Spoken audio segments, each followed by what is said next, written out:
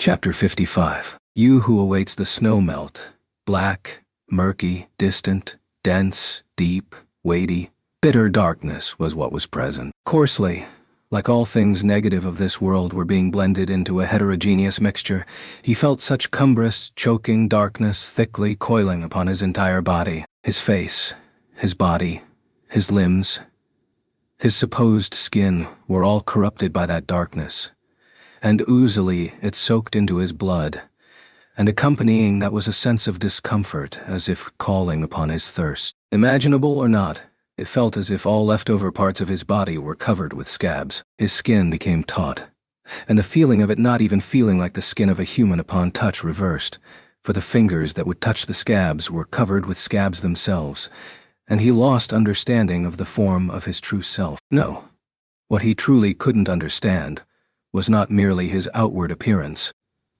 Something further in the interior, as if his essence, otherwise what should likely be named as his soul. Losing its form, the state of his own soul, at the end of the repetition of this sheerly hopeless straying, he felt as if fingers were coming into view from those fragments. As his reaction to those appearing fingers was covered in scabs as aforementioned, rendered futile, perhaps it could be said to be merely uneasiness and something greater, repugnance, as if they things someone could possibly grasp. Was the self he seeked truly present ahead? Before he was pulled in, the moment he had reached here, didn't a completely new self of his take shape? Though it was queer imagination, it was not something completely implausible. The truth is, the happenings within his body gave a sudden sense of abruptness inclined towards that, and brought about impracticality. Grasping that as his own affair, accepting the trial which posed in front of him, he seeked the spectacle which lay ahead of overcoming it. For just that, just how much time had he devoted? That is why he felt a heavy sense of uneasiness. Should he really go ahead of this point? Was the place in which he would be received, accepted, seeked, truly there? Entrustment, forgiveness, faith, wishing, his self which had engaged in all those, was it truly present there? I love you. Such incomparable uneasiness was melted by the voice which felt as if it was leading the way and fading away. White, bright, tall, precious, beautiful, sweet, light was what he faced, and that soul was, Natsuki Subaru was. Upon that moment, Natsuki Subaru revived and reawakened his consciousness from the deepest of slumbers. Subaru, ah. A weak sigh spilled out of his mouth at first. It was his own voice, though husky and lacking life. But with this, he understood he had not been rendered mentally to a point where he would no longer be able to even speak. This made for a single step forward. As for the rest, he must confirm that he had not been reset to a person with entirely a different sense of values. Are you awake, Subaru? Subaru. Susun. A clang of a silver bell had been observing Subaru's ear and forehead from the side, immediately close to him, a chime refreshing, kind, peaceful and lovable, the voice he had heard just a few moments ago whilst in a terrible condition. His heart bounced upon hearing it now. With his chest hurting him, Subaru slowly turned sideward. What awaited there was an amethyst glimmer, with eyes dyed in concern. Subaru. Emilia. Yeah. That's right. Subaru? Are you okay? Can you get up? Are you able to speak properly? Subaru. With her name called to her, the possessor of the amethyst eyes. Emilia wet her lips and tilted her head. Beautiful, long silver hair flowed down her white shoulders. It seemed like the glow of the moon was swimming gracefully within light. Her heroic beauty scorched Subaru's heart. Frankly speaking, there stood a girl too beautiful to think that she was of this world. Subaru. Wow. The moment he grew conscious of that, Subaru's blood flow rejuvenated with great vigor. His face grew warmer. His face became redder as he darted his eyes in all directions, rendered unable to raise his voice. Blushing so intensely that his ears nearly started hurting, he spilled out a voice saying, Aha! Aha! Emilia. Ah. Emilia. Aha. Surprised by his antics, Amelia furrowed her finely shaped eyebrows. Even the slightest of her gestures seemed like a work of art painted with extreme detail by the artist. Witnessing this from a distance where they could feel each other's breaths, Subaru suffered with a rapid increase of heart rate. What's this? Just what was this? Is this real? Isn't this a mirage or an illusion? Speaking of mirages in the middle of a desert, that would be an oasis. In other words, what you see at that moment is what you desire the most. Then, in accordance with that rule, this definitely should be a mirage. What an extravagant illusion. Amelia.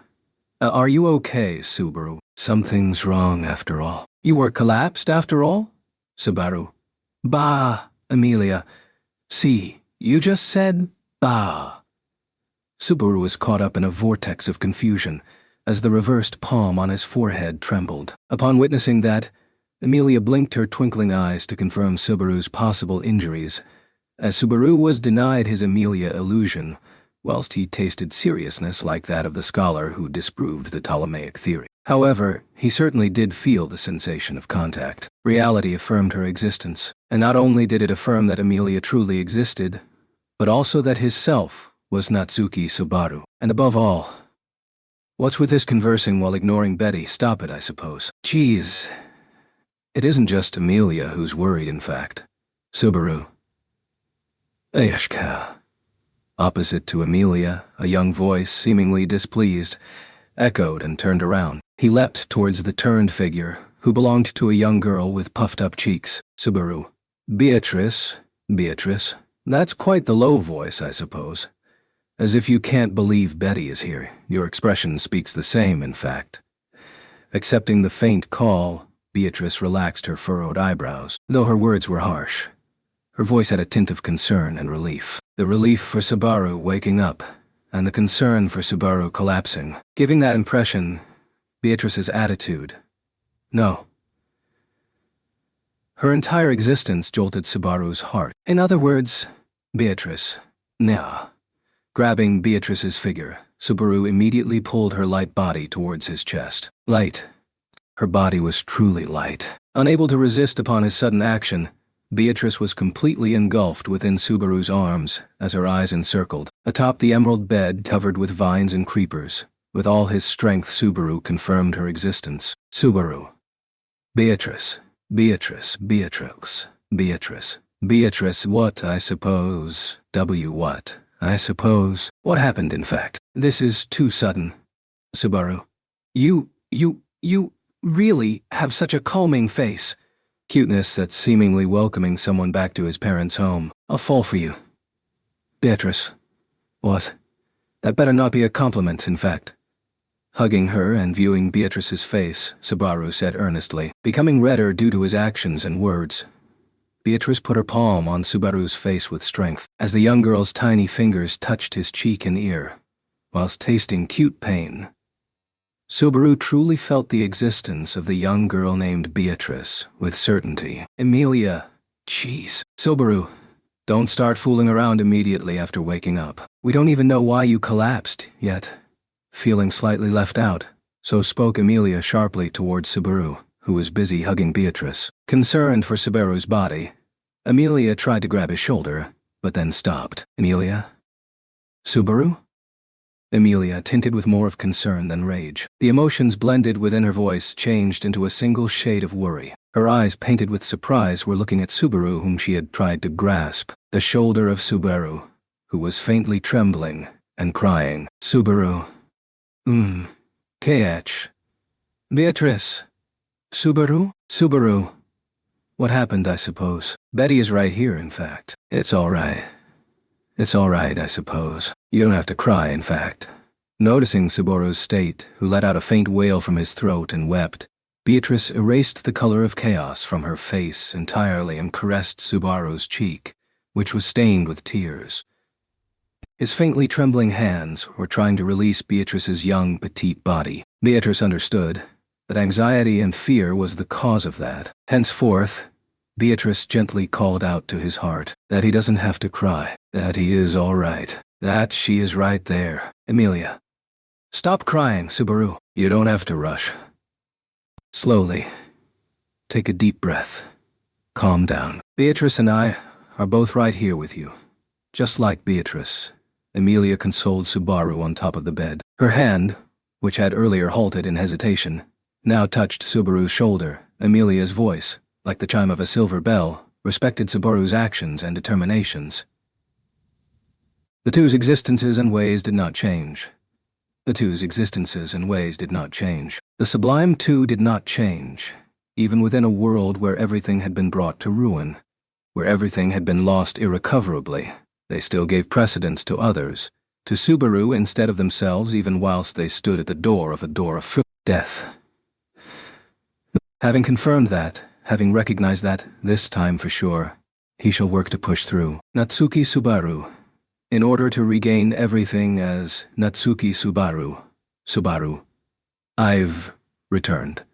A crying voice accompanied with a disheveled attitude, though he had been in other situations which could not have been more pathetic, more disgraceful. Natsuki Subaru commenced a new loop in order to rescue everything. Subaru.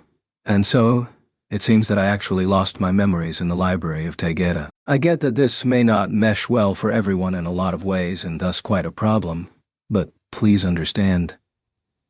On the breakfast table, Subaru courteously bowed his head down before all of his comrades who were sitting in a circle. Such explosive words of Subaru's triggered all kinds of reactions amongst everyone. Even so, the most prominent of them was confusion.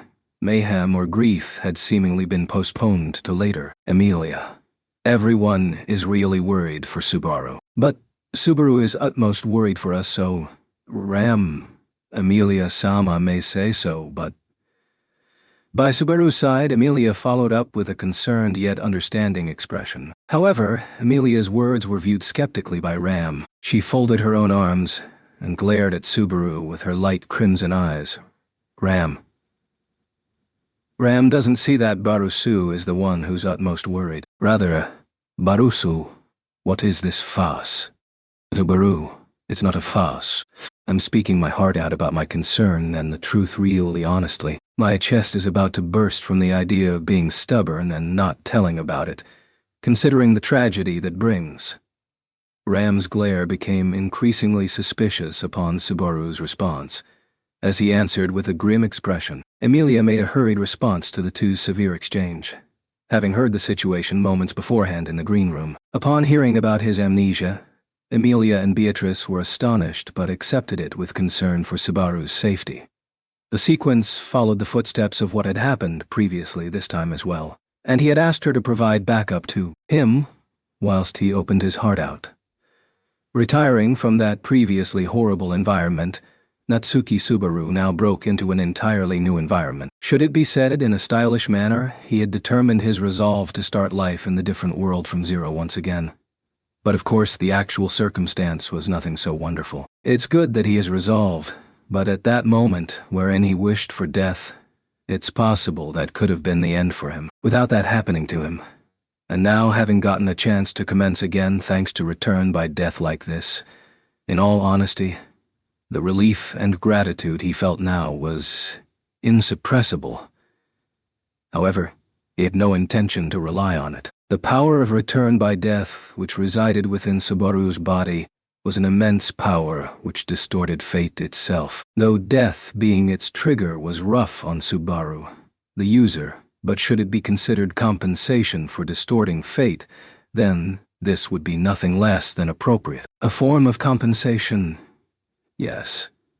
Subaru thought of death as naught but a form of compensation. It's natural that a power so great would need to be compensated in some form. Of course, Subaru assumed that that was naturally the case with his return by death as well. A limit on the frequency, or perhaps a need to sacrifice something upon recovering. Subaru did not believe that the goddess of fate would indulge him so much as to grant him an infinite number of trials. The only experience he had of being loved by someone would only be loved by his parents.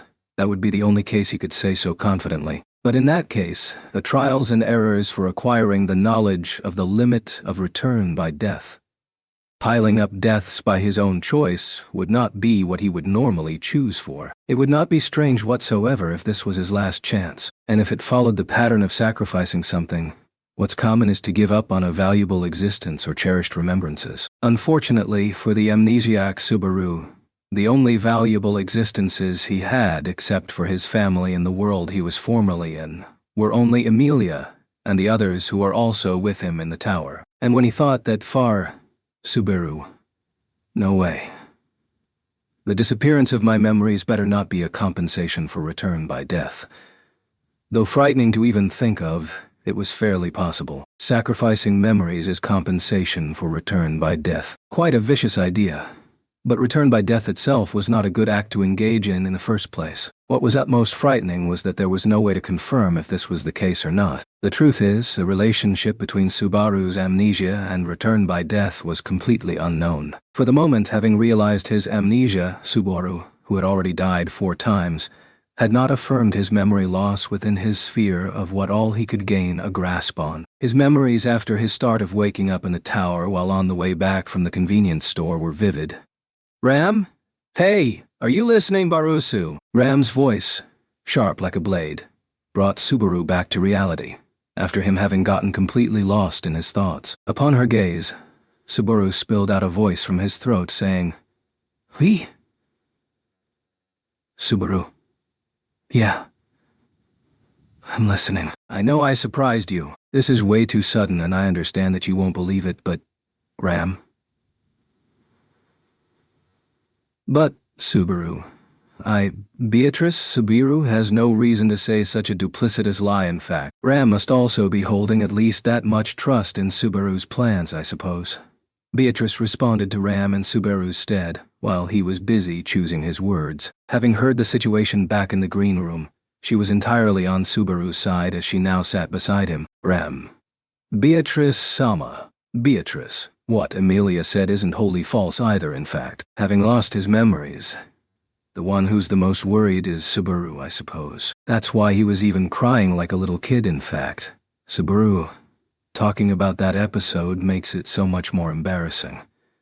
Subaru pushed a grin upon the unexpected revelation and made the reason behind his tears to be this. It actually was due to the fact that he had returned by death, that he was able to reunite with them, that he had been granted a chance to redo. Those tears had many factors to them, but tears are ultimately tears. It's meaningless to investigate the reason behind a man's tears. Regardless, his gratitude to Beatrice as she now sided with him was insuppressible. Just like Emilia, Beatrice had been confused at first upon hearing him in the green room, but not only did she less more time than Emilia to digest what he said, she promised to support him with wiseness and sensibility unbefitting her appearance. Reminded of the transient relief he had shown her, and the words taking outside which Beatrice had said at the very end last time, Subaru felt agony like his heart was being strangled by chains. Just what did Natsuki Subaru do to Beatrice? He felt guilty relying on her faith,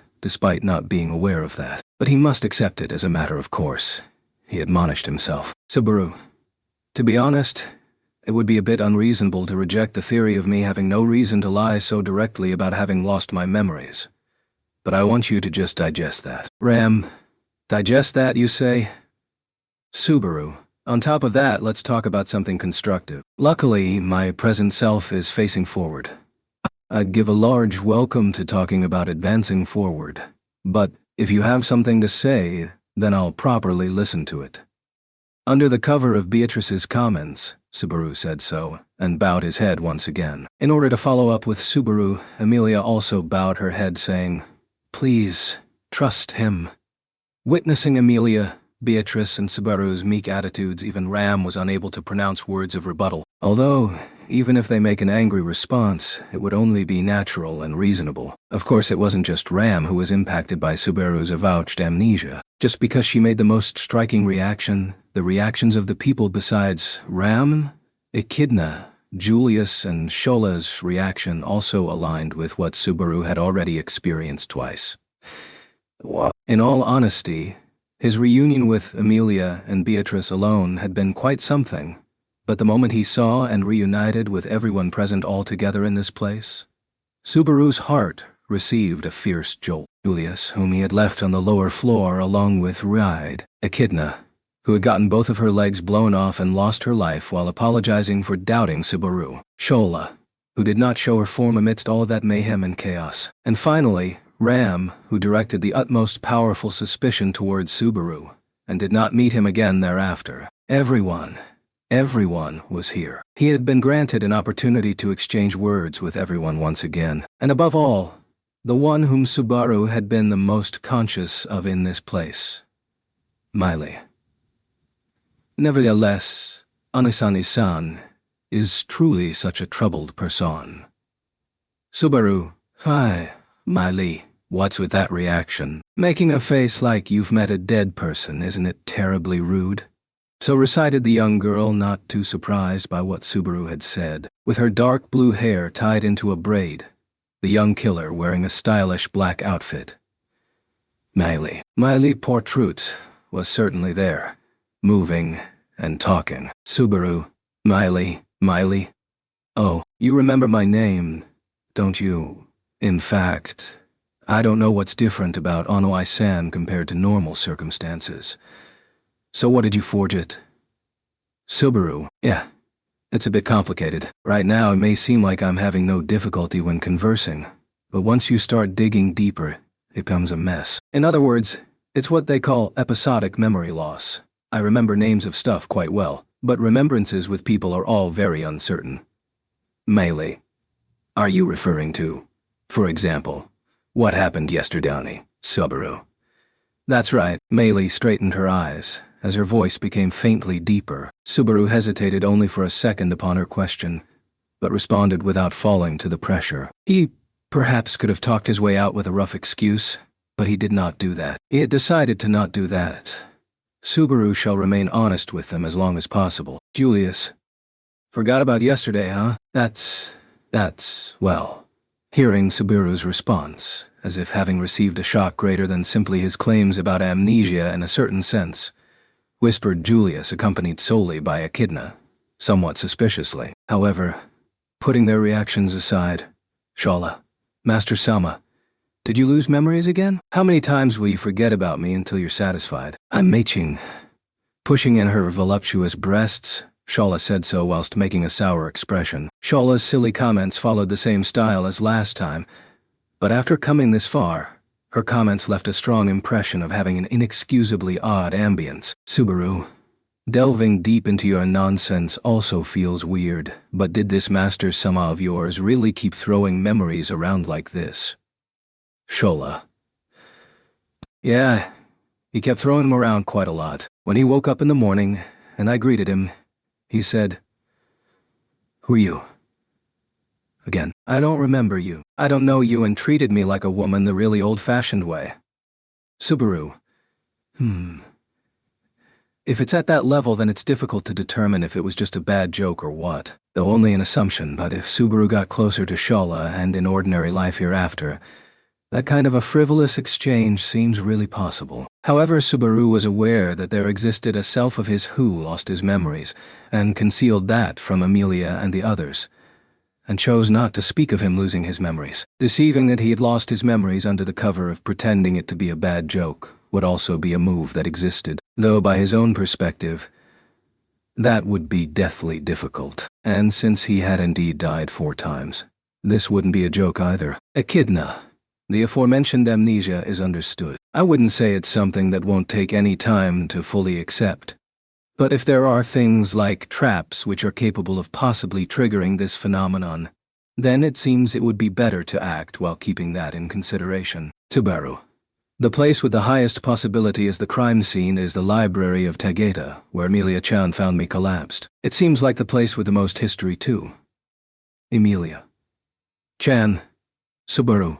Echidna commenced the discussion with a serious expression, and Subaru nodded in agreement. However, in the midst of it, Emilia's lonesome mumble left quite an impression. Previously, she had shown reactions with this expression in the middle of conversing with Subaru several times as well. In the end, the reason for it yet remained unclear. Was he perhaps overlooking something fatal?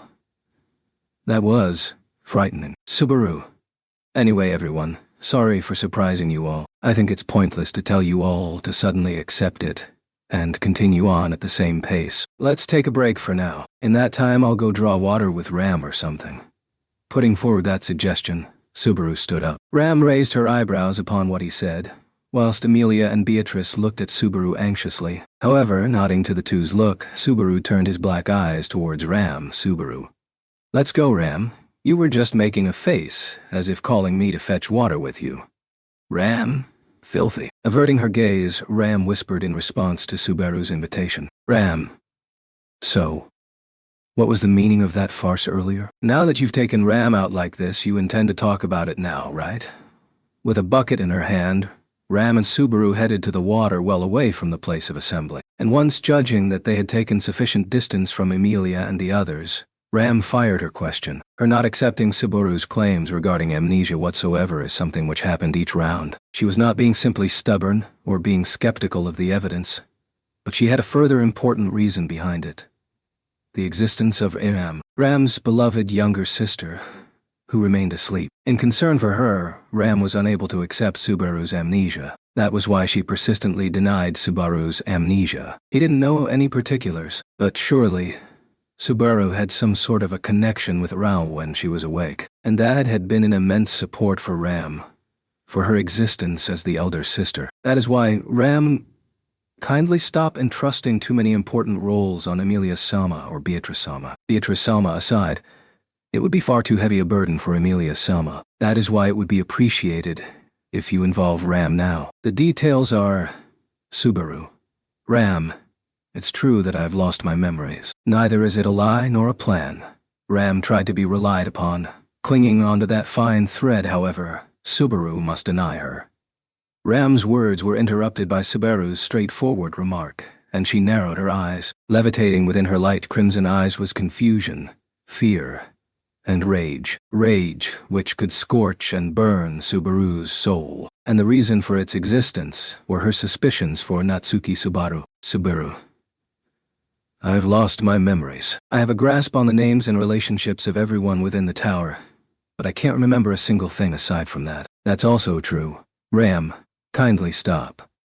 Subaru, I did talk to Amelia and Beatrice earlier, but I conveyed them the same thing. I have nothing else to convey. Right now my hands are all empty.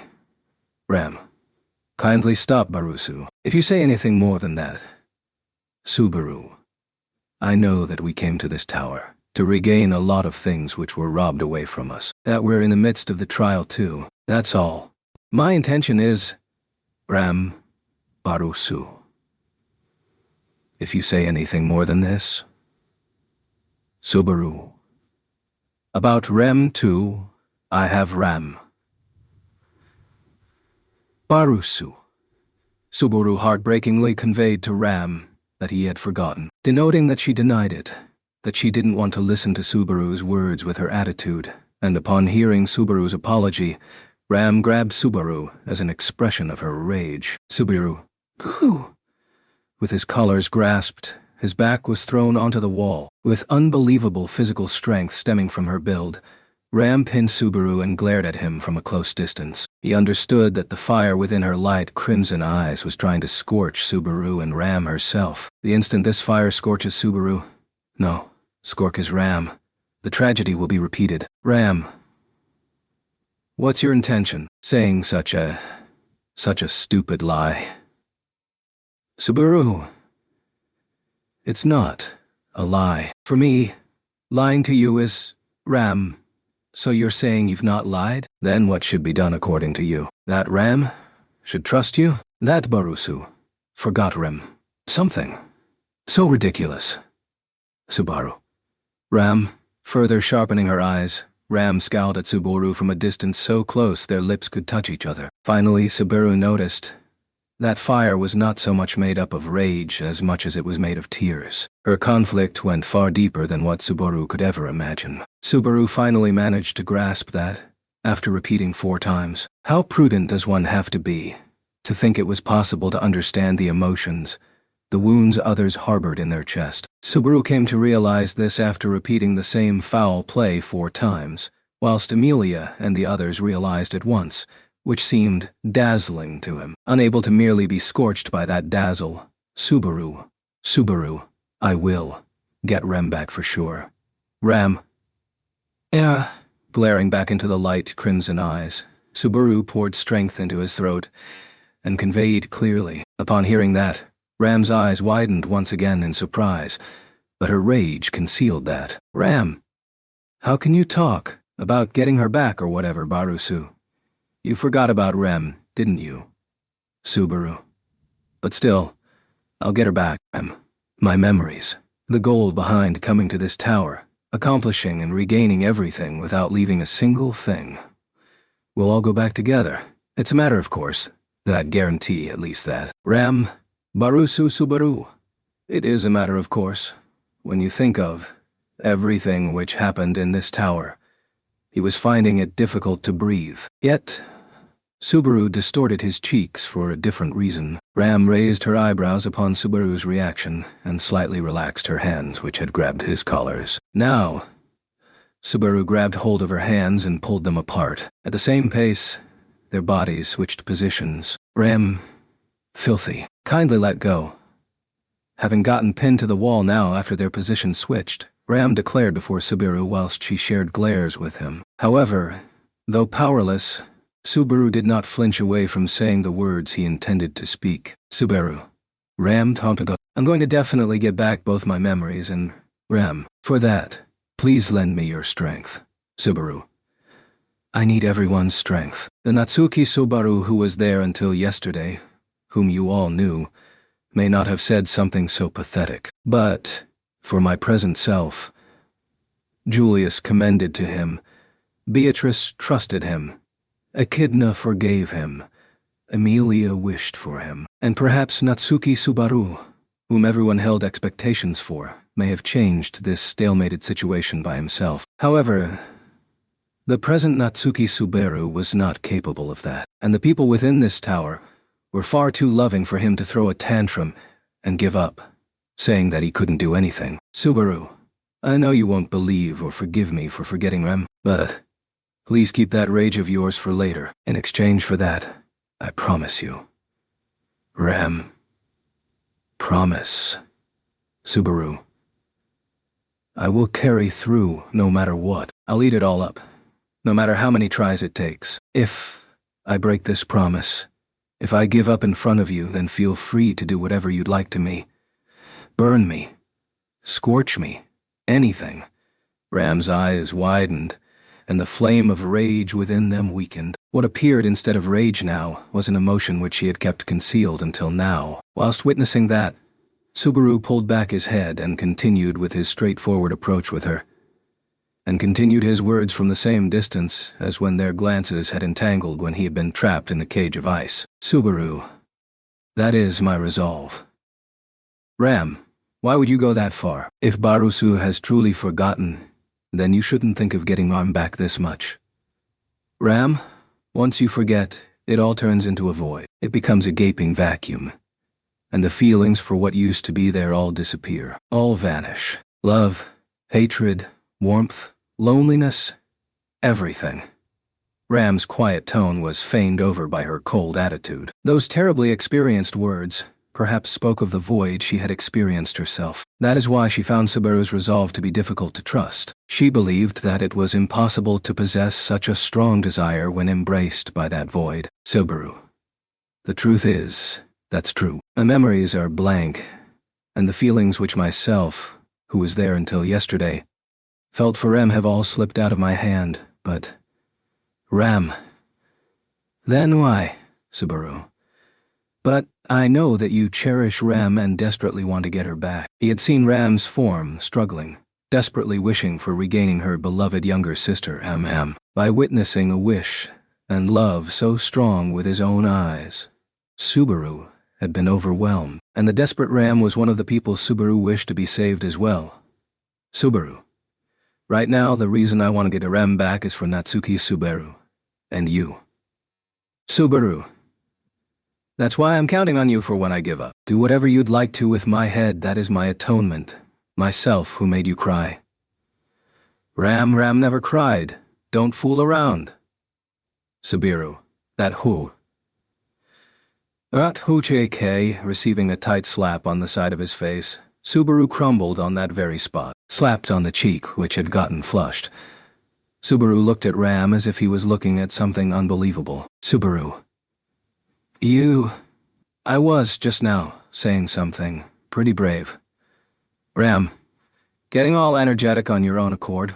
What do you mean by saying something brave? First things first. Barusu making a promise is laughable itself. Quite impressive how you yourself proposed what is the last thing that can be trusted in this world. Subaru. I said the same to Amelia-chan, but how many promises did the me until yesterday break? Ram, was there even a single promise that was kept? Subaru.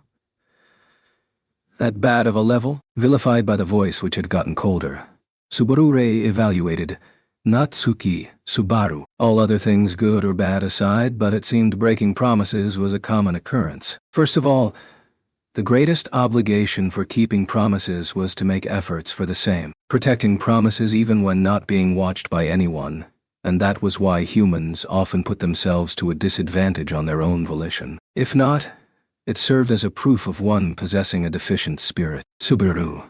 I guess someone like Natsuki Subaru wasn't a half-decent guy after all. Ram. Yes, that would be right. It seemed like you misunderstood, but the Barusu until yesterday wasn't a capable man who could manage everything by himself either. Rather, he was a simpleton, and his specialty was that whenever he tried to manage something by himself, he would only enlarge the damage in the end. Ram also got caught up in a lot of the trouble. Subaru. Are you serious? Why did you bring a guy like that to the tower? Ram.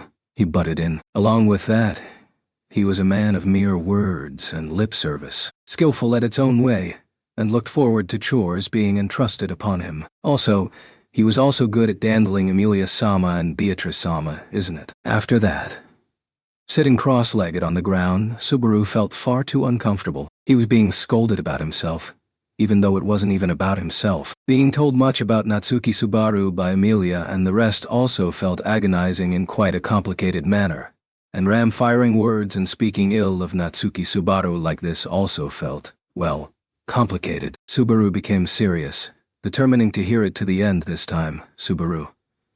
What else? Short legs, bad at remembering things, had an unhealthy diet, stubborn. Ram. He had short legs. He was bad at remembering. He had an unhealthy diet. He was stubborn. Subaru. I suppose so. Ram. Along with that, he cherished Rem. Suddenly, her tone changed, and colors were painted into Ram's cold voice. If the warmth of voice was to have a color, it would be a tender, soft crimson. Rem. Her affection for her younger sister in her voice, and reminded of Natsuki Subaru, who used to be by her younger sister's side, she showed a glimpse of tender love, which shall never disappear, such that Subaru hallucinated. That soft crimson was the color of kindness. Ram. Barusu. Did you truly forget Rem, Subaru? Yeah. Ram's eyes were reflecting Subaru, and she never averted them. Truly respectable. In this kind of a scene, made to hear the words he did not want to hear, Subaru would probably avert his eyes. Yet she, Ram, didn't try to avert her gaze even once. Ram. Barusu. You will really remember Rem again, right? Subaru. Yeah, I'll remember her again. And not just Rem, but everything else too. Ram. It won't be the worst even if you don't remember everything else. Kindly remember, just Rem again. Subaru. Don't be absurd. Let me remember everything again. Ram. Saying it once again. Kindly remember just Rem again, even if you need to die for it. Subaru. Yeah. I swear. Even if I die, I will remember everything again. Remember everything again, even if he has to die, quite literally. What did Natsuki Subaru see, hear, feel, established to come this far in this different world? Natsuki Subaru shall recover all of it. Ram. All right. You're free to go this time. Upon hearing his response, the intimidating air surrounding Ram suddenly disappeared. Sensing that, Subaru asked, Are you sure? Whilst remaining on the floor. Subaru. I know I requested this, but are you really fine with just this? Ram. You're a man, aren't you? Kindly accept it head-on.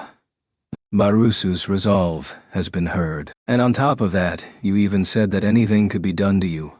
Burn you, scorch you, whittle you, gouge you, in case you give up. If you found it difficult to hear that, then Ram's motherly, affectionate heart will suspect you. Subaru. I don't remember anything about whittling and gouging, though. Ram, did you say something, Subaru? I did not. Shaking his head, Subaru responded to Ram politely. It would perhaps be amusing that when he shall not be able to rely on any god, then perhaps he should resign himself to this motherly affection for casting judgment upon him. Ram, stand up, Barusu. Ram won't allow you to give up or kneel down.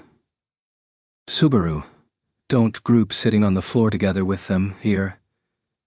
Standing up, Subaru brushed off his behind and faced Ram. Ram, with her back resting on the wall and arms folded after adjusting her disheveled clothes, had already gone back to her normal state, and Ram glared at Subaru, suggesting to him that this was her normal state. Ram, did you tell Emilia-sama and Beatrice-sama the same thing, Subaru? Those two seemed like they didn't even consider me giving up as a possibility, that's why. Ram, that's so. The fault is them being infected with Barusu, Subaru. That's why. I won't request those two, nor Julius or Echidna. Emotionally, you see. Also, perhaps when it came to Emilia and Beatrice, Julius and Echidna, he believed he had heard their thoughts during the events that happened last time. That is why he shall confirm the remaining answer ahead of now, Subaru. But, you know, going by what you said, it seems that me until yesterday wasn't too impressive of a guy either. Ram. For Ram, your worth changes immensely depending on whether you have the memories of Ram or not. Kindly watch what you ask. With a cold declaration, Ram turned her back toward Subaru and started walking. The two weren't really supposed to have the time to stop their feet whilst fetching water, but they did not want to worry Emilia and the others unnecessarily if they returned empty-handed. Subaru held the bucket in his hand, whilst Ram stood beside him. And, Subaru, Natsuki Subaru was here for certain, right?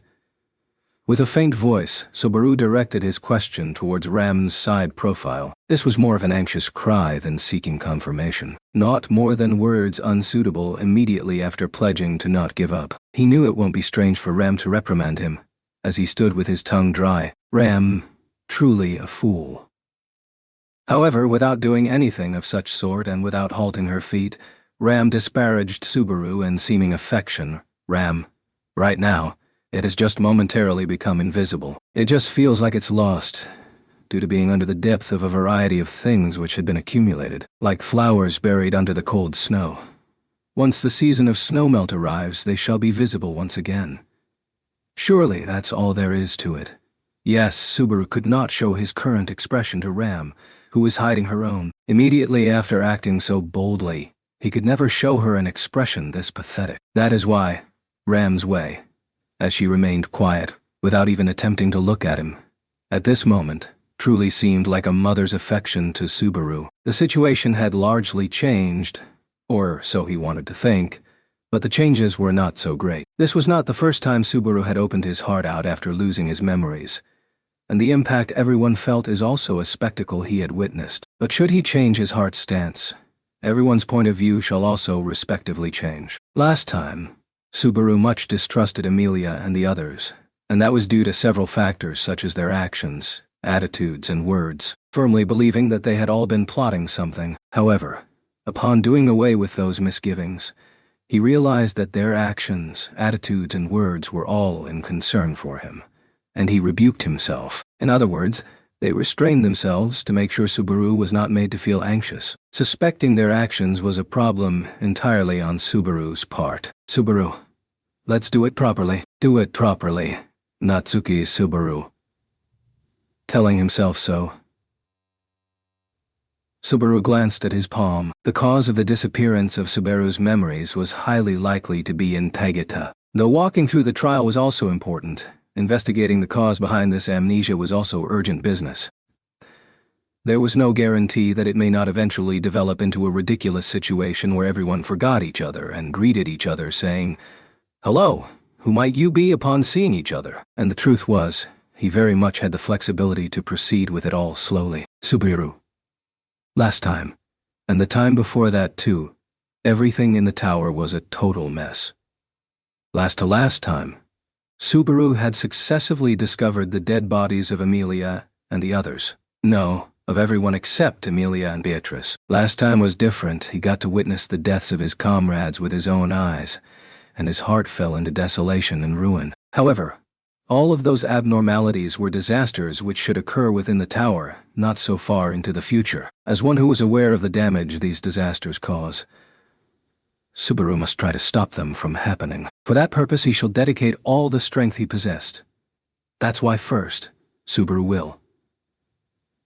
A faint breath was present behind Subaru, who was standing at a great height, a moderate level of attempt to conceal existence, sensing it was possible if one was conscious of it. Perceiving the foul play thanks to the knowledge he possessed beforehand, he turned his body around just on the verge.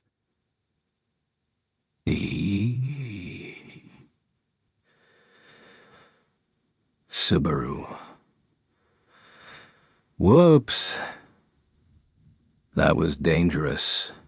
Don't fall down instead of me. Striking the two hands stretched out, his opponent's body pitched forward. Subaru instantaneously grasped the stretched-out hand to make sure nobody fell. That body was light, lightness befitting the appearance of the young girl. Yes, calling her a young girl would be adequate. Subaru. All right, let's talk. I'll have you take responsibility for killing me. Saying so, Subaru smiled at the young girl whose elbow he had grasped, mildly commencing the climax of this mystery of catching the criminal who pushed him off twice in the past. Chapter 56. Talking about what awaits, possessing the hazardous intent to make him lose balance and fall down the spiral staircase, the girl Meili looked on in surprise. Closing his dark eyes, Subaru could not help but grumble upon this situation. A turn of events he had predicted but doubted halfway through. He was glad that by using return by death, he was able to eventually prevent this tragedy from happening. This was also proof that this young girl had been the one to push Subaru's back twice in the past, in different timelines. To think that the criminal who had pushed Subaru from a height and into his doom, who had been killed by the very hands of Natsuki Subaru previously, was Meili Portru. Meili. Responsibility for killing me. Huh. There you go again saying strange things, Oni-san. At that moment, as Meili widened her eyes and loosened her lips, Subaru's arm immediately turned and his finger traced his torso, whilst he continued to smile. She took a step backwards whilst facing Subaru, who was standing at a distance from the spiral staircase. Meili, perhaps your mind lost a lot of other stuff along with memories. This misunderstanding can happen only then. Subaru. Misunderstanding, Meili. Yes, don't you think so? Me trying to kill Oni-san would be a terrible misunderstanding. Inching backwards, Meili said so with a smile. Witnessing her truly dignified approach, this was something beyond even Subaru's expectations. He believed that he would never be able to avoid this mishap. But should the one he was struggling against be myself? No, Meili. Then he might just manage to convince her. She acted quietly, adamantly, that too unfavorably. Choosing the most seemingly optimal solution momentarily was her way of living. Frankly, that was precisely a beast's way of living. Meili. There is no need to be suspicious. Had I really wanted to kill Oni-san, wouldn't the sand dunes have been better for that rather than this tower? Ah, Oni-san doesn't remember all that, so you may not know you. Subaru. I guess so. It's weird. If you intended to kill from the very beginning, then you must have gotten countless chances to do so. But you didn't do so. Meili, don't you agree? Then, Subaru. But the matter of your motivation to kill me sprouting and growing since this morning is a totally separate issue. Am I correct to say that this is a chain reaction due to what happened last night? Meili. Meili's facial expression changed upon what Subaru mentioned. She sealed her lips, erased her smile, and then took a deep sigh, and shrugged her shoulders with an unfavorable attitude, unfitting of her appearance. Meili, could it be I have been trapped into this awkward situation, I suppose? Subaru. What do you mean by awkward situation? Meili, Isn't that what you tried? Lying about your memory loss, to see whether I would push off Anaoi-san, to eliminate any obstacles that you may have on your side, to see how useful I was in this tower. This would be the perfect time and chance to do so. The girl, who tried to reaffirm the authenticity of the situation, was displeased by her disadvantageous position. Certainly, up to this point she had displayed no malice whatsoever on her part. But it was also true that Subaru knew how Miley would act beforehand. Even if she shall deny it, the evidence against Miley shan't be altered. However, there were some things that could be said clearly. Those being, Miley. Well, what exactly should I do? Since everything has already come this far, should I try resisting and running away from here? Especially when those bad animal Chans aren't here. Even I can get away from Onisan by myself. Subaru, don't get me wrong, Miley. My memory loss isn't a lie for deceiving you. It's the truth. That's why I'm being serious, like I should be. Miley, that's that. I actually did doubt whether you were lying or not, Boot. In the end, what is it that Anani-san wants to do? Do you think I believe it just because I'm not retaliating in response? Subaru. Ika. The young girl put her hands on her slender neck, saying so while showing her tongue. At that moment, Subaru's heart rate accelerated. However, ironically enough, it was a metaphor for simply killing, not something as ridiculous as Meili remembering her own death. With that conviction, the young female assassin gestured her capability to deal serious damage to Subaru's heart. That's why Subaru did not intend to let her act on that conviction, but... Miley?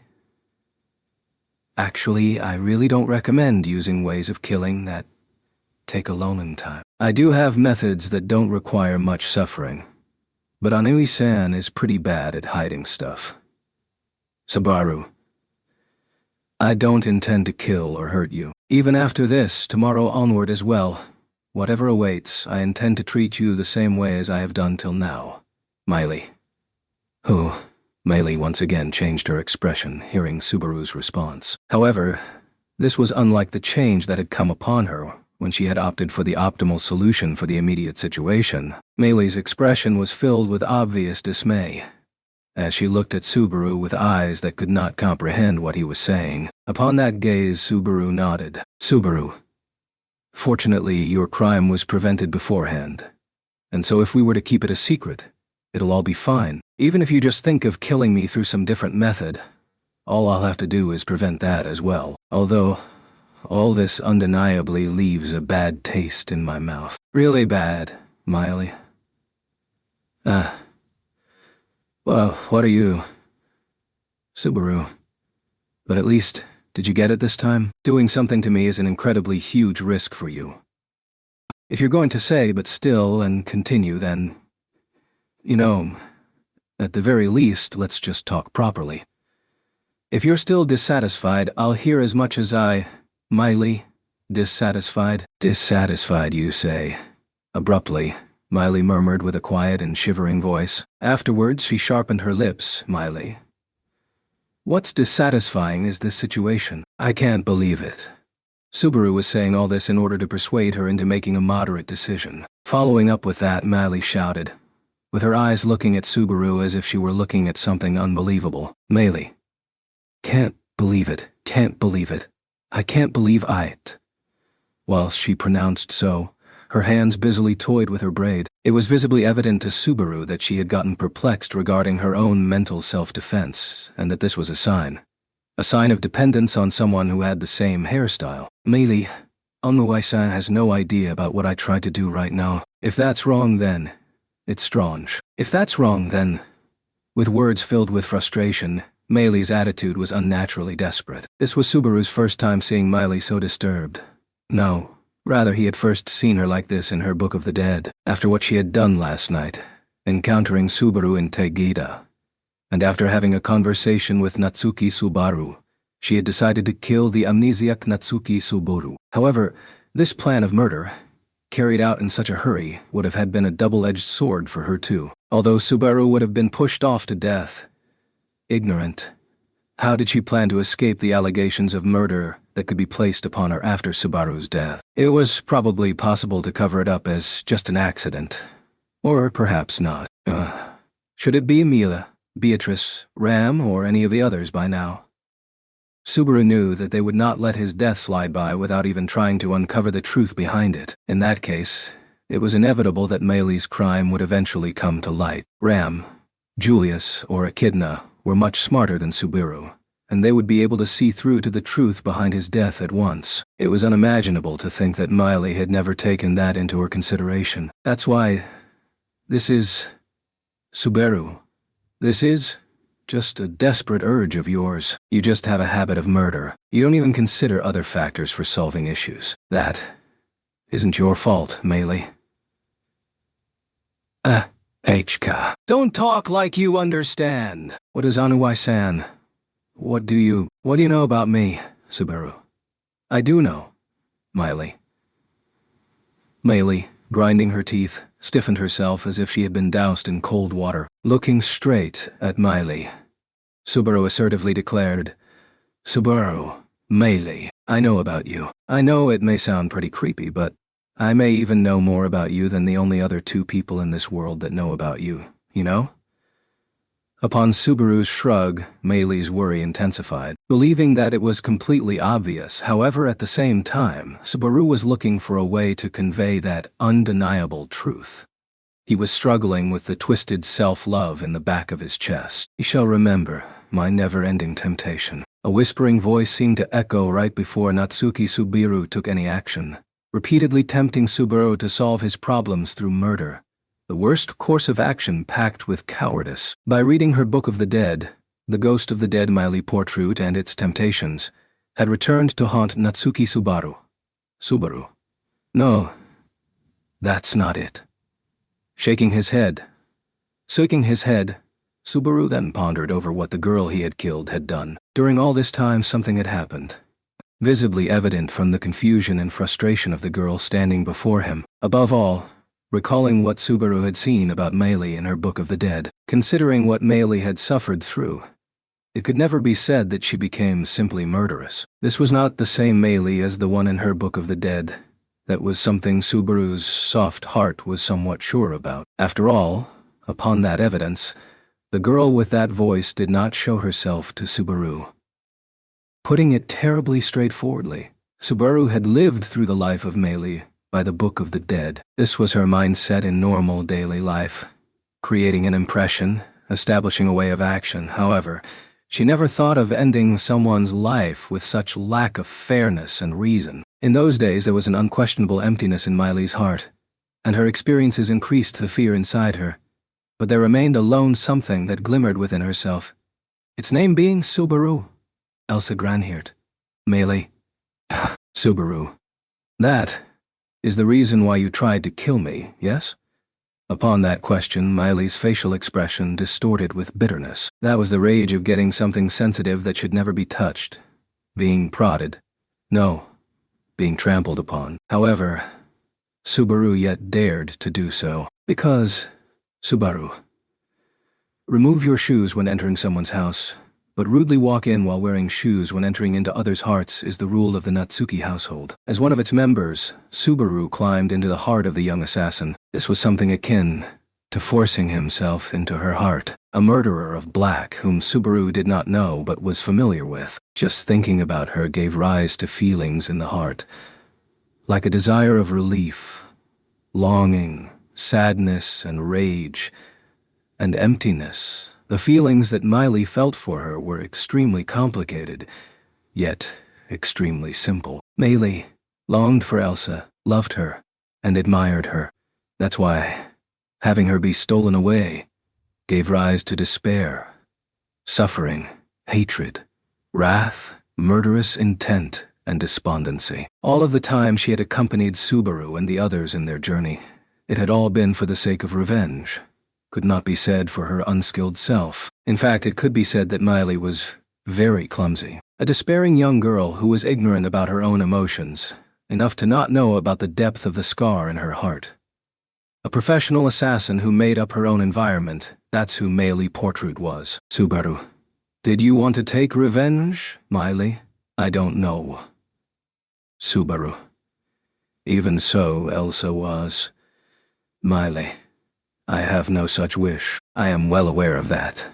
Miley shook her head twice in response to Subaru's question. Subaru understood Miley's feelings, and Miley was also well aware of where Subaru's words were coming from. In this situation, Subaru and Miley stood equal to each other. That's why, filled with sadness and stuck in a dark chamber ignorant of the correct answer, all she could do in order to express her emotions was to act like the assassin she is and murder. At the same time, the hatred that Miley held while remaining trapped in that world left solely that option for her. Despite all this, Miley's desperation for Elsa did not reach its end. For Miley, Elsa may have been a shining light, but that light was far too dazzling for ordinary people to follow. Subaru, I know that you are holding back your feelings, but the answer you're looking for probably cannot be found this way. That's why. Subaru, leave this place to me. I won't make things worse. At the very least, I'll work hard to make sure things don't get worse. If you believe that, Miley, I can't trust anything which may come out of Oniwai-san's mouth, no matter how forcefully Subaru persuaded. Miley, who was hiding her face, did not nod even slightly. That was obvious, because that meant finding a way of action that did not exist in her way of life. On the other hand, there was Natsuki Subaru, who shall propose and preach whatever he wants to without flinching even the slightest. On top of that, if a senior ever invited him to a place with full preparation and bashed him, even Subaru would be surprised by how much it would sting. Henceforth, since he had an idea that she would say this, he had well prepared other measures. Subaru, so what comes out of my mouth cannot be trusted. I will reflect on that. Thanks. Until yesterday I was already pretty bad with promises. That's why, Meili. That's why? Subaru. Instead of a promise between you and me, let's make a promise between you and us. Upon Subaru's words, Meili frowned, unaware of his intentions. However, the answer to her doubts was brought to light soon afterward. That being, it's fine. I was also carefully listening, as a witness of the promise. Miley. Hearing that voice, Meili's shoulders shivered, but she managed to compose herself. What appeared in before her next was an outstanding beauty, whose magnificence could not be doubted. Upon her appearance, Meili's eyes widened and her lips trembled. Meili, Oni-san, you heard everything. Subaru told me to stay here and see, to stop Meili if she was going to do something dangerous. That's what he said. Saying so, stepping into the place where both of them stood, with fluttering hair that was reminiscent of the glitter of moonlight and standing as a figure of a seemingly mythical beauty, was Emilia. Hearing Emilia's words, Meili rotated her neck in astonishment. Meili, if I did something dangerous? Not Aniwi-san. Emilia. Yeah, if Meili did something dangerous. Well, is it okay now, Subaru? Subaru? Yeah, that's right. It's just that it made me a bit anxious. Emilia, why are you turning your face away? Did something happen, Subaru? Subaru? No, it's just that you're just too cute to look at directly. Subaru responded with a whisper to Emilia's question, who had tilted her neck. As Emilia furthermore tilted her neck, Subaru managed to put aside the trembling of his throat and his embarrassment, and turned his attention to the perplexed Meili once again. As Subaru had foreseen the attack, he was confident about stopping Meili's crime. The problem after that was the occurrence of Natsuki Subaru. Speaking of his purpose, it may be possible that in the loop when Natsuki Subaru had killed Meili, it may have had been simply self-defense against Meili's attempt to murder, and immediately after stopping her, Natsuki Subaru did not necessarily take actions against Subaru's will. Therefore, Subaru determined that he would leave this problem to people stronger than him. He has complete faith that even if his consciousness disappeared and a Natsuki Subaru appeared, Emilia will certainly, no, his comrades shall certainly do something about it. Emilia. Listen, Meili, I believe what Subaru has said. If Meili can't believe it, then it's fine to just carefully observe him. And if he breaks the promise, I'll be angry alongside. Meili. Observe Onoi-san. That's weird. Isn't that strange? Observing Anamu-san and Wani-san is what Amelia, if Meili wants to do something bad, that can be only after Subaru actually breaks the promise. Till then, observe whether he breaks it or not. Isn't that fair? Meili was confused by Amelia's words, who bent enough to have their eyes at the same level. Inside her mind, her ways of coping with and solving truths and circumstances distorted and crumbled. Subaru, you seem to be about to make a huge mistake, but mine and Amelia-chan's nice save somehow prevented that. That's why. This is your chance to learn how it should have actually been done. This is your chance to find a different solution than killing me. It's a bet, Meili. Bet. Subaru. Settle down the evil feelings inside you and see whether you still want to kill me, or whether you've changed your mind. I'll also do my best at giving you lectures about morality. Scratching his head, Subaru laid down this path for Meili's confusion. Frankly, unneeded care was unneeded and intrusive. There was a certain way of living that Meili had followed until now, and Subaru was trying to arbitrarily open new options for her. But, should she refuse it, her path will meet a dead end because of the sand tower. If her way of life is followed, they couldn't possibly ever conquer this sand tower together. And, Subaru, I'm not letting you get off this train. I don't know how old you are or anything, but when I was around your age, I got the adults around me to help me all the time. Meili. Subaru. That's why I will help you even if you don't want me to. You are far too young to think stuff like what you should be doing or refusing adults' help.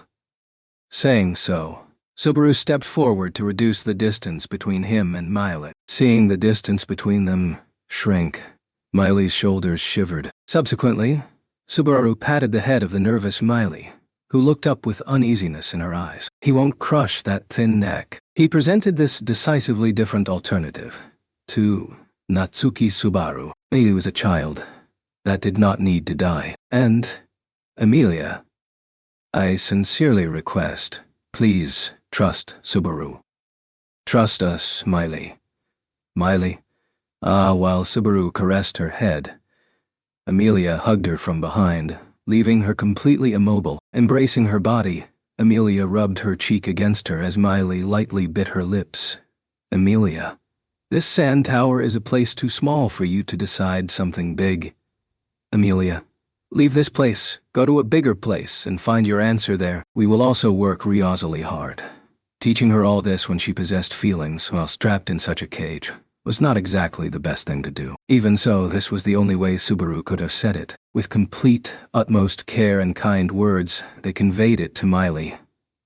In response, Meili repeatedly and thoughtfully glanced into their eyes. Meili, I don't want to forget about Elsa.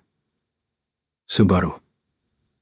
That's fine. There is no need to forget someone you loved. It's just that, cutting his own words off. Subaru thought of the beautiful woman of black he witnessed in the Book of the Dead. What a strange impression. He had never been in contact with her, yet she still has a sense of familiarity. Reminiscing such an opponent, Subaru subconsciously stroked his guts. Subaru, even if it's someone you love, I wish you don't imitate their way of doing things. Yes, you believed so. Meili was powerless, had lost her path. But still, after several silent seconds had passed, she nodded. Chapter 57. Putting it aside for now. Betty was dragged into this against her will, in fact. But since it was Subaru's request, it had to be properly answered to, I suppose. Master Sama is an invulnerable man, after all. I wasn't worried or anything. In fact, I was suspecting the possibility of little girl number 2 going off and exploding the moment she stood behind Master Sama. Meili. Upon looking at those faces slowly climbing up the spiral staircase, Meili had her white cheeks go red and tried moving her lips as she stood at a loss for words. Viewing the changes occurring in Meili from the side, Subaru then raised his hand and said, "Hey to the shadows on the staircase." Subaru. Thank you for being on the rear guard. I'm relieved that falling down could be avoided somehow. No matter what Subaru may say, there's no saying she would have been forgiven if you really came down falling, in fact. That is why this is a matter of being lucky, I suppose. Snorting her nose, climbing up the staircase holding the hem of her dress, was Beatrice. Behind her was also Shala's figure, with her hand behind her head, laboriously returning to the fourth layer after having been far down below on the spiral staircase. Meili, Owandi-san, those two. What is the meaning of thanks? Upon seeing Beatrice and Shola's figures, Miley looked back at Subaru in astonishment. Subaru crossed his arms upon the bewilderment of the young girl, who had been unaware of this. Subaru. Well, I don't really know how to word it, but the plan just now was a lot like walking on a tightrope. I don't like to think this way, but the pattern of me being pushed by you and just dying had also been quite possible, you know? It turned out all nicely because I happened to have stylishly caught your arms beforehand. Meili. But Wani-san was also keeping a watch over us, no? Subaru. Well, I also know about Emilia-chan being powerful despite her mad cute looks, so it was for just in case of an emergency. It would be no joke if Emilia-chan also jumped down with me in an effort to save me. The truth was, at the very end of where they had been in the past, Subaru had fallen alongside Emilia. He had embraced her, but had been unable to save her. This had been etched into his heart profoundly. If the same happened again, then Subaru shall surely push Emilia to someplace safe, is what he would like to say, but it could not be helped that his body wouldn't be able to process any more data when already at its limits. Subaru. Why, I simply played this card just to make sure that emergency doesn't happen. I judged it'd be alright if two people, Beatrice and Shala, were watching from below. He had witnessed that Beatrice was a skilled magician with his own eyes, and when it came to Shala, the specifics remained unknown, but there was no need to confirm that she possessed strength unfitting of her appearance. No doubt with regards to that, since Subaru had her lift him up just in case when he was requesting them and discussing this plan. Miley. Why go so far? There must have been much simpler and wiser ways, and yet. Upon hearing Subaru's explanation, so whispered Meili with a downcast gaze. Her embarrassment for having been seen at a disgraceful spot was fading away. What she felt instead was perhaps the negativity of punishment. Upon her words, Subaru said, "Yeah," as he touched his cheek with a finger. Subaru. Just as you said, I think there had been easier and wiser ways. Think so, but. Meili. Think so, but? Subaru. At the level my mind operates on, easiness and compromise are two sides of the same coin, and wiseness is partnered with unfairness. I did not want to resort to compromise and unfairness. Upon hearing those words, Meili's eyes somewhat straightened, as she softly bit her lips. Looking at her with a wry, strained smile, Subaru clenched his fists. He thought of somehow fixing everything. He wished to somehow fix everything. Henceforth, in order to somehow fix everything, he wanted to do everything he was capable of. Subaru. That's why I didn't hesitate in asking Emilia and the rest for help. Emilia? That's right. I was also very surprised when Subaru first told me about this. So pronounced Emilia, still hugging Miley from behind. She had her chin rest on Miley's petite shoulder and glanced up toward Subaru Emilia. But I knew Subaru was really serious at a single glance. Besides, Emilia. I was happy that Subaru was willing to discuss, because Subaru always makes preparations to put an end to everything, by the time I even take notice.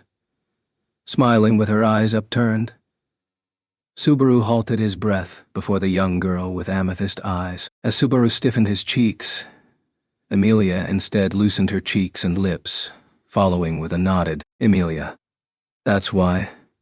I was happy that you came asking what to do and allowed us to think alongside this time. It's a bit strange, isn't it? Subaru. No point in saying it, but the me who was there until yesterday really pisses me off. No, but since getting to look at this face and hearing this voice is my special privilege, did something rather deserved happen to the me until yesterday? What do you say, Emilia-chan? Emilia. Sorry, I don't get what you're saying. Subaru, continuing to smile, blathered and loosened his shoulders. And, The two who were climbing the staircase below these three finally joined them. Beatrice. Once again, it is relieving to know that nothing happened, in fact, Subaru. Nothing happened would be a bit of a faulty expression, considering tons of reformations occurred within Miley's consciousness. So, something did happen. Sola. Oh well. As expected of Master Sama, absolutely no idea what you're on about, but when it comes to your cool aura, then there's nothing that can surpass it. Subaru. Do you actually even hold any respect for me? Shola seemed to be regardlessly impressed by anything she was told, but when Subaru consulted regarding the principle of saving Meili, the first one to endorse him had also been her. Naturally, it also did feel like she put no deep thought to it, and simply wanted to support Subaru with what he wanted to do. But it was also certain that he had been saved by such existence of hers. Meili. Beatrice-chan, are you not angry with me? Beatrice, it's a matter of course that Betty is angry, I suppose. But you seem like you'd get popped to shreds by Betty. So Betty has somehow managed to shut it off, in fact. There's also what happened in the sand dunes. So what happened now shall be written off, I suppose. Beatrice. However, writing off what happened now only goes for this one incident, in fact. You still bear the sin of burning the forbidden archive in the previous mansion, I suppose. As long as that exists, Betty will probably never forgive you, in fact. Crossing her short arms, Beatrice responded to Miley's doubt with a stern look in her eyes. He halted her breath upon her words, but Amelia immediately laughed with a "Hee. Amelia. It may be a bit difficult to grasp, but Beatrice just now said probably. She's saying she'll properly forgive Meili if she stays a good girl. You're recently so kind. Beatrice, Amelia, don't go saying unnecessary stuff, I suppose. Meili, I'll do whatever I can to touch your heart." Exposing the other side of the strict comments, Amelia laughed before the blushing Beatrice. Seeing them, Meili responded with a soft voice. Witnessing the scene, Subaru nodded several times in satisfaction. Could he not say that finally? The progress before his eyes had actually happened. At the very least, her actions, having ultimately believed that Subaru must be killed, had been prevented. Though this was yet merely one of the tragedies which occur in this tower, Shola. So, is this really fine, Master Sama? Subaru? Said Shola with an innocent and calm voice, standing behind Subaru, who was drowned in thoughts. Standing beside Subaru, narrowing her dark eyes, she was glaring at the spectacle where Beatrice and Meili went back and forth with Amelia in between them, and as Subaru furrowed his eyebrows, she resumed with the same tone.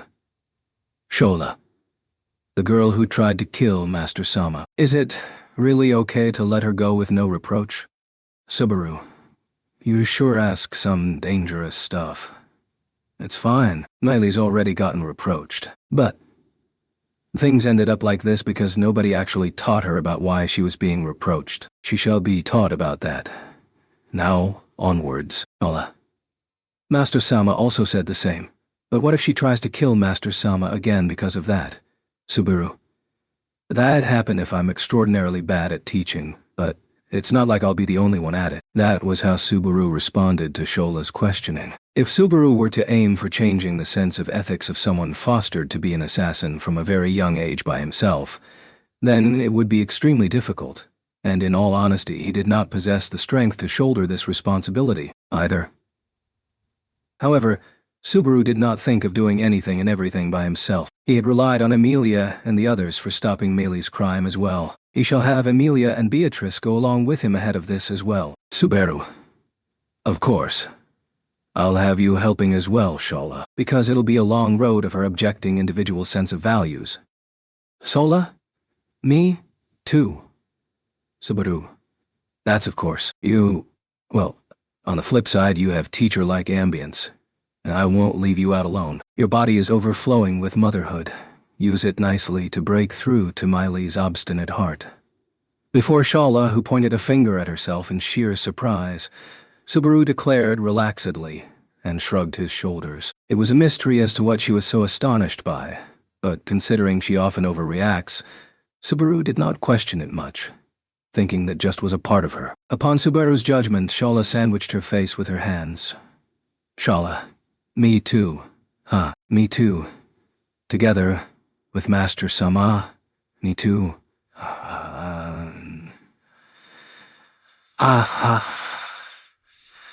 Yeah, Subaru. Huh. What happened to you? Shala. Nothing. I've decided. Just as Master Sama ordered, I'll raise that little girl number 2 into a proper upright person. With a red face, Shala sprinted towards Amelia and the rest, and lifting up Miley's body with ease, hugged her and pushed her into her voluptuous chest. Miley. Kya? What happened? Naked Wani-san. You surprised me. Shala. It's okay. You can act like a spoilt child under my care as much as you'd like. Little girl number 2. My chest belongs to Master Sama, but I'll share it with little girl number 2 just for now. The wealthy should give to the needy, you see. Miley. Hey, Unsan, you drilled some weird stuff into Naked Wani-san's head once again. Right. Miley, being treated by Shala as per her own pleasure, raised her voice upon judging this was Subaru's antic. Subaru. Well, think of it like compensation for worrying everyone, and get treated affectionately all nicely. It's all right. From what I saw, she doesn't have any ill will. Miley? Geez, such hopeless people. It's fine. I'll let it pass. But what happened here is a secret to other people.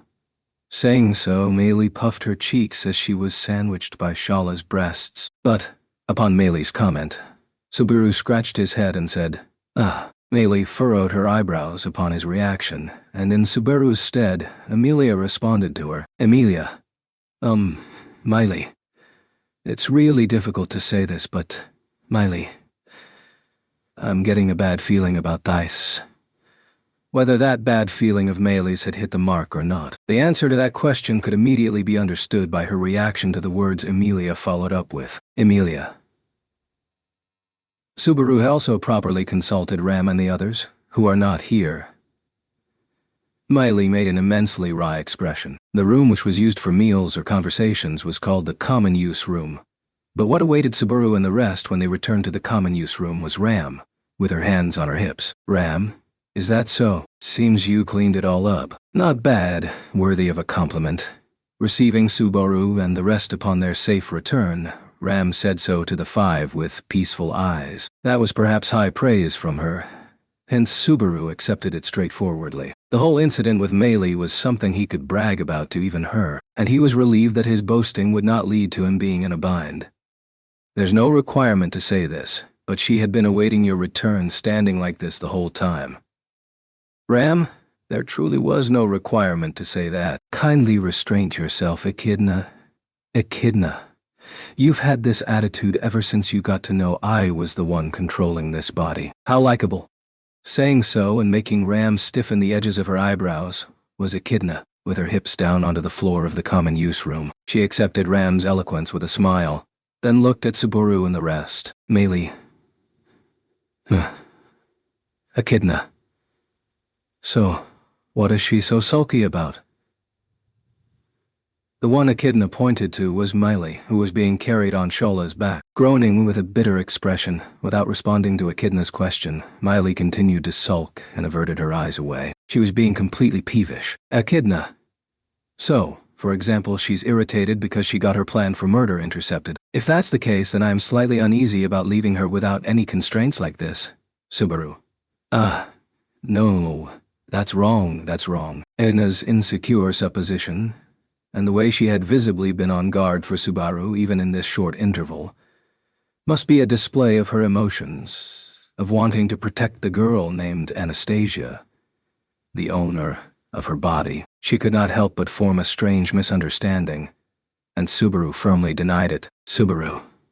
She just feels awkward that she got her thoughts uncovered and everyone got to know about them. It's so childlike, it's cute. Echidna.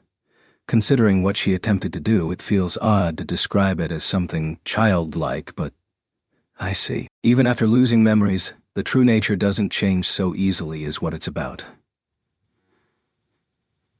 Must be surprising to you, Natsuki-kun. Subaru. It's my honor if it serves to be entertaining for you, that's all. Winking towards Echidna's line of sight, He was then ridiculed by Ram. Afterwards, Subaru turned around in a circle and surveyed the room from the inside. Subaru. Huh. Julius isn't here? Where is he? Toilet or something? At the time of utmost serious affairs you engage in trifling matters. The thought of that is truly vexing. Subaru. It's not like it's decided that it's a trifling matter. He may be doing a rather important task, you know. Hearing a voice from behind, Subaru curved his cheeks and turned back towards the echoed voice. Receiving his smile, which had a negative connotation to it, was Julius as he touched his own bangs. As he returned from the outside of the common-use room, Amelia tilted her head. Amelia. Julius? Were you having a stomachache? Julius. Amelia-sama. Do not take his words and deeds at face value. Certainly he is your one and only knight, a position where you should trust him more than anyone, unquestionably so, but sometimes even his prominent words and deeds are... Subaru. Hey, don't stuff such unnecessary stuff into Amelia-chan's mind. First of all, it was you who wasn't even in here. I'll excuse you if you say you were out in the toilet for a bit. Julius. Glared by Subaru's black eyes, Julius loosened his lips, a way of laughter seemingly losing breath. Truly irksome and befitting of his appearance. But Subaru felt that there just was something wrong with that laughter. Echidna, Amelia, and Natsuki-kun. No need to worry. Following the earlier conversation, Julius went to be on the lookout for the outside, as Meili wields the power to control witch beasts, and in case she truly intended to achieve her goal. What should be seen as the greatest threat would be the existence of the witch beasts outside the tower, you see. Julius, so I was on the watch for the outside of the tower from the balcony I found last night. Fortunately, there appeared to be no oddities outside of the tower, and it seemed everything was all right inside it as well. Whilst saying so, Julius turned his gaze towards Meili. Atop Shala's back, upon noticing Julius's gaze, she made a sour look with her lips. However, seeing Meili's conduct, Julius abruptly relaxed his cheeks. Julius. I am glad. It seems everything was resolved safely. Though when you spoke about having lost memories and then about this, it felt as if heaven and earth had partly been overturned. Subaru. That's way too huge an exaggeration. Well, that's not something I, who lost memories, can say. Julius. I suppose so. Saying heaven and earth got overturned would be going too far. Just slightly, though. Anyway, I am glad everyone's safe. After having sought even Amelia-sama's help, if it still ended up as a failure ultimately, then there wouldn't even be any room for recovery. Subaru, yeah, I'm also relieved. You and I are close enough to be quarreling like this, right? Julius? Julius laughed in a stuck-up manner at what Subaru said with a finger raised, thinking that this smile did not have that earlier faint vacillation. Subaru also felt satisfied. This made the 5th time of them meeting by chance ever since he had lost his memories. All this time he did not get much time that was spent peacefully, and the reality was that he must have spent much more of his time with Amelia and the others, and surely Natsuki Subaru had his own way of connecting to them. Henceforth, Subaru wanted to carefully follow Natsuki Subaru's footsteps to make sure there isn't too huge a difference. To make sure Amelia and the others do not get saddened. He did not want to directly lay his eyes upon the reality that Amelia and the others had lost Natsuki Subaru. Besides, it would surely be better to not face a reality of such sort. If Natsuki Subaru disappears, and Natsuki Subaru returns, then surely. Subaru. All right then. Let's head for capturing the tower with this newly reborn all-friendly team of ours. Any objections? Amelia. None. Let's give it our all. Beatrice. That name friendly team has a bit of a sense of apathy to it, in fact.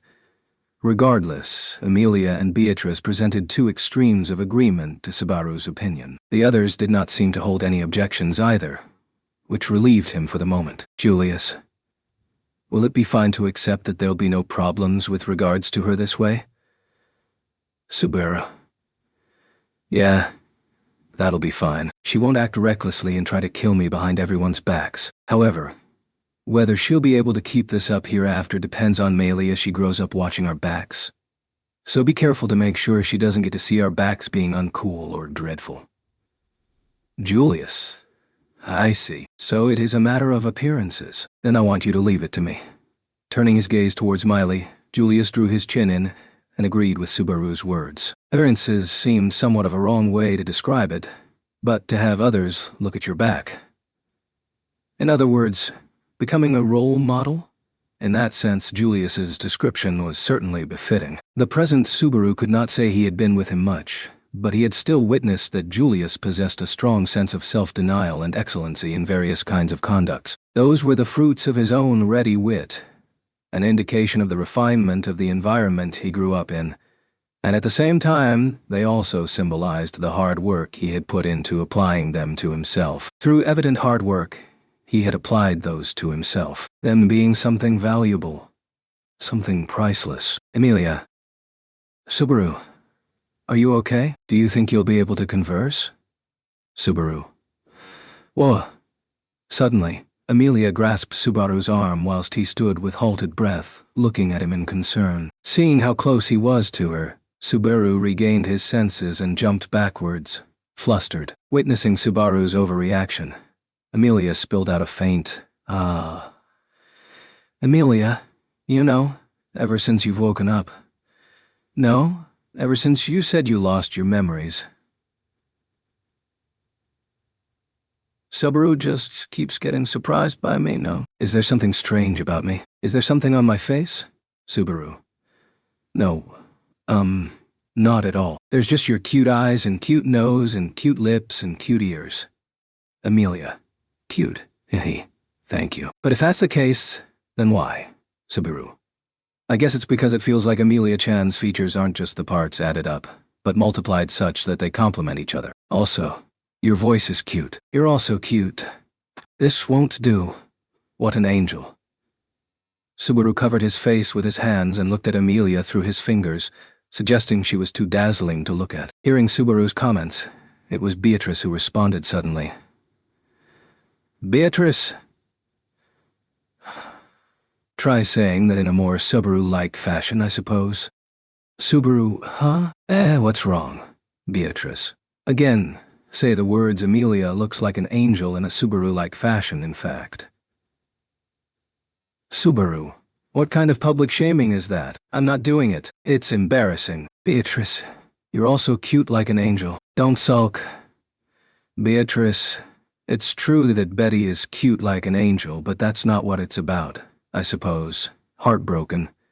Beatrice lowered her shoulders in dejection. This made him feel guilty, as Subaru then patted her head and everyone now was in formation of a circle in the common use room. Now this made for a proper place to converse. It was regrettable that the real progress sought after had not been realized yet, but it was about time to continue the conversation rather boldly. Subaru, with all the being said once again, Miley's a part of our team now. For having a societal inspection of Miley, having her entered genuinely now, I would like to hurry up and leave this sandy tower as well. Any objections? Ram. That manner of speaking really makes one question if you've truly lost your memories or not. But Barusu's memory loss is a rather light problem when compared to more serious ones. But it's still a problem. Emilia. That's right. It's not like they could have just suddenly disappeared out of nowhere. So we have to make sure Subaru gets his memories back.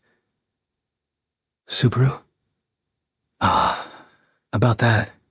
How about we disregard it for now? After raising a hand and seeking approval, Subaru interjected a pause between Ram and Emilia's comments. Everyone in the conversation, not just the two of them, responded with a huh in surprise. The only one not surprised was Shola, but she was busy tending to Meili after earnestly accepting Subaru's requests, so he left her out for the moment. Beatrice, Subaru. Please don't make Betty and the others worry too much, in fact. Your memory loss was sufficiently surprising, yet saying that it's all right to not recover them would be far too self-abandoning, I suppose. Emilia. Yeah, that's right, Subaru. Are you perhaps thinking that you don't want to cause problems for us? But, Subaru, you consulted us regarding Meili, didn't you? Similar to that, we will all think together with regards to Subaru's memories as well. Please. Okay, Subaru. That persuasion makes my heart ache. No, but, well, listen to me for a second. It's not like I'm saying this out of self-abandonment. There's a proper reason behind it. That was the excuse Subaru made it against Amelia and Beatrice's concern. Following, Subaru raised a finger, making sure everyone could see it, and said, "Listen, Subaru. I do think that me suddenly losing my memories in this situation is regrettable, and it really makes me happy that everyone wishes to get them back. However, is there anyone here who thinks this memory loss is unrelated to the existence of this tower?" Shala, Master Sama hit his head in the toilet's urinal and lost memories before. There's no end to it. Subaru. Outfielders to remain quiet for a second. What you said certainly can't be ignored, but it's fine for now. Irritated by the outfielders' disruption, Subaru brought the conversation back together by saying, "Anyway, Subaru, what I want to say is that there's a relation between the tower and my memory loss. In other words, echidna. In other words, upon fulfilling the conditions for capturing the tower, the cause behind Natsuki-kun's memory loss, or the key to it, might naturally be obtained." Is that what you mean, Subaru? Yeah, that's right. That's what I mean. Subaru nodded several times upon Echidna's words, who had read into Subaru's thoughts. Hearing Echidna's view, Julius put his hand on his chin and said, "I see, Julius. If the tower's mechanism has stolen Subaru's memories, we might get closer to the answer upon capturing the tower. Or instead, the occasion of Subaru losing his memories might have happened because he got too close to the answer, Echidna. It seems quite possible, his insight at the time of capturing Taigeta, to say it clearly, he utilized knowledge we couldn't possibly ever have. Due to the knowledge only Natsuki-kun possessed, he went far too ahead of even us and resultantly had his memories lost." Subaru. Wait, that would be way too much overestimation. I'm just a shut-in, you know? My specialty is like spreading bed sheets open cleanly and sewing, you know? Amelia. Look, Subaru. The embroidery on these clothes. Subaru did it. Did you start remembering something upon looking at it? It's cute, right? It's puck. Subaru. Embroidery of a cute cat. But I don't really have an idea. Digesting the conversation, which required a great deal of thinking ability, Subaru denied Amelia, who was caressing the picture of a cat embroidered on her clothes, downhearted. Perhaps a cat she had kept and even given a name to. It seemed she did not bring it along to the tower, so he wanted to hurry up and return safely, and make her reunite with her pet. Regardless, Ram. Barusu learned something there was no need for, and as a result lost his memories out of rashness. Certainly seems convincing, Beatrice. Ram's way of saying it is quite thorny, but Betty generally agrees as well, in fact. Besides, Subaru's thoughts of the tower's capture being prioritized. The prospect seems repulsive, but it does have a point, I suppose. Subaru. Beatrice. Beatrice's dissatisfaction was perhaps directed towards the situation of not giving topmost priority to Subaru's memories, after all. It made him happy from the bottom of his heart that she would think this way. But Subaru had his own reason for not prioritizing his memories. If they leisurely search around for his memories, or they wouldn't make it in time to prevent the tower's tragedies. What had happened? What was going to happen? Subaru. No. Subaru and everyone else must become one and prepare for those calamities. Subaru. And so, I want to prioritize capturing the tower. I want everyone to understand for now as well. Subaru. I don't think it's fine if things remain this way either, but my problem can be dealt later. If we postpone the initial problems, we won't ever reach our goal. I want to do what we should do.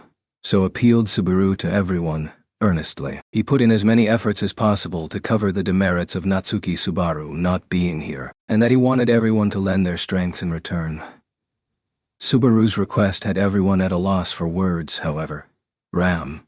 Truly, such a fool, sighed Ram, turning her head and looking at everyone with her light crimson eyes. Ram, even after losing memories, your deplorable intellect won't change. In other words, even if your memories return, there's not much the present Barusu can contribute. Then, Prioritizing Barusu's memories would only be wasteful. Let's capture the tower and subsequently anticipate their return. Subaru. Subsequently you say, don't you have any other ways to put it? Ram. No. You lost your memories subsequent to attempting to capture the tower, isn't it? In that case, kindly find them subsequently as well. Don't cause Ram problems. He promised Ram that he will remember. He will get them back, no matter what. That is why he couldn't possibly weigh the impact Ram's heart must have received when he said he wanted to postpone matters regarding his memories. However, precisely because of that promise, Ram had said this in the first place. She had made the promise with Subaru, despite him being a habitual breaker of promises. Echidna. Progressively speaking, it's not like we have a way to recover memories. I shall also agree with Natsuki-kun and Ram's say, speaking optimistically here, but there's also the possibility that the memories come back with time. Julius. I'd say a passive agreement for me. I shall not give utmost priority to it. I shall prioritize the tower's capture. But should I find a chance to recover your memories, I shall prioritize that. Emilia-sama and Beatrice-sama mustn't be made to make such a sad expression. Subaru gave a deep nod in response to Echidna and Julius's words. He then turned his eyes towards the two of Emilia and Beatrice. Receiving Subaru's gaze, the two ultimately hesitated a bit. But, Emilia. This time, even if it's tough, I'll be patient. But, Subaru. But, Emilia. Sometimes do excuse me for worrying about Subaru the most. Subaru, I'm sorry. Noticing that it was equal to what he had said about keeping worrying about him later, Subaru turned his head down in response to Emilia's request. Seeing the two, Beatrice let out a sad sigh. Beatrice. Emilia said what Betty wanted to say, I suppose. That was supposed to be the most effective one. So do properly reflect on yourself, in fact. Subaru. Yeah. I got it. Henceforth, gaining everyone's approval, Subaru once again firmed his resolve for capturing the tower. And what Subaru wanted to first propose thus forward was, Subaru, how about we all go and search if there's Reed's book in the library of Tegeda? Chapter 58. This is this, that is that. Let's search and see if there's Reed's book in the library of Tegeda. That was what Subaru suggested as a necessity for capturing the tower as well as capturing their immediate problem, the second layer. While sitting in a circle, everyone made a puzzled expression upon hearing that. Emilia, his book? Are you serious? Subaru.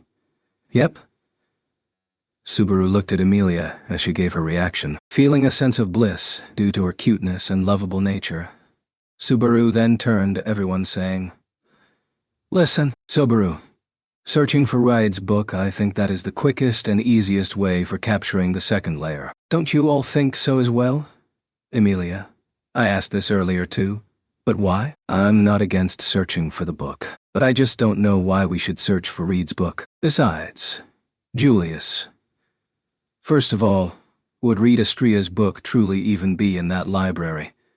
Hearing Subaru's suggestion, Emilia tilted her head, and Julius conveyed the latter half of her words. Subject to everyone's gaze now, Julius looked upwards with his eyes and eyelashes which had an affinity with each other, as if glancing at the second layer which was perhaps above the ceiling. Julius, though indeed hard to believe, the hero who engraved his name in history, Reed Estria takes the name of the trial upon himself and is awaiting our challenge in the second layer. There is no reason to doubt that he is a personage who existed 400 years ago and still is that very same person.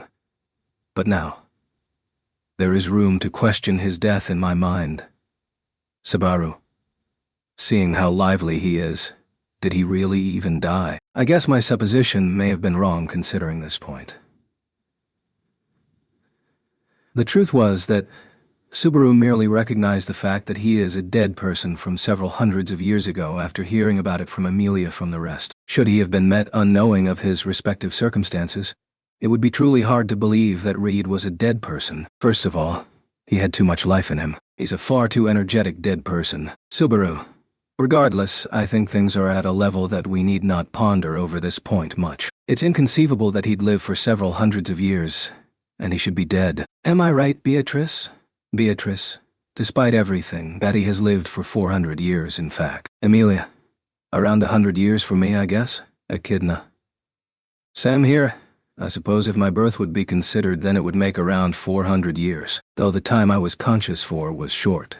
Hola. Me too, Master Sama. I've been waiting here in vain for 400 years. I was so lonely. I demand a hug for those 400 years. Subaru. So many characters who've lived long. Even Amelia-chan. His objective was to seek agreement but unknowingly brought objection whilst he had his jaw hanging. He never thought that over half of his party members would be characters who've lived for long. The party's average age jumped up so much it wasn't even a joke. Especially when it came to Beatrice to Amelia, he was unable to shut his hanging jaw. He merely thought that he had to come to terms with it. Subaru. Is that so?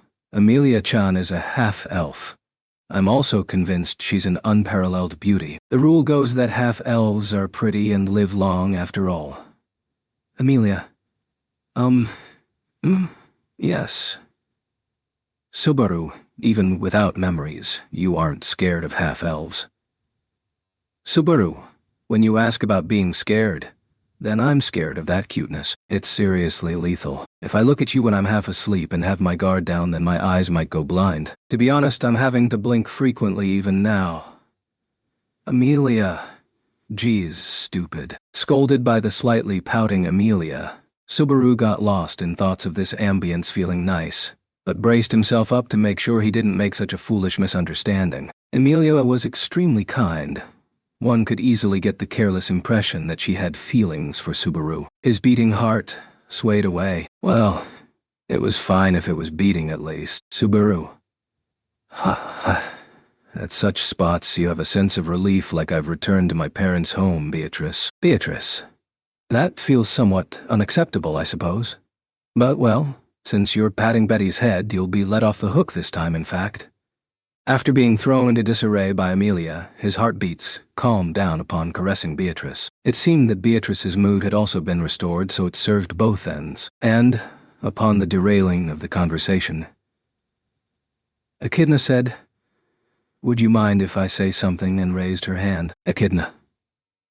It's not like I don't understand Julius's worry, but I want to earnestly endorse the supposition that Reed is a dead person, though it's simply the impression I got when I got in contact with him personally. Subaru. And the reason for that would be? Echidna. First, just as what Natsuki-kun had said, I cannot conceive that Reed Estria belongs to a species which lives for long. He is a person who goes beyond norms in multiple ways, but he is still a human. Second, his personality. Amelia? Personality, like his reasonably energetic nature. Echidna. Energetic to an extent which is rather unheard of. I cannot imagine that the possessor of such a hearty and lively personality would quietly seclude himself in the tower for 400 years. The fact that he hadn't even met her. Shola would mean that he always remained in that one room of the second layer. It's very hard to believe. It's my arbitrary impression. But he would probably leave in 3 days. Subaru. In response to Echidna's views, Subaru responded with a voice filled with acceptance and reconciliation. Amelia and the others also thought back to Reed's bustling attitude. They all seemed to be convinced by the credibility of Echidna's views. Observing them all, Echidna turned her pale cerulean gaze towards Julius. Echidna. So that is the impression I have, Julius. Do you agree? Julius.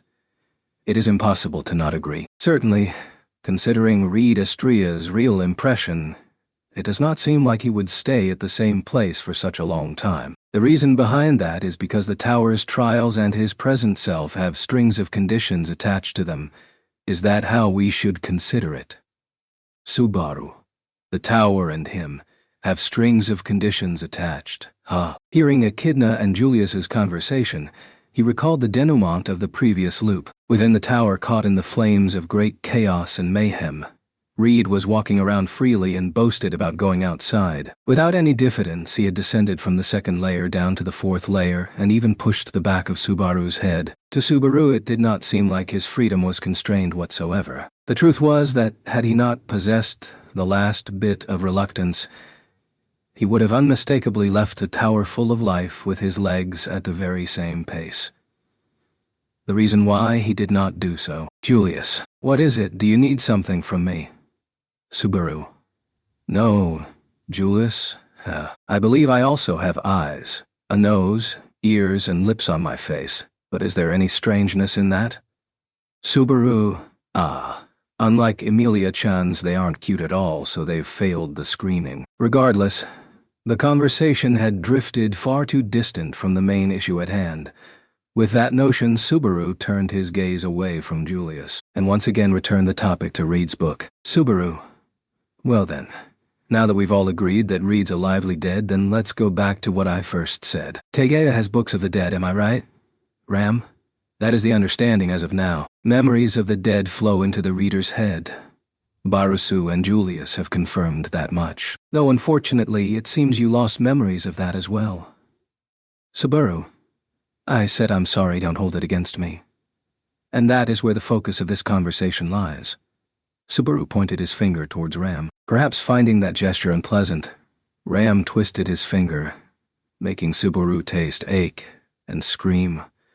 Gah! Right beside their exchange, Beatrice raised a soft voice, saying, Beatrice, so that is what it is, I suppose, Amelia. Beatrice, did you get what Subaru wants to say? Beatrice, yes, in fact. So that is what it is, I suppose. In other words, it means utilizing Reed's Book of the Dead as an essential point for capturing Reed, in fact. Subaru, yeah. Caressing his twisted finger, Subaru affirmed Beatrice's words with a pained expression. Hearing that explanation, Amelia rounded her amethyst eyes and whispered, Is that so? Utilizing the Book of the Dead and capturing the dead himself. To summarize, not only was the Book of the Dead a record of one's lifetime, but also elaborately recorded why that person had died, a capture guidebook. And should it be put in Subaru's words, who was a veteran player having already died 4 times, the cause of death isn't something which can be evaded easily. Subaru. That's why if we read his Book of the Dead, we'll get to know of the cause of his death. That would serve as a great means of capturing. The Books of the Dead may be, in a roundabout way, for that purpose alone, you know? Echidna. That is something I didn't notice, but now that you mention it, certainly. They've gone out of their way to deploy a dead person as the trial taker. It wouldn't be odd if that was the aim. Subaru. Well, you don't have to accept it that readily. Subaru rounded his eyes and gave a bitter smile as response to Echidna, who commended him far greater than what he had anticipated. Regardless, the situation was such that they could either find a way to capture or become able to define a bypass to evade it entirely. Subaru. This is something I'm saying with personal conviction. Not my present self who doesn't have memories, but myself who had memories also tried to test this way of capturing as well, I think. Beatrice, that is convincing, I suppose. There's no way Subaru wouldn't test such a byroad, in fact. Ram, that being a road toward evil, not a road toward righteousness. Certainly seems like something Barusu would do. Ram is also convinced. Amelia. Yeah, things inequitable. That's something Subaru's really good at. Subaru. Who says inequitable in this day and age? Amelia. Yuck! He distorted his cheeks in response to the unblurred assessment of Natsuki Subaru, and Amelia suddenly had eyes twinkling as a reaction. Subaru was surprised by her reaction, but Amelia immediately afterwards touched her cheek with her finger. Amelia, this won't do. Subaru is the one who has it rough the most, after all. I have to get myself together. Ram? Amelia-sama, your feelings are understandable, but your cheeks are flushed red. Taking Amelia's hand, Ram directed her attention towards what was happening with her. Amelia, or Beatrice upon times, had been giving overly sensitive reactions since a while ago, and the reason behind that was perhaps because of the vestiges of Natsuki Subaru they could feel. He truly felt guilty and apologetic. He wanted to return Natsuki Subaru to Amelia and the others as soon as possible. Regardless, in accordance with Amelia and the rest's impression as well, it was highly probable that the Subaru who was there until yesterday had arrived at a point of utilizing the Book of the Dead as a means of capturing. Hearing Subaru's thoughts, Miley then said, With her hand on her mouth. Meili. This reminds me. Last night I saw Anwai-san in Tegata with a lot of books scattered around. I wonder if that's what it was for. Julius. Last night, Subaru was in Tegata. Subaru. By the way, did you get to see what book I was reading, Meili? I don't know that much. Really sorry.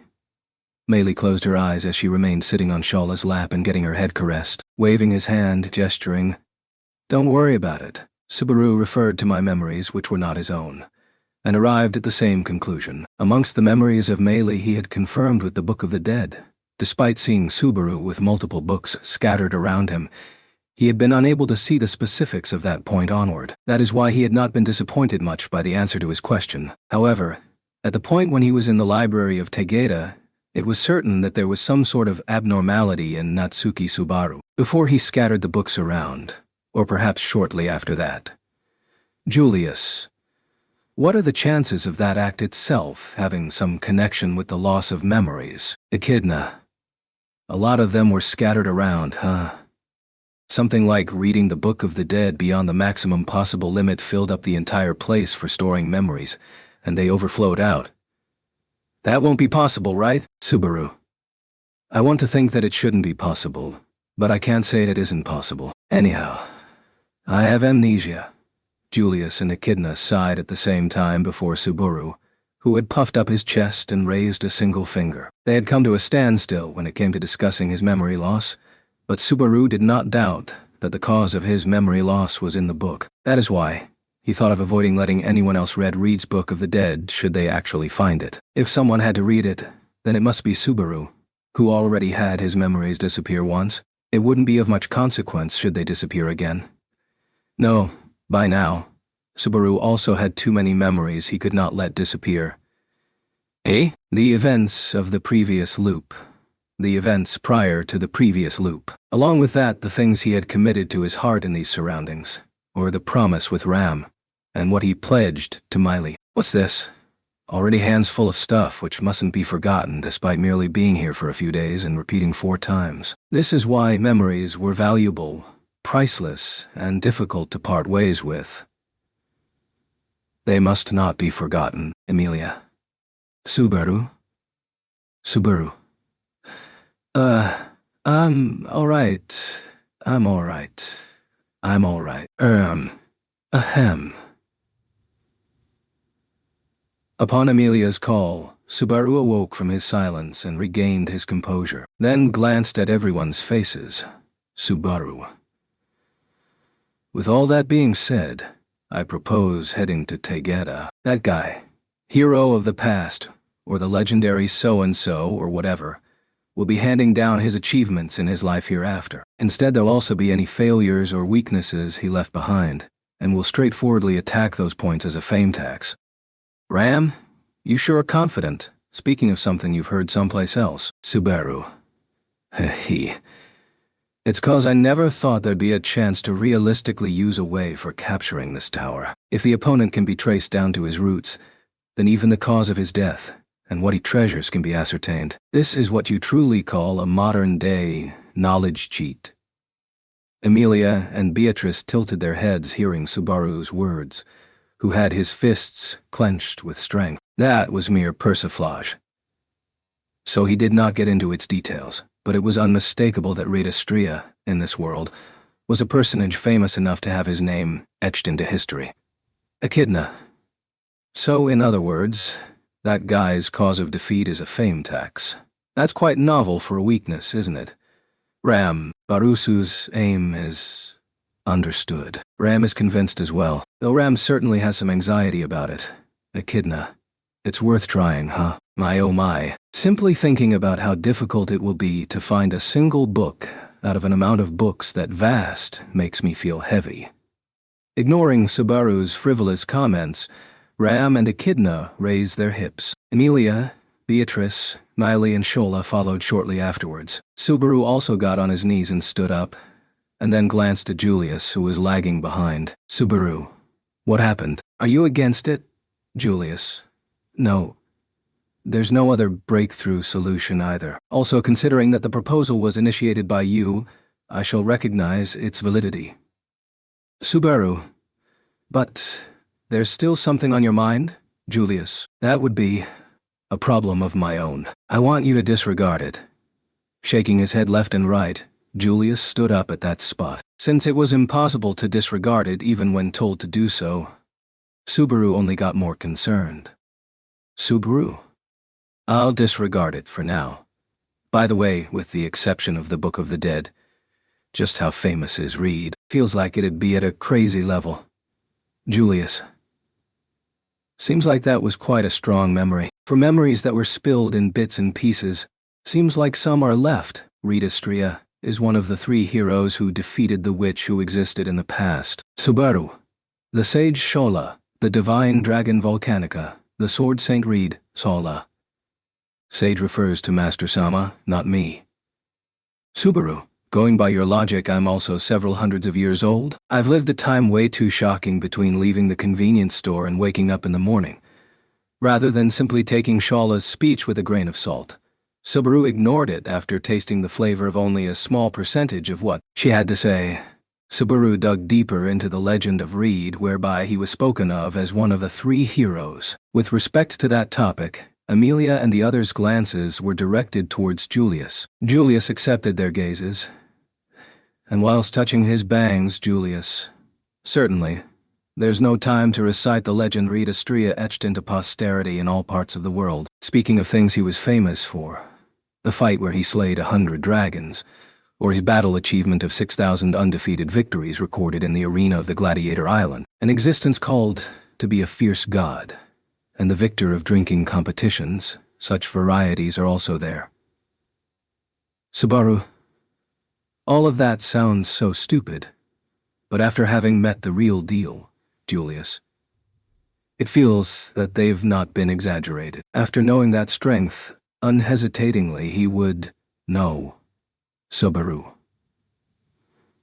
Julius, within what I'm aware of, all anecdotes regarding him retell his achievements and such. His personality, or records of humanly failures and defeats, there are no memories of things like those.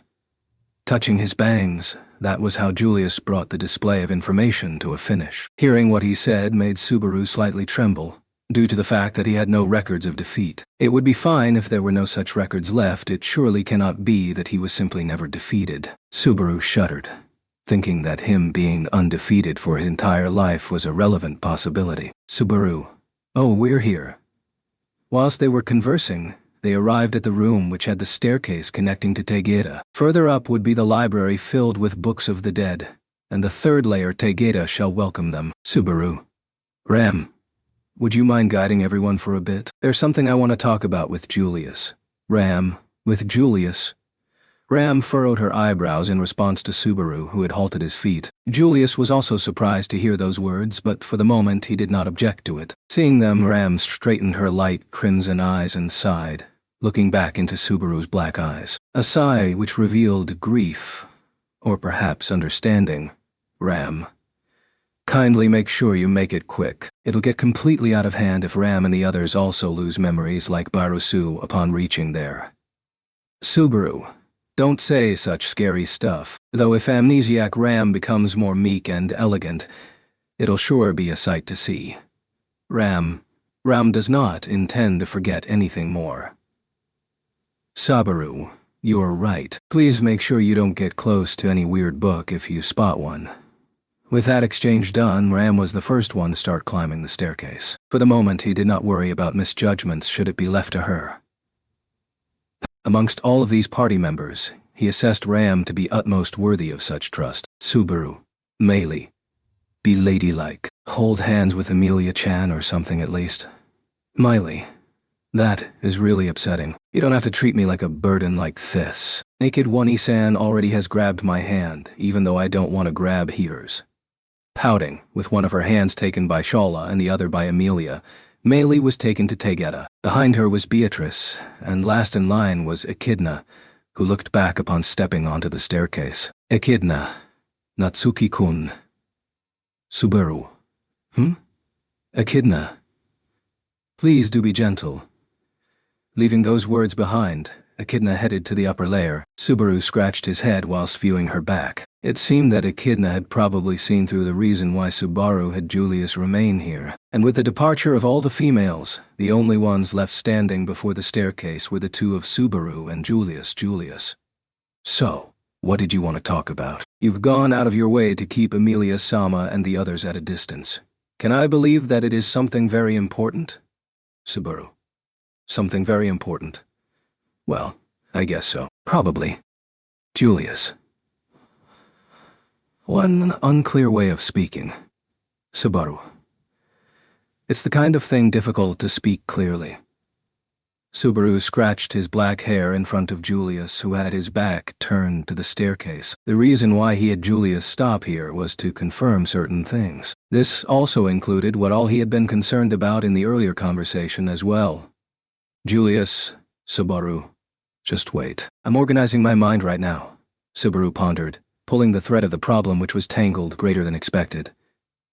He had left the search for the book onto Emilia and the others, and had told Julius to stop here. The main focus of it being, of course, Reed Istria. Along with that, floating in Subaru's mind was the previous loop, one of the acts of this great battle royale. Having gained freedom, Red battles Julius one-on-one, choosing that to be the reason for his final bit of reluctance. Despite there being countless obstructions in the situation, that had been a scene truly deserving being called a one-on-one battle. However, the difference in their actual ability, perhaps including this aspect of being a psychological issue too, was absolute. On top of that, he had heard that Julius had already fought, suffered and swallowed defeat at the hands of Reed once. Adding that to the situation, Reed held some sort of attachment towards Julius. Whether that was towards the person named Julius, he couldn't help but feel that was the key to deciphering Reed. However, the problem was how to utilize it. Subaru. What do you think about Reed? Do you like him? Julius. What significance does that question hold, I wonder? Subaru. Well, I just tried making the atmosphere less serious. The real one needs to be said just a bit differently. What I really mean is whether you have the intent to win against Reed, Julius. Julius, what Subaru said with one eye closed made Julius widen his yellow eyes. Witnessing vehement turmoil levitate in those eyes, Subaru took a short exhale. He felt this to be both expected and unexpected. Subaru. Disregarding stuff, I'm not self-aware of myself. This is a situation where cowering away in fright is not allowed, you know. They say the habit of losing starts becoming difficult to get rid of. Julius. Subaru. You're... Subaru. Wicked, eh? The truth is that even I, after taking time and doing some stuff, do think that your daunted heart must be made to stand up again. I do think so, but we don't have such time. You get it, right? Receiving Subaru's question, Julius stiffened his cheeks and halted his breath. Subaru and Julius interpreted the implication of the words, "There's no time," differently, yet he did possess identical unrest. And surely, this was something the Subaru who was there until yesterday was unable to do. Speaking the words which had to be conveyed to this wounded man who did not realize the restlessness of his own heart. And making him realize, perhaps, Natsuki Subaru was doing what Natsuki Subaru couldn't, believing that this would be a certain strike for breaking through the deadlock of this obstructive situation. Subaru, I'll say it clearly, Julius. If you ask why, then that's cause right now. I am invincible. Julius. Invincible, huh? That is quite a large thing to say. Subaru. I can say big stuff, 'cause I've got no ties of obligations. I can't stand seeing you all curled up after you've looked at me in the eye, looked at Echidna in the eye, and have spoken about Reed. I've got a nature where I influence others, so I can't really say for the others, but I'll just close my eyes and say it clearly. Julius. I shall listen. Inhaling. Adjusting his seated posture, Julius glared towards Subaru. Accepting that earnest gaze, Subaru resumed. Subaru. That is that. This is this. Julius, Julius gave a dumbfounded response to Subaru's confident declaration. With that Julius before him, Subaru opened his arms wide and, "Subaru, I know it got awkward since you were looking at me. The me until yesterday probably was responsible for doing something to you. What that me who was there until yesterday did will not disappear from this world, but it has indeed disappeared from my mind." Julius, I suppose so. That is correct. However, I am Subaru. Hear it till the end. Since I'm in that state, there's a need for us to establish our relationship from scratch. At the very least, that goes for the relationship with my present self. Forget about the me who was there until yesterday for now. With the tides of conversation taking a rather violent turn, Julius yet remained unable to recover from drowning in his earlier unease. A terribly overbearing logic. He had not managed to fully convey what he wanted to whatsoever. The truth was that Subaru was borrowing the strength of Amelia, Beatrice, Julius, and the rest, whom had been influenced by Natsuki Subaru, those being his achievements. However, right now he shall borrow merely the positive aspects of that influence and discard the negative ones, because, Subaru, in our party, you're the strongest. That's why it'll be you who will be clashing with Ride. Even if we find the capture book all well and good, the fighting will still be on you.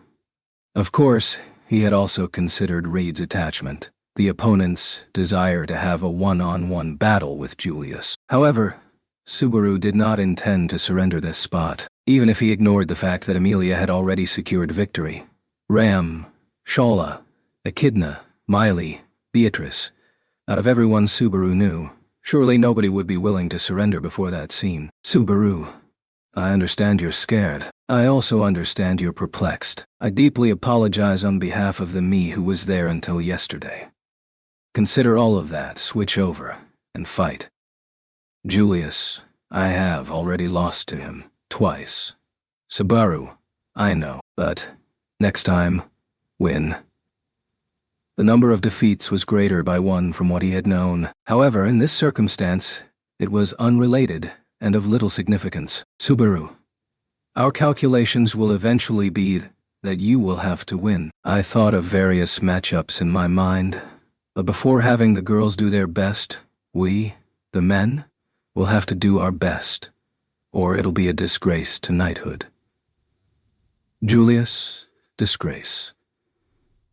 My current self, bringing disgrace to knighthood, huh?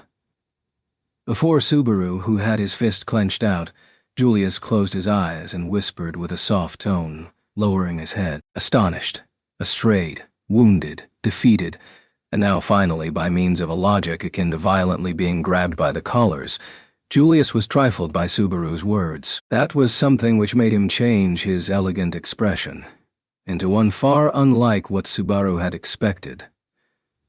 Julius, just as how Miss Ram had stated, I've started to doubt whether you've truly lost memories, or perhaps instead, are you pretending to not have memories in order to stop me from abandoning the sword out of fear? Subaru, I'd go so far, even making Amelia-chan's smiling face dull. You retard.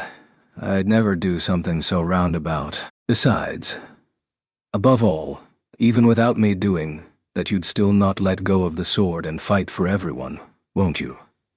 Julius, that is contradicting. You're truly trying to put strain on my frightened heart right now, huh? Subaru, no, that's wrong. What you lack isn't courage. You've got courage properly packed up in here. What you lack is the determination to win, the spirit of rivalry, competitiveness. Subaru got closer, having his clenched-out fist touched Julius's chest. Receiving his words and his fist, Julius inhaled. Subaru's words possessed no lies. In the earlier loop, despite being driven into a corner against the witch beasts and Reed, Julius did not let go of his sword, did not lose to despair, and conveyed the words, I'm leaving that to you, to Subaru. And should the other side of those words be seen, they couldn't mean anything else but leave this to me. Under those circumstances, Julius had certainly said, to leave Ride Astrea up to him. and witnessing him say so had been the end. That is why, Subaru, I have not seen the settlement, neither my memories of everything until yesterday. That is why I've not been acquainted to you, losing to read even once. Julius Juculius had not lost. This night, this man had not lost even once, in front of Natsuki Subaru. That's why no matter what anyone may say, Natsuki Subaru shall not surrender the settlement. He shall persist expecting Julius Juculius to defeat Reed Astria. Subaru, I will leave Reed Astria up to you. Defeat that utmost troublesome enemy. In exchange, I will try my hand using my own ways at everything else. Subaru, can't you hear me, Julius? Answer your friend's expectations. Earlier was to put the weight of expectations on him. Now was to forcefully drive hope into him. Subaru's fist prodded Julius's chest once again. That single gesture, and Julius touched his chest. Continuing to have his hand touch his chest, Julius stepped back and took a deep breath. A deep, deep, deep, deep breath. And, Julius, how come can you, having lost memories of everything until yesterday, are able to expect that much from me? Subaru, that's the kind of image I had, kind of like my impression, like your looks, the way you talk, the way you behave, what you wield, what you wear, the way you eat, the way you walk. It's the art of synthesizing from all that kind of stuff, Subaru replied without alluding to the previous loop, making him clench his chest in ache. Without even planning to, both Subaru and Julius faced each other whilst touching their chests. At the same pace, Julius corrected his posture while still having his hand at his chest, and slowly raised his hips. With elegant, beautiful, natural conduct, seemingly something a knight in some story would do. Julius, impression, huh? Subaru, why yeah, it's the way you appear. Your everything makes me expect this much. Julius, is that so? My appearance made you think that way, isn't it? The tone of Julius's voice changed, whilst he remained to have his head lowered. Until then, Julius's tone of voice gave the impression of being touched someplace difficult to touch. But now, though extremely slight, strength returned to it. Softness lodged abode, warmth butted into it once again. That was the impression it gave. And, Julius, forgotten by the world, forgotten by you, the only one who remembered me, failing to ascertain my master's existence, it became unclear where myself was. However, despite being in that state, everything I have fostered until now has not disappeared. That is what I'd like to say, at least. Subaru. Not so wise or collected, but that's what the nuance is. Julius accepted Subaru's shoddy and convoluted words in a wise, polished form. Subaru had thought that he hadn't been able to convey everything he wanted to just a moment ago. However, he felt that the listener had selected something close to the everything he wanted to convey. Subaru.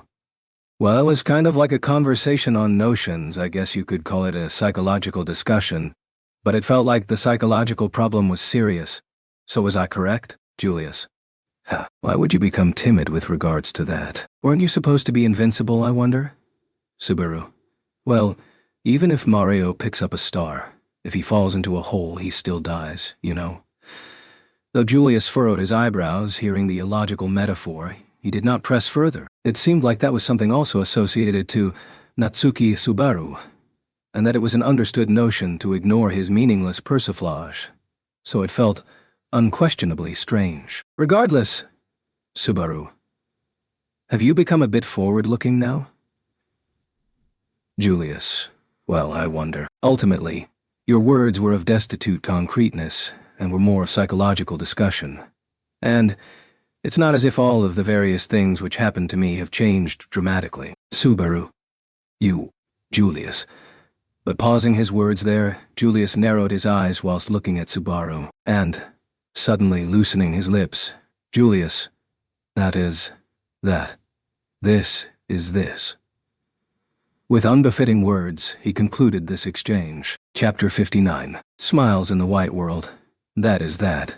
This is this. Ending their conversation with that, Subaru and Julius both experienced a strange sensation. The truth was, he did not know if he had managed to reach close to Julius's convoluted heart. What he ended up thinking of was whether there could have been better words, a more perfect way of action, a further beautiful way of connection, a way of action which could have overwritten this absurd reality, instead of reaching a reckless conclusion like, that is that. This is this. Julius. But it is very befitting of you, for better or worse, you see. Subaru. Is that so, eh? You know, how much of what befits me overlaps with the me until yesterday. Actually, quite concerns with my present self's identity. Julius, in terms of the establishment of one's self, my former self was very much greatly shaken as well. As one who's already tasted the same crisis, let me give you some advice. That is that, this is this. Subaru. Oh, shut up. Subaru howled in response to Julius's ridicule of their earlier banter. Julius shrugged his shoulders at his objection, and seemingly had an air of composure. Indeed, it appeared he seriously did manage to make his heart stand up once again a bit. Although they had been words quite immature and maladroit, it was all thanks to the listener being apt. Regardless, whilst the two of them interacted in that fashion, Shala, Master Sama, are you Danis? Subaru? Oh, Shala? Behind them, peeking from the top of the staircase leading to the third layer, was Shala, calling out to him. With her black braid dangling down as she peered down to the lower floor, she was looking at them with her voluptuous chest touching the floor. Subaru. Why so well behaved? Were you that kind of a character? Shala. Well, when Master Sama's talking to someone one-to-one, then that's when it's some real solid talk, isn't it? So I was told before to stay away 'cause I break the mood if I'm there. So I'm just abiding by that. Oh right, Master Sama has forgotten everything. Subaru, solid talk and breaking the mood? Hey. Subaru furrowed his eyebrows in response to Shola, who was laughing earnestly and openly. Seeing Subaru, Shola then jumped and descended from the staircase in one breath. Jumping over 200 stairs, Shola made a silent landing onto the floor. She then proceeded to stand beside Subaru and grab his arm into her chest. Subaru. I've told you several times already, stop doing this kind of stuff. Emilia-chan will have a misunderstanding. Julius. Emilia-sama, huh? Subaru. Don't ham me. There's just that small possibility, you know. Even if it's a possibility as absurd as finding a needle in a desert, it's still a possibility. Saying so, Subaru forcefully unfastened Shola's arms. Upon that gesture, Shola said, "Ah," and pouted with a dissatisfied expression. Shola, Master Sama is so mean, treating me like this when I'm thirsting for warmth. Subaru, if you're thirsting for warmth, then go hug Miley or Beatrice. Both of their body temperatures are pretty warm since they're kids. Beatrice. She's pretty warm for being 400 years old. Bringing that to light by connecting the shocking truth had been confirmed earlier, and the truth he had ascertained several times. Subaru was shaken by Beatrice's little girl energy. The conclusion: she'll always remain a little girl no matter how many years she may live. Shola. Boo. I won't report anything to the cold Master Sama. It's the disciples' strike. The manager is to listen to the voice of the workers. Subaru. Ah, geez, I get it. I'll positively handle and improve the labor conditions, so let us hear your report. Did something happen? Hola. It's suspicious whether you'll really improve them. But, I'm an obedient, cute disciple, so I'll answer. Reed's book has been found. Subaru. Who? So articulated Shola as she distanced her braid and shoulders away. Subaru widened his eyes upon how unexpected those words were. Julius also widened his eyes just as much. Julius. Miss Shola. What did you say just now? Shola. Like I sighed. I'm saying Reed's book has been found. Something like the book which has that scum's name on it. I personally think it'd be better to just burn it and throw it away. You think so too, right, Master Sama? Subaru. Ha ha ha ha ha. Master Sama? Is that a laugh? Lowering her hips, Shola looked at Subaru's face from below. Looking back into her black eyes teeming with rustic simplicity and naivete, Subaru opened his mouth and shouted, Subaru, that should be the first thing you say. Amelia? Ah, look, Subaru. We found Reed's book, said Amelia with a wide smile and voice like the chime of a silver bell, noticing Subaru climb up the staircase. What she pointed toward with her hand was the bulky book Ram was carrying in her arms. It seems that was Reed's Book of the Dead. It got found rather quickly. The library, filled with a vast amount of books no matter where one looked. It was unknown from which age this existed, but if this recorded all of the dead in this world, then the amount of books was rather suitable. Subaru, good job finding the book we aimed for amongst all of this. While I was busy with Julius's counseling therapy? Aromatherapy, something like that. Amelia. Counseling. I don't really get it, but isn't it quite something? But I'm not the one who found it. Amelia, with her chest puffed up, stated the achievement wasn't hers. What that implied was immediately made clear by her subsequent actions. Amelia gently pushed forward the dark blue-haired young girl hugging her waist. Amelia, Miley is the one who found it. Isn't it meritorious, Subaru? Who says meritorious in this day and age? But that aside, so Miley found it. That's certainly meritorious. Good work. Accepting Amelia's words, Subaru then automatically commended the achiever as well. With her arms around Amelia's slim waist, and whilst she was being caressed by her, Miley averted her eyes out of embarrassment in response to Subaru's words. Miley. Not really. It was a book that just caught my eye, and I just happened to mention it. It got found just slightly quickly, so I don't think it's anything great. Subaru. Don't be stupid. You can brag about what you did well just fine. Really good, Miley. You've nullified the negative of trying to push me back to zero right away, huh? Miley? By something this simple. Miley widened her eyes in surprise as Subaru overbearingly brushed her head. Miley didn't take a liking to it, saying, "My hair will get disheveled." But that simply made Subaru relax his cheeks. Subaru, it's fine. It was just an attempt anyway, and you compensated for it with a big achievement. Let's agree to that. Subaru. So, Reed's book, nobody has seen it yet, right? Miley tried saying something in response to the smiling Subaru, but remained with her mouth closed. Whilst keeping Miley's faltering within his vision, Subaru turned his attention to the book for the moment, which was the root subject. The book Ram was carrying, the patterns drawn at its back cover, those were characters Subaru couldn't read. Neither did it possess a bizarre sensation like giving Reed's vibes upon a single glance. Subaru. No matter how unconventional the actual person himself may be, the book recording that doesn't resound that, huh? Ram.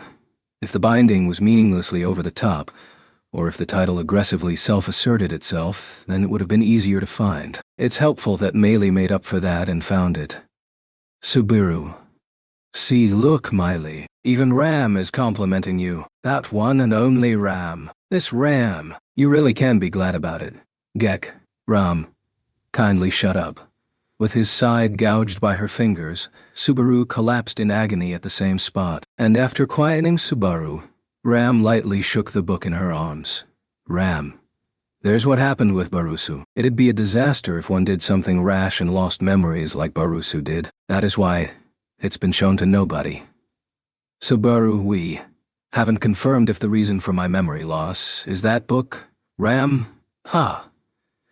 The comment which didn't convince him alone was slashed down by Ram's laugh. The truth was, it was nearly impossible that his memory loss and the Book of the Dead were unrelated. Even if they found the book they aimed to, it was only natural that they would have disputes over how it was to be utilized. Beatrice. So, the book has properly been found, in fact. What remains is using it, I suppose. So remarked Beatrice, having the same train of thought as Subaru. Receiving her words, everyone's joy for having discovered the book was then coated with nervousness. This one book was capable of causing memory loss should its usage be mistaken. That was the same as gulping down a medicine of unknown identity. Reluctance was natural. Echidna. So should we discuss and conjecture the dangers? Subaru? Discuss and conjecture the dangers? Is that even possible, Echidna? Echidna. Conjecture is possible only on the basis of events that have already occurred and bits and pieces of information, though. Saying so, Echidna raised her hands and shrugged. Afterwards, she raised her index finger. Echidna. First, the riskiness of the Book of the Dead. Just as what Natsuki-kun's present condition indicates, there exists the possibility of losing one's memories. From what Natsuki-kun said, the memories which spill and fall out are rather in fragments, though I suppose in this case it would be better to call the remaining memories to be in fragments. The portion which spilled over and the portion which remained, the amount of the former was overwhelmingly greater. What Echidna said was correct. However, what slightly deviated from the truth here was that Subaru used memory loss and its remnants as camouflage in order to hide return by death. The truth was around the first time when he had lost memories in its truest sense. Subaru had lost memories of everything. After arriving in the different world, rather. Henceforth, it would be better to think that the amnesia made no pardons. Right now, the only actual precedent set was that Subaru merely did not lose himself due to the memory loss. Had he lost not only episodic memories, but also his own self? When he thought about that, he shuddered. At the same time, why did he not lose memories of just the different world, but those of the former world as well? That question also posed within Subaru's mind. Echidna. The reason for the amnesia is also possible to speculate about. First, memories are erased as indemnification for reading the Book of the Dead. That is difficult to consider, keeping in mind the differences in cases of Natsuki-kun and Julius, who've both read the books. Beatrice, don't really want to think about it, but there is also the possibility of losing a small bit of memories, in fact. If what's being read and the memories that get erased are proportional in amount, then that induction would also be logical, I suppose. Julius, I agree. In other words, the reason why Subaru's and my circumstances are different is due to the difference in the amount of books read. It would coincide with the Subaru whom Miss Meili had witnessed last night. Beatrice objected to Echidna's inference, which was then affirmed by Julius. Listening to his intelligent party members converse, Subaru nodded in response. Subaru, in other words, the voluminousness of the books read possibly has something to do with the loss of memories. Echidna. It means that would also be a possible way of interpretation. In the case of this inference being affirmed, the ones who should force their eyes through Reed's Book of the Dead are us, who haven't read a single Book of the Dead before. It may be dangerous for Natsuki-kun and Julius who've already read them. The view that the one with experience should read it and the view that one without experience should read it ran counter to each other. Both sides were logical, and it was difficult to conceive either side as wrong. However, what made him curious then was Subaru. Then, what about me, who's already lost memories once? If the condition for losing memories is to accumulate information from books of the dead, have I been reset or not? Ram. That is quite a grave issue. If Barusu's memories are lost again, and everything has to be explained again, even the thought of it makes one shudder. Subaru. Your language made me shudder too, Amelia. I'm also easily worried about that. I don't want Subaru to forget all sorts of things. Again. Amelia and Ram affirmed the concern Subaru wielded in their own ways. In all honesty, the questions had no end to them. It was unknown whether reading a large number of people made them disappear, or if a smaller number of people was dangerous. He couldn't say it openly, but Subaru also possessed the memories of reading Meili's Book of the Dead in the previous loop. Would that count as having read one book this time as well? Meili. What? Does that look in your eyes say that you're thinking of just making me read as expiation, eh? That hurt. Subaru. There's no way. If you say stupid stuff, you'll be grounded. Meili. It's abuse. Isn't the way you treat prisoners even more mean than back when we were in the mansion? Whew. Subaru scolded in response to Meili's ill-humored joke, which she remarked upon accepting his gaze. Subsequently, Meili pouted her cheeks, grabbed Shola and Amelia's hands and hid behind them. Though quite self-interested, that is how cute children should be. Subaru smiled wryly before Meili's attitude, and then turned back towards Echidna. Subaru. So, do you have any other ideas? Echidna. Let's see. Whether we, who have the leeway of a single book more than Julius, are to read it, or if Julius, who's already experienced it, is to read it, or if Natsuki-kun, whose memories have already possibly overflown once, is to read it. Subaru, can I make a comment really convenient to me? I think it's best if I read it. Beatrice Subaru. Echidna brought up the list of candidates and Beatrice grasped Subaru's hand when he responded. Subaru winked whilst looking into her gaze, tinted with a deeper color of concern than one of unease. Beatrice, this is no time for bad jokes, in fact. His own memories. Subaru. No, I don't want to lose my memories, of course. But this is the appropriate call in terms of risk management. No matter how you look at it, I'm the person with the least possibility of putting everyone in danger by losing memories. I'm the weakest one out of all of us, after all. Well, he did want to say he wasn't weaker than at least Meili, but it was a well-known fact that he couldn't win against any of the others. He would be easy to subdue, and since he had already lost memories once, the way to cope with it would also be simple. The issue was, Subaru had already accumulated memories of 4 laps which mustn't be forgotten. That is why, Subaru, I'm not throwing down the gauntlet with the intention to forget. But we are a team. Everyone needs to bear some sort of responsibility for the sake of everyone. Julius is charged with fighting, Echidna is charged with intellect, Ram is charged with having a wicked tongue, Meili is charged with being cute, Beatrice is charged with being cute, Emilia-chan is charged with being the beautiful heroine, Shola is charged with photogenic scenes. If you think about it that way, then I should be the one charged with this. Beatrice, for some reason it feels like there are way too many pointless positions. Hola, not at all. When the plot takes a turn for the worse, romantic scenes are important. If it's for art and Master Sama, then I'll take off my clothes, Subaru. No, if you take any more clothes off, then I'll pull out, so you don't have to do your best. Shola.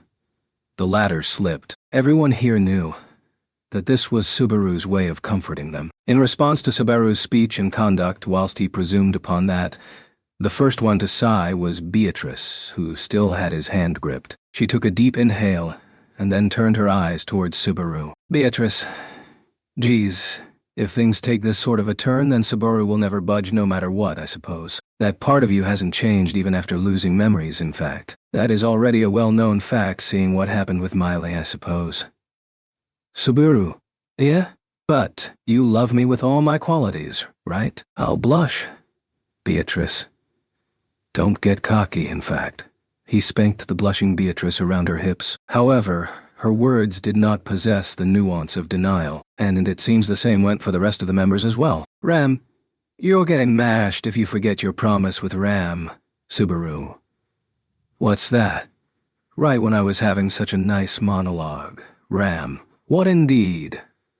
Snorting her nose, Ram then turned the book she held in her arms to Subaru, profoundly tasting the heavy sensation of the book with his arms. Subaru smiled bitterly. Emilia, even if we tell you to not be reckless, Subaru will still be reckless, isn't it? I think that part of you is really unfair. I'm always worried, Subaru. I have nothing to say but apologize for that. But just as how much Emilia-chan is worried, I'm worried about you the same amount. What do you think? Would that be presumptuous? Emilia. It makes me happy that Subaru would think that way. That's why I feel really convoluted. Come back no matter what. Even if we make a promise like that, Subaru will break it anyways, so I won't make that promise. Subaru. The fact that the me until yesterday couldn't be trusted this much instead gets my heart throbbing. I wonder what the hell did he do? Shrugging his shoulders upon Emilia's pleasant words, Subaru asked, Am I right? To those surrounding them, and upon that, he noticed everyone but Shola and Meili had all averted their eyes away. Regardless of Beatrice and Ram, who were in the same camp as him, it seemed that Subaru's breaking of promises had reached even Julius and Echidna. Regardless, Subaru. I'll read it. No objections, right? Echidna. In the end, I am unable to come up with any inference or suspicion. Though if possible, I wanted to opt for the eyes which would be the least endangered out of everyone here. Echidna apologetically lowered her eyebrows before Subaru, who was lightly holding the book. What she said was true, and the fact that she had been concerned for everyone was unquestionable. That is why Subaru was able to respond earnestly to her, saying, "Don't let it bother you." Subaru: "Well, for now, I'll dive into it. If I lose my memories, then put me down with ice and explain everything to me gently." Beatrice: "Nobody is going to perform such a violent act. In fact, Subaru, I know, because you're kind." Caressing the perturbed Beatrice on her head, he gently pressed her wide forehead. Beatrice pouted with a discontent expression and took a single step backward. And with everyone's gazes focusing on him, Subaru sat down on the spot, crossed his legs, and took an immensely deep inhale. Atop his knees, read Estria's Book of the Dead. Upon concentrating on it, there definitely was certain ominousness emanating from the book. A similar sensation also existed back when he read Miley's, her Book of the Dead, but the sense of intimidation this book had was far greater. Perhaps what the reader could feel changed depending on whose book was taken. Just what kind of a life would he be made to read, he pondered, and would Subaru's memories be able to withstand it? Putting his hand on the front cover of the book, Subaru, for merely once, looked towards everyone who was watching over him. Beatrice, Miley, Ram, Echidna, Julius, Shala were observing him, and Emilia. Subaru. Well then, I'll be leaving. I may get late coming back, so you can go ahead and have dinner. Amelia, stupid. Seen off by that smile of Amelia's, Subaru turned the front cover of the Book of the Dead over. Upon that instant, the characters written on the book glowed, and Subaru was made to undergo a hallucination as though information was being smited into his brain via his eyeballs. And in but a moment, his consciousness was taken in towards the book. His consciousness was detached from the library and propelled towards darkness. What he felt when he read Maylie's Book of the Dead had become quite amorphous now. The spectacles he had witnessed, the life she had walked, the paths she had trodden were distinct in their own ways. However, his memories were of witnessing those spectacles, tangibly speaking, becoming one with whose name was the title of the Book of the Dead, and being made to personally experience those subjective thoughts. Sights. To summarize, the journey of treading through the content of the Book of the Dead was to assimilate into that person. In those moments, the Natsuki Subaru witnessing the contents of the book was Meili Portrait. That is precisely why it could be believed that queer self-consciousness which bore the presence of Meili as me constantly shadowed Subaru's consciousness from close vicinity. If that was the potency of the Book of the Dead, then right now, what Subaru was supposed to be laying his eyes on was the life of Reed Astria. His subjective world within his incomprehensible thinking. What he thought, what he liked, what he disliked, what he loved, what he despised, what he achieved. He was supposed to become one with the philosophy of Reed Astria and be shown his life. Thus, Subaru noticed the abnormality at once. The place where he was right now definitely was not that past of Reed Astria's. Subaru. Ah!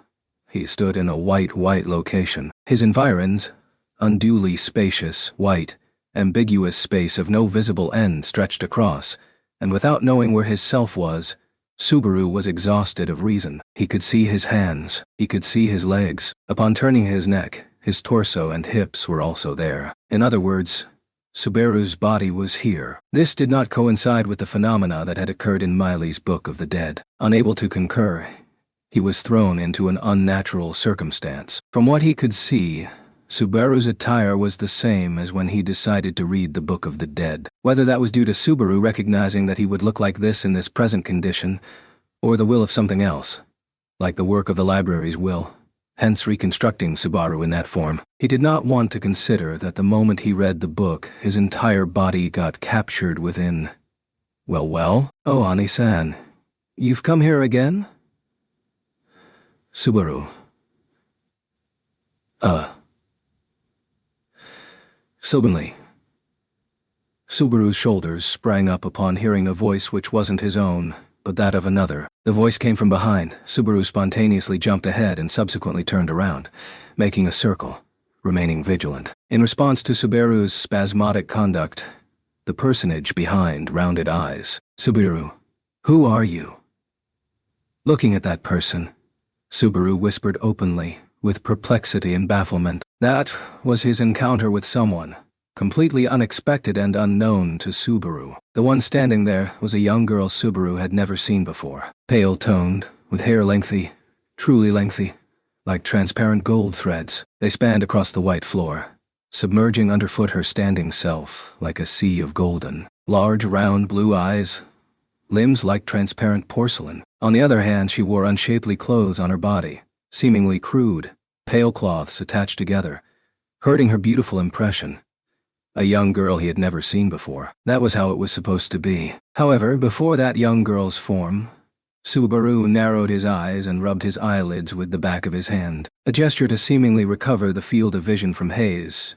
But her visible form didn't change. Even after looking at her yet again, she remained a young girl whom he was unacquainted with.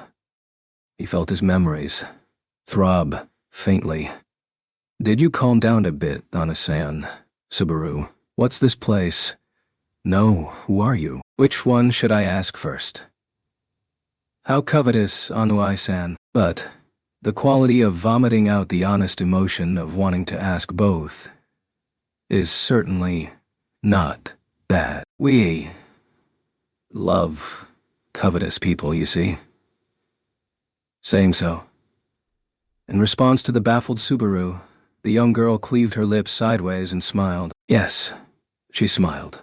And that was the only befitting expression for describing that smile. The young girl was 13 to 14 years of age, but gave the impression of being even younger. Coupled with her well-featured physical appearance, unquestionably, a smile would suit the young girl.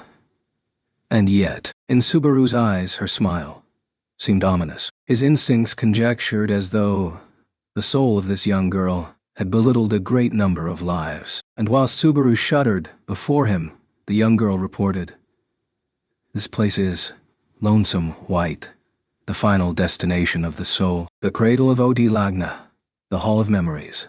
Subaru. Hall of Memories.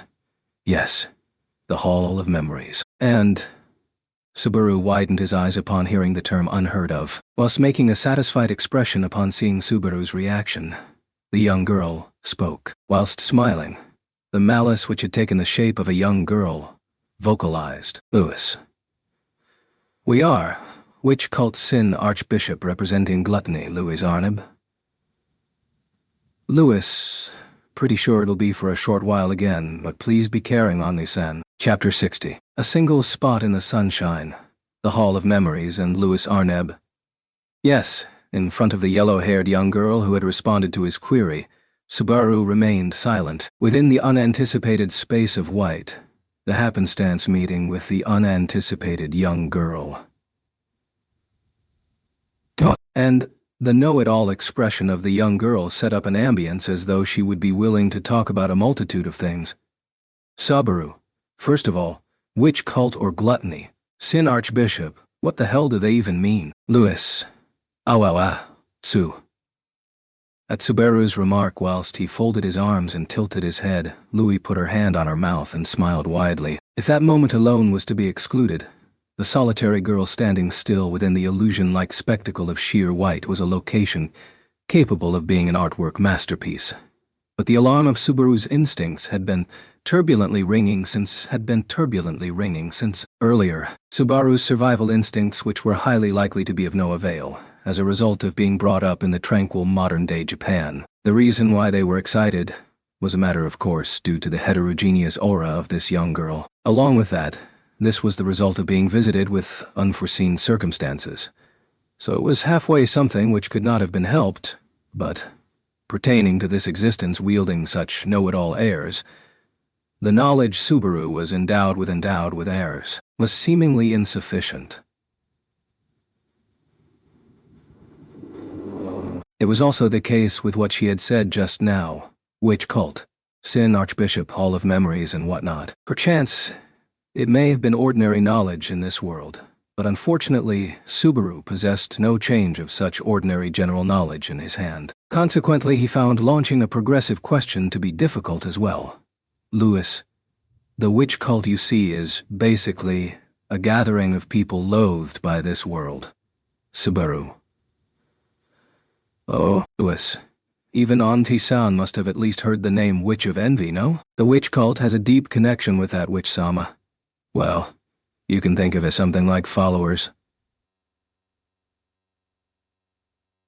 Subaru.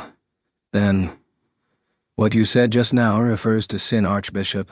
Sin and Archbishop had quite a strong ambience of running counter to each other as a combination, but was a naming which suited Subaru's sense down to a T, for upon hearing it even once, Subaru. It can be understood it's the name of a villain, Louis. Oh no, well no, no, as it's no, we're telling you no, even though it's no you know. Horizontally shaking her head in refusal, Louis embraced her own petite body in Subaru's line of sight. With no signs of the smile fading away from those lips, her refusal was merely in appearance as well. It was a young girl with her true feelings beyond perception. No. Perhaps it should be said they were vague, with no point to grip on. Louis. Don't tease a tender young girl with such words, Ani-san. Even we get hurt, you know? Because we are the owner of a heart more fragile and easy to hurt than all others. Subaru. Not convincing at all. Also, the way you use your first-person pronoun, is it 'cause it's stuck to your character? Or hit a cool appeal like a one-man army? We or us, it's not stable, you know. Louis. You don't have to worry about that. It's just that there are too many selves. So it's getting airy as to which one is to be the subject, that's all. And at this point, we're actually getting sick of it, you know. Whilst saying so, Louis lightly oriented her gaze downwards, continuing her words, saying, But, Louis, it can't be helped, isn't it? They are gifts from Anuai-chan, and Nioi-sama after all. Must earnestly accept them. Or it'll be disqualification as a little sister. We're siblings, so we must help each other out and cooperate, you know. Subaru. Well, you're an adorable little sister, considerate of your elder brothers. I was the only child, so I'm jealous. Louis, is that so, Anue-san may have also gotten a little brother or little sister about now, no? Subaru. Could you stop saying terrifying stuff? I don't want to imagine that. Regardless, his parents were an intimate married couple, so something like that actually meant no jest. If it's that father and mother of his, they would have another child upon Subaru's disappearance. No, inconceivable. Should Subaru disappear, they would continue searching until they find him. That's how Subaru's parents were. What must have his mother thought of her son, who did not even say any greetings when leaving? What must have his father felt upon getting to know about that? He wished that Subaru's summoning into the different world was a reincarnation, is what his belief was. Must he make his parents taste the agony of searching for their disappeared son? Then Subaru wanted to say that he came to the different world after dying. That was much more comfortable. It had much more salvation. That is why, Louis, we understand Oni-san.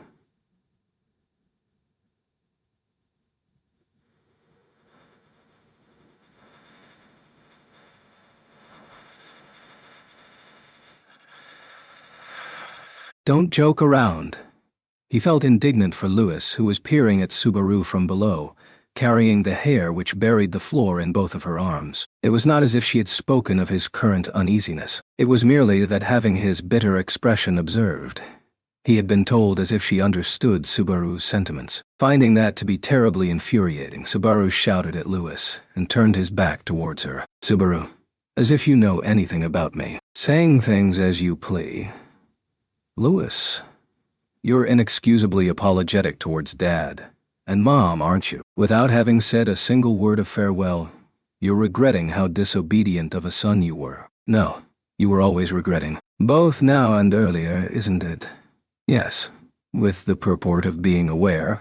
Whilst continuing the remarks of one showing to be a sympathizer, Louis softly hugged Subaru's back. A small, petite frame. Subaru halted his breath and stiffened his body, not because of having been nestled close to by the young girl, because of the very content of the young girl's words. Those comments of one showing to be a sympathizer had unmistakably, however, guessed the end of Subaru's heart correctly. Louis, Why do we understand, you say? Isn't it obvious we'd understand? Because there's not a single person who knows about Ani-san as much as we or us do after all.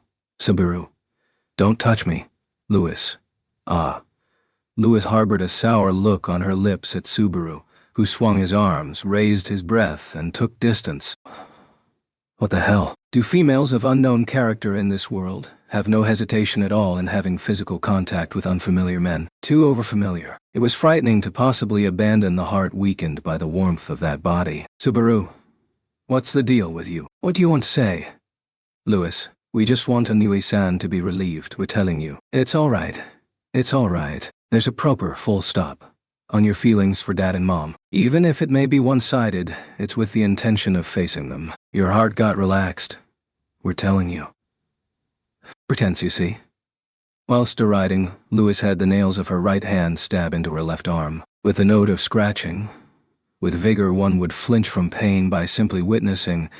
She began wounding that thin white arm. At Subaru, who knitted his eyebrows upon that deed, Louis unraveled her frighteningly scarlet, long tongue.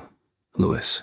Pretense is completely healthy. It makes it look as if there are no problems within one's heart at all. You're skilled at it, Ennui-san, isn't it? It's sad that you're skilled at it, Ennui-san, isn't it?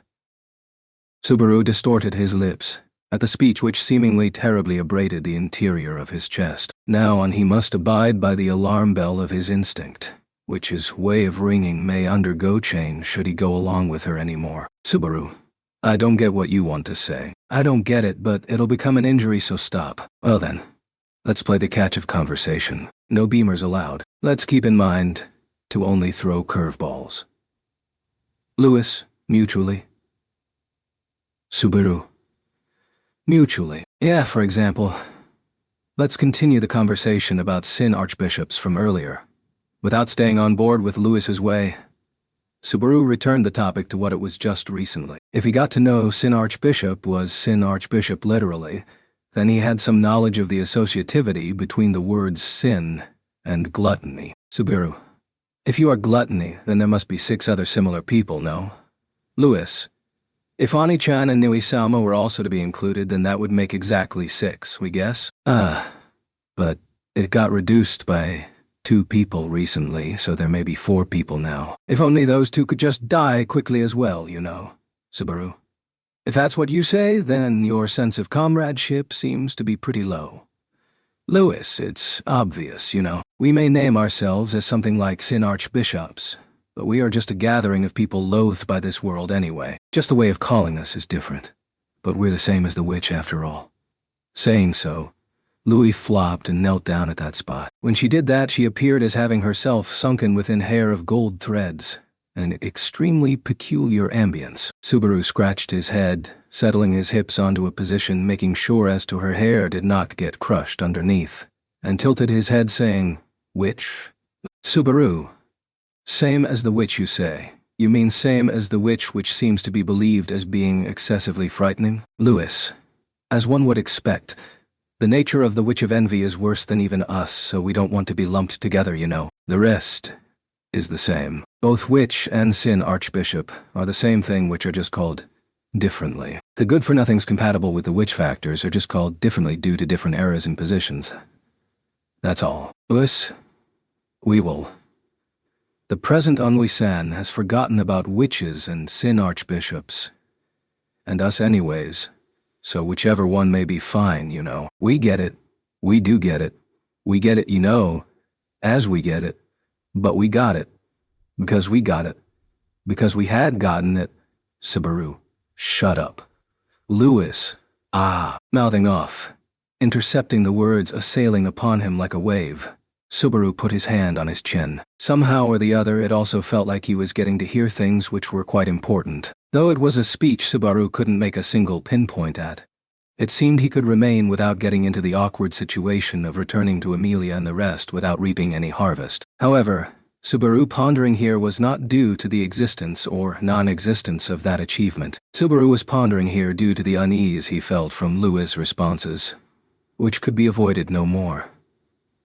No, it was a sensation which ought to be labeled as one he was already familiar with. With that as the reason, if there was anything that struck his mind, Subaru, could it be you're a lineage of gods?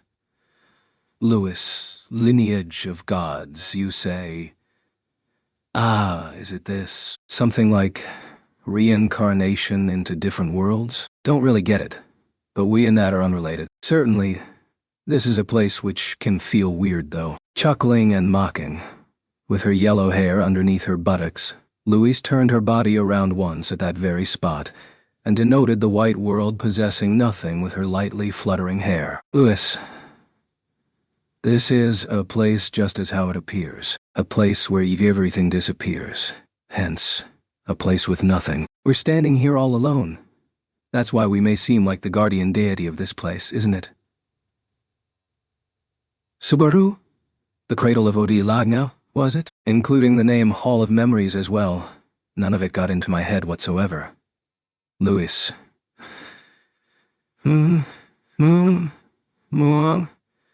Guess so. Basically, this is the place where souls are filtered. Subaru? Souls? Filtering? Souls. At the phraseology difficult to be accustomed to, Subaru had question marks float within his mind. Filtering, in other words, had the same implication as saying sieving, but it was rare to hear it being utilized with regard to souls. However, Louis, with a happy expression, pulled her knees towards herself and said, "Yes, yes, Louis. You use a dust cloth which had been used before once again after washing and drying it, no? The same goes for souls. By clearing the dirt stuck onto it, it is used once more when in a clear state again." Subaru, that dirt stuck onto it. Does it mean memories or experiences and stuff?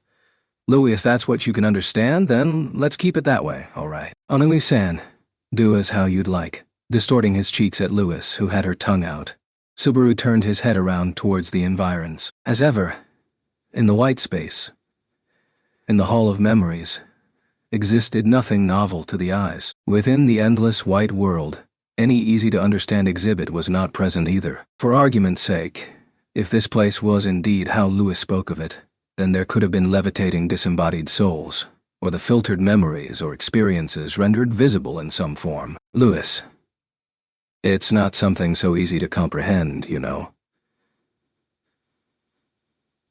Subaru,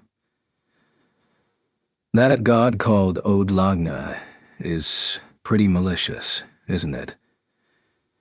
Louis, it's not an article so great as to be called God. That thing has nothing like such splendid ideology after all. It's just a mechanism, you know. A mechanism for keeping the world from breaking is what it is. Subaru. A mechanism? Louis, whether it's witch factors or divine protections or sword saints or witches, it considers nothing, you know. If there's something nice about Odi Lagna, it's just that it's uninterested, equal, impartial, and favors nothing. Narrowing her eyes with seeming disinterest, Louis interposed her own face in the space between her knees which she had pulled towards herself. Sidelong glancing at her, who had her cheeks curved by her white kneecaps, Subaru took a short inhale. She was a young girl who had continued conversing quite obediently till now. He could reckon that perhaps she had not spoken any seemingly false lies either. That is precisely why, Subaru inhaled. Inhaling, inhaling once more. And then he looked at her and asked her, "Subaru, the one to steal my memories of everything till yesterday, is it you?" Louis, yeah, so. The offender responded to Subaru's question exceedingly promptly.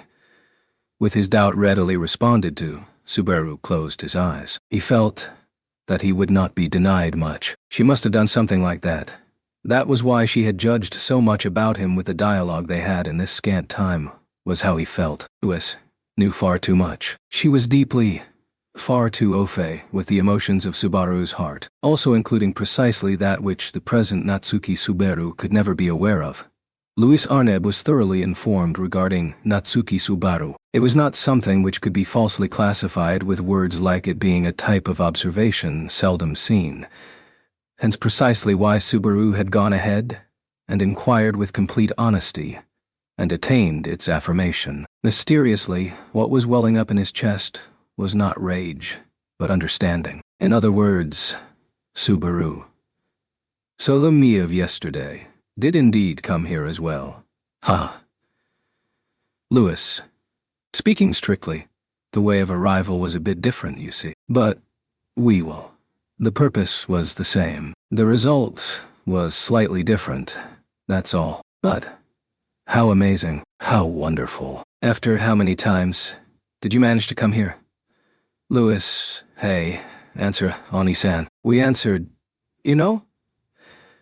After having gotten eaten by us, what count of Oni-san are you, Oni-san? Upon that question of Louis, chills ran through the muscles around Subaru's spine. Her eyes, questions, were clearly in vein of one aware of the conviction of return by death. No. It was a matter of course. It's but a matter of course. If she had stolen the memories of Natsuki Subaru, and had the ability to freely read those memories, then there was nothing odd about her knowing of return by death. Return by death was not a power wielded only by the Subaru who had lost his memories, but must have unquestionably been the power which Natsuki Subaru wielded prior to losing his memories. Certainly, Natsuki Subaru had made free use of that power, and sailed across a great number of difficult situations. The result of that was the trust he gained from Emilia, Beatrice, his comrades, the testimony of cheat ichi foul as it were. Subaru did not intend to find faults in that, whether it be cheating or foul play.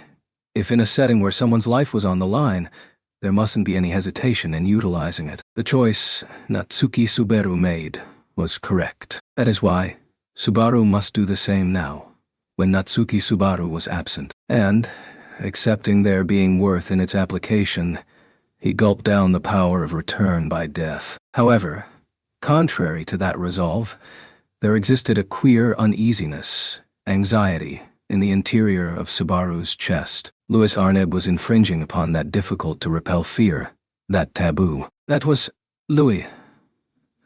About how nobody must get to know? If it's about that, then it's already too late. Ennui-san. Us meeting Ennui-san happened yesterday, no? Louis, the rule about how nobody must get to know has already been broken way long time back. But happenings of the Hall of Memories don't leak outside easily. That's why the scary, scary witch won't make a move. Quickly, with her limbs set on the floor, Louis drew her face closer to Subaru, who was sitting cross-legged. She expressed a bewitching smile unsuited to her age, whilst having her scarlet tongue peek out. Louis, hey, Ennui-san, which time is this? At that tone of voice which seemed as if her tongue was directly pecking at his brain, Subaru tasted a numbing pain, and then, having his tongue and throat tremble faintly, Subaru.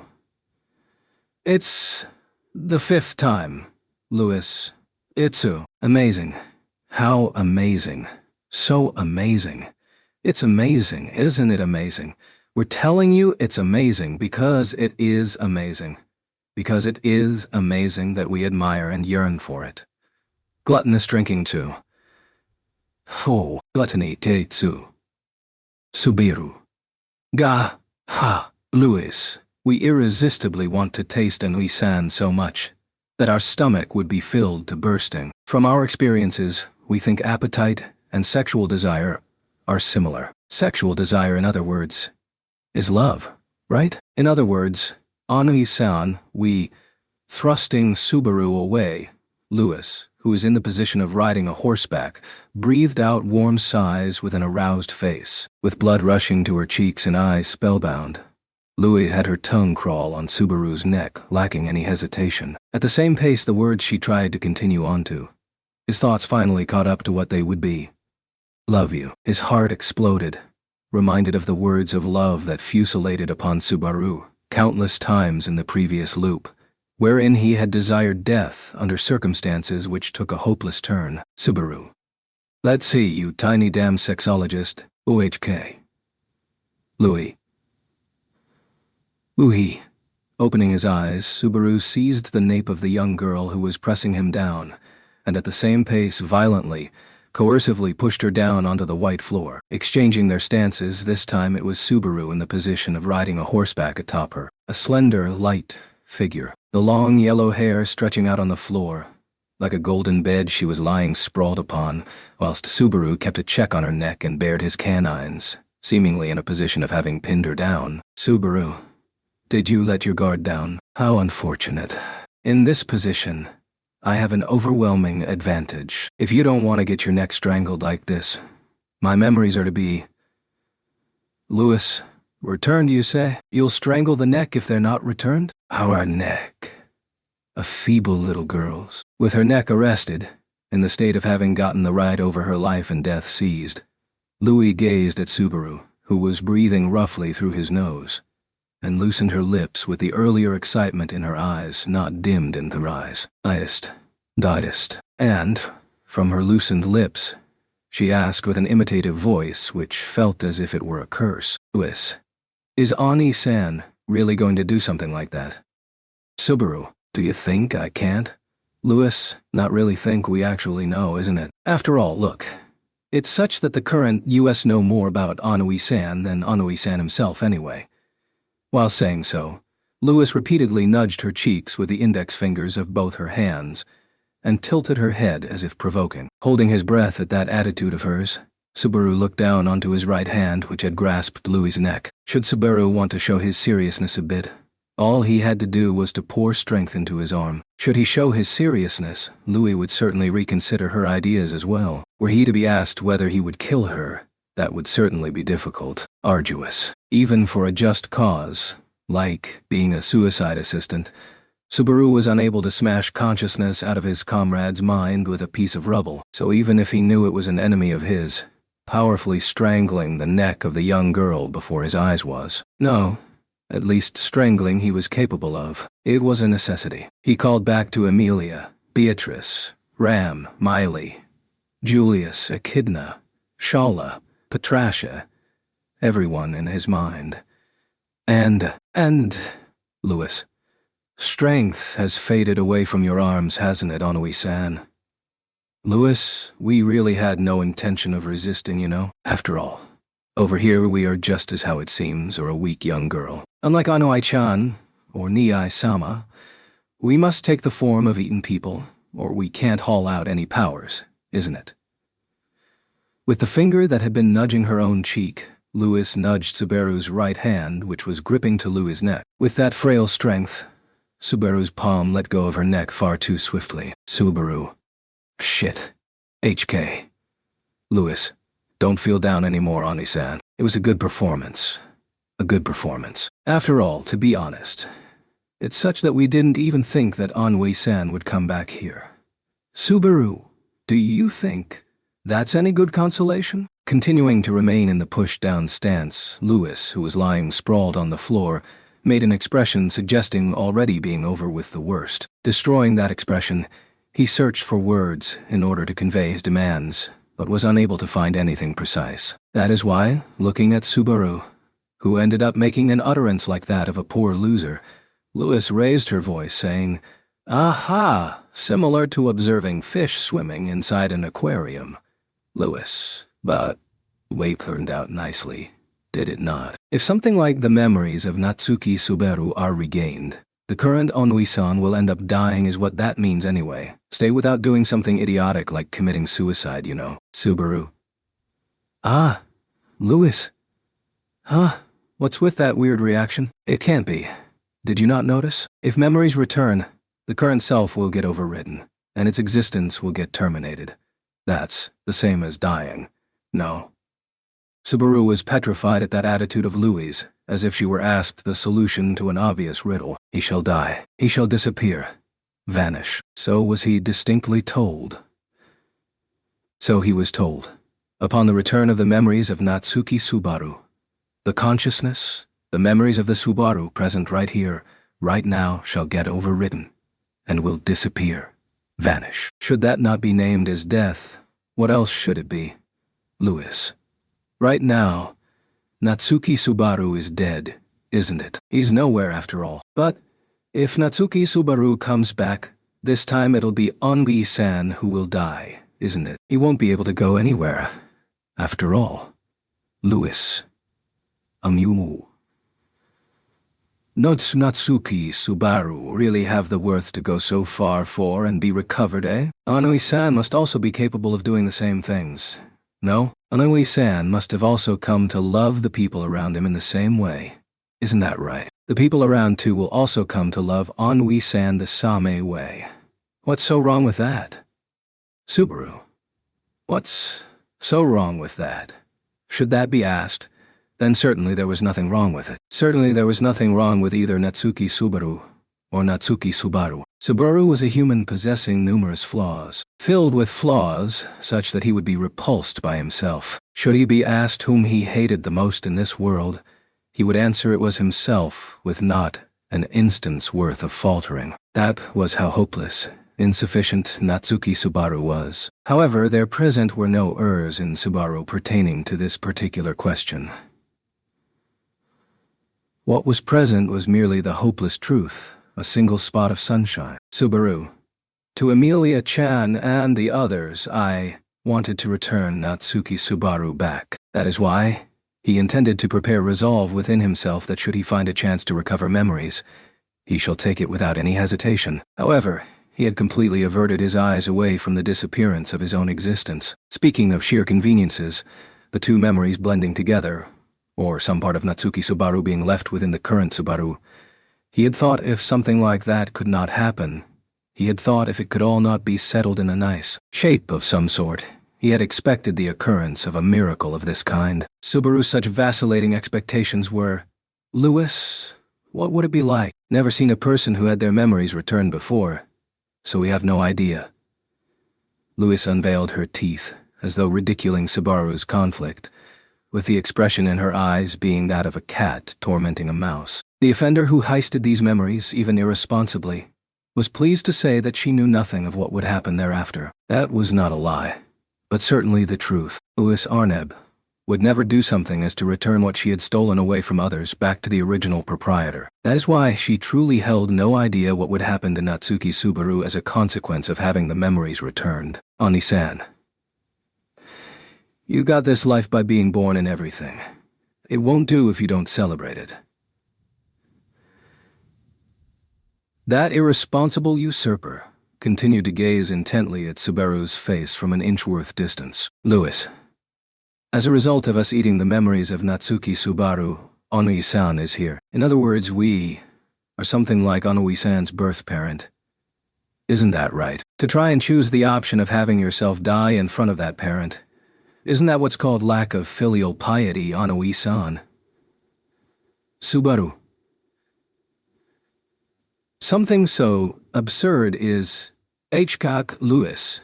Memories are what shape people, Anui-san. Becoming deeper, becoming colder, Louis erased all expression and said only those brief words with a serious tone. Without thinking, Subaru inhaled at the acuity of those words and quietened. Alongside, he also felt that this had not been the first time he heard those words. If not mistaken, then that resonance, those words, immediately before facing the second death as well had been.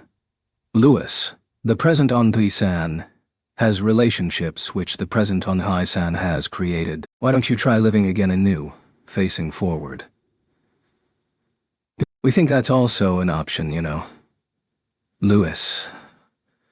On top of that, don't know how we should feel saying this, but Natsuki Subaru didn't really feel like the image of an ideal man, you know. Closing one of her eyes, Louis smited the emotions of Subaru's heart with an expression as if finding what she was going to say to be difficult. All the more, she linked her arms in front of her chest while remaining in the stance of Subaru riding a horseback atop her, and gazed into his dark pupils with eyes like that of a dreaming maiden.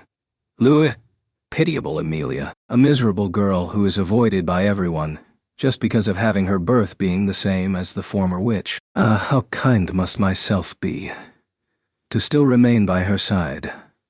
Subaru. Wow. Louis. Weak, fragile Beatrice, without anyone to rely on.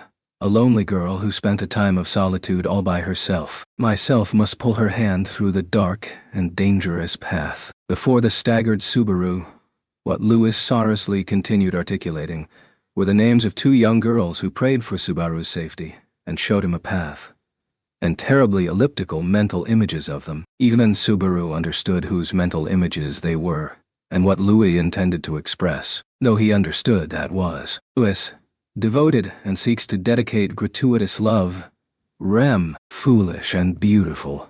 How pure. Surely she is an incomplete being who gains the true feeling of living by becoming frantic for the sake of someone else, other than herself. Precisely that must be led by the existence known as I. Subaru, what are you trying to do? Louis, speaking for what Natsuki Subaru used to think we're telling you, wanting a sense of superiority, not thinking it was for the sake of someone else all of the time, flocking only convenient people around, getting drunk on the pleasant feeling of offering a hand, not even throwing any feed to a dog which won't get emotionally attached, keeping those away. Louis, do you really intend to hand yourself over to that Natsuki Subaru? The question having overlapped twice, that was a requisition of confession for Natsuki Subaru, by Louis, by gluttony, to speak his true feelings. That is what Louis demanded of Subaru, whether he did want to die, whether he did not want to die, if he, for the argument's sake, were to die, whether would it be for the sake of someone like that? No. Subaru's death would not be for the sake of Natsuki Subaru. No. From the very beginning, Subaru did not have the intent to die, even if he thought of returning Natsuki Subaru back to Emilia and the others, for it to mean his own death. No. Could he, however, truly trust Natsuki Subaru? At the very least, Natsuki Subaru had killed Miley, and even carved incomprehensible characters on the wall. Louis, Weeple, what do you want to do, Oni-san?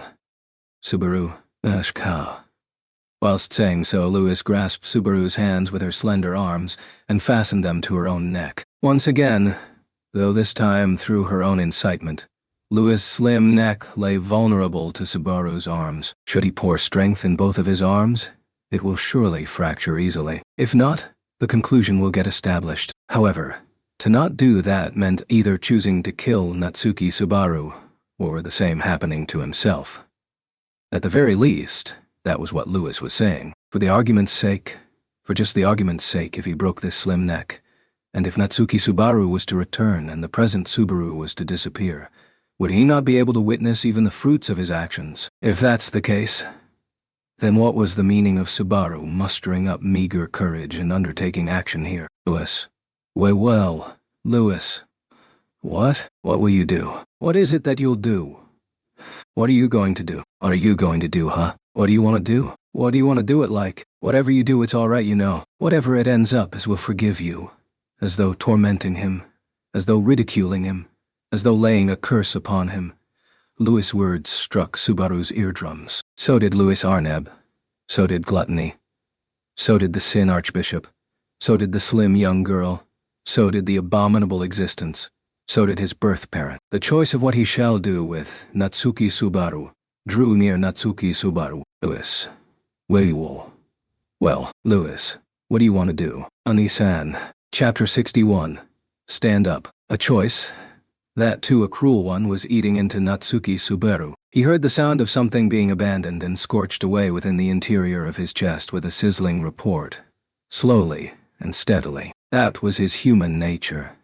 His emotion of trusting himself, his sentiments for Natsuki Subaru, various entities of such kind, were being abandoned and scorched away. With his hands on the young girl's throat, whilst being ridiculed by the young girl pushed down, Natsuki Subaru was made to stand in a setting of determining his own destiny, Natsuki Subaru's destiny. Heartbeats inaudible. Though his breath was rough, his lungs were probably dysfunctional, a situation packed to the hilt to such an extent. Yet not a single drop of cold sweat appeared on his forehead. That was certainly because Natsuki Subaru's flesh body present here was not a part of reality. By reading the book, he did not have his entire flesh body transferred, but merely his mind had been hauled. To make such considerations unfitting the situation would also merely be a deed of evading reality. And, by firing his considerations over to the other side, trying to secure transient peace was Subaru's heart. However, neither time nor space nor his opponent would pardon this escape route of Subaru's. Louis. Well, what'll you do, Ani-san? The young girl, which had been pinned down by him, laughed sadistically and looked up at Subaru, petrified, having lost his way in the choice. Whilst peeping into Subaru's dark eyes, the young girl flickered her tongue in order to lick those eyeballs. Louis. Pinning down a feeble young girl and placing your hands on that thin neck gets you shivering with thrill, no? Or perhaps instead, if it's a predisposition like that of Ani-san, such experiences become commonplace, is that right? Subaru. Oh. You're trembling so cute. In this state, will you be able to make such an important choice? Inclining her neck, Louis, facing upwards, kissed Subaru's wrist. That shuddering gesture and the ardor pouring from her flirtatious glance. Her inhumane words made Subaru recall a certain spectacle. That was the spectacle of the callousness Subaru had acted upon once, provided that his way of having observed it was the reverse. Not something Subaru had witnessed from his own perspective, but the field of vision of a young girl who had gotten into a confrontation with Subaru. The spectacle of Subaru pinning down, with a wicked countenance, and strangling the neck. Exactly the same as the present situation, the spectacle of Natsuki Subaru strangling Miley to death. Subaru. Ugh. The instant he realized this to be approximate to that spectacle, Subaru's entire body, cheeks, tightened. Louis. So after all, there really is an occasion which comes your mind? Subaru. Nonce. Nonce. Louis. We're not speaking nonsense, you know. Instead, the one not being serious is Ennui-san, no? With more seriousness, earnestness, solemnity, you should love yourself. Louis. Ah, yes. Love yourself. See, love? Similar to how the people Ennui-san wants to cherish hope for that, Ennui-san should also love himself, you know. With a superficial verbal tone, and words fitting identical description, a cosmetic wave of words was formed. Did she intend to persuade him? Or instead, was her faculty of sympathizing simply dead? Was this purposeful? Or was it simply her nature? Was she jeering at him, or was she consoling him? It was vague. Louis Arnab's way was vague with regards to everything. Vague it was. Louis's words.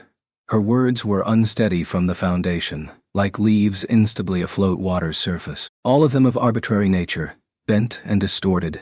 If they preferably came to a clear disposition, then this indecision itself would surely be cleared up as well. No, just how hazardous would it be to consider keeping her words as the premise from the very beginning? Subaru. Do you have the proof that everything should be done the way you say, and everything will happen the way you say? Louis. Proof. Subaru. Do you have the proof that if I regain Natsuki Subaru, the me present right now would disappear? Louis. We don't. We don't. You know. It seems we don't. As we don't. We don't. We're telling you. We don't, though. Even though it seems we don't. It seems we don't as we're telling you. Even though it means we don't. You know. Will that give you any solace? Louis. It's just going around in circles, Ennui-san. Even we can't speak of what we don't know. If we or Onini-chan, Niwai-sama die, then will what was eaten come back? We wonder. To be honest, never return something which we ate so we don't actually know you. After all, we've eaten it up, you know. Saying, ah. Louis opened her mouth, arraying her frightfully sharp cuspids and scarlet tongue, showing until the interior of her throat to Subaru, appealing a certain zilch. Others' memories, the memories of someone within others. If heisting things of such kind was to be taken under the name of eating, it was impossible for physical vestiges to remain there. However, Subaru felt the words, eaten it up, to be terribly weighty. Louis. What will you do, Ani-san?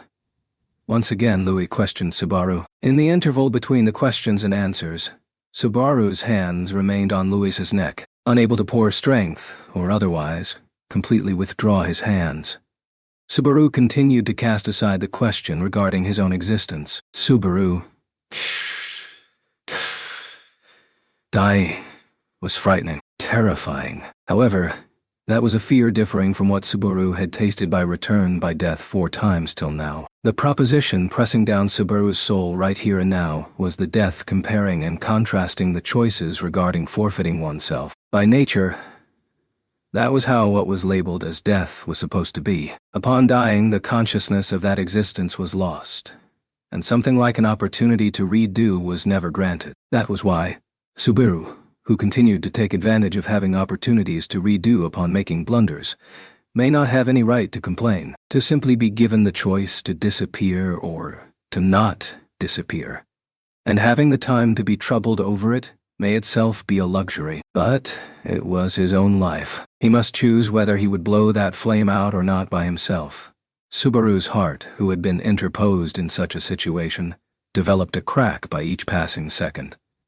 Subaru had already died 4 times in this different world. All of them, affairs within a short time frame, thrown into a world he was unacquainted with, meeting people he never would have met, and an instant later having to suffer circumstances difficult to avoid, chased Subaru into death. The time he spent when he was in a conscious state, when totaled, would not even fit into 2 days. It was a short time.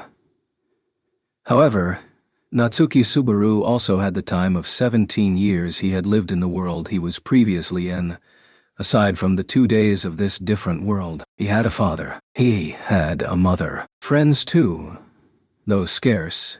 His relationship with them was a delicate matter, and it was uncertain whether he could call them friends. But he had people whom he would at least exchange greetings with. Upon glancing back onto the past, in elementary and middle schools he had people whom he got along with, and he was also acquainted with many who resided in his neighborhood, though it did not go well. Subaru was incompetent at life. However, in vain of not going well, there had been a time of trial and error, though he had never been in a setting where his life was on the line. Subaru still intended to struggle upon his own stage. Was he going to abdicate these various times and accumulated memories? Should Natsuki Subaru return, the fact that they existed would not disappear. However, his current self, who certainly thought of those times, shall disappear. Exchanging promises with Ram, swearing to protect Miley, etching Echidna's forgiveness upon his heart, aggressively imploring Julius to fight, affectionately trusting Beatrice and Emilia, his self who fell in love with Emilia. Was he truly going to disappear? Subaru. No. That realization made the flesh body of Subaru present here on this spot develop cracks. This not being a metaphorical expression. Crevices emerging on his cheek, fissures like a spider's web emerged on both of his hands, which were on Louis' throat as well. He felt no pain. Neither did he bleed from those crevices. Mysteriously, present within the crevices was darkness, not the sort possessing flesh or bones. Unnatural, unending darkness. It was in accordance with what he had conjectured. He had not carried over his flesh body of reality. The body of the Subaru present here was not real. And since it was not real, the current sentiments of his heart directly manifesting, Subaru's body developed fissures and was shattering. The crevices expanded.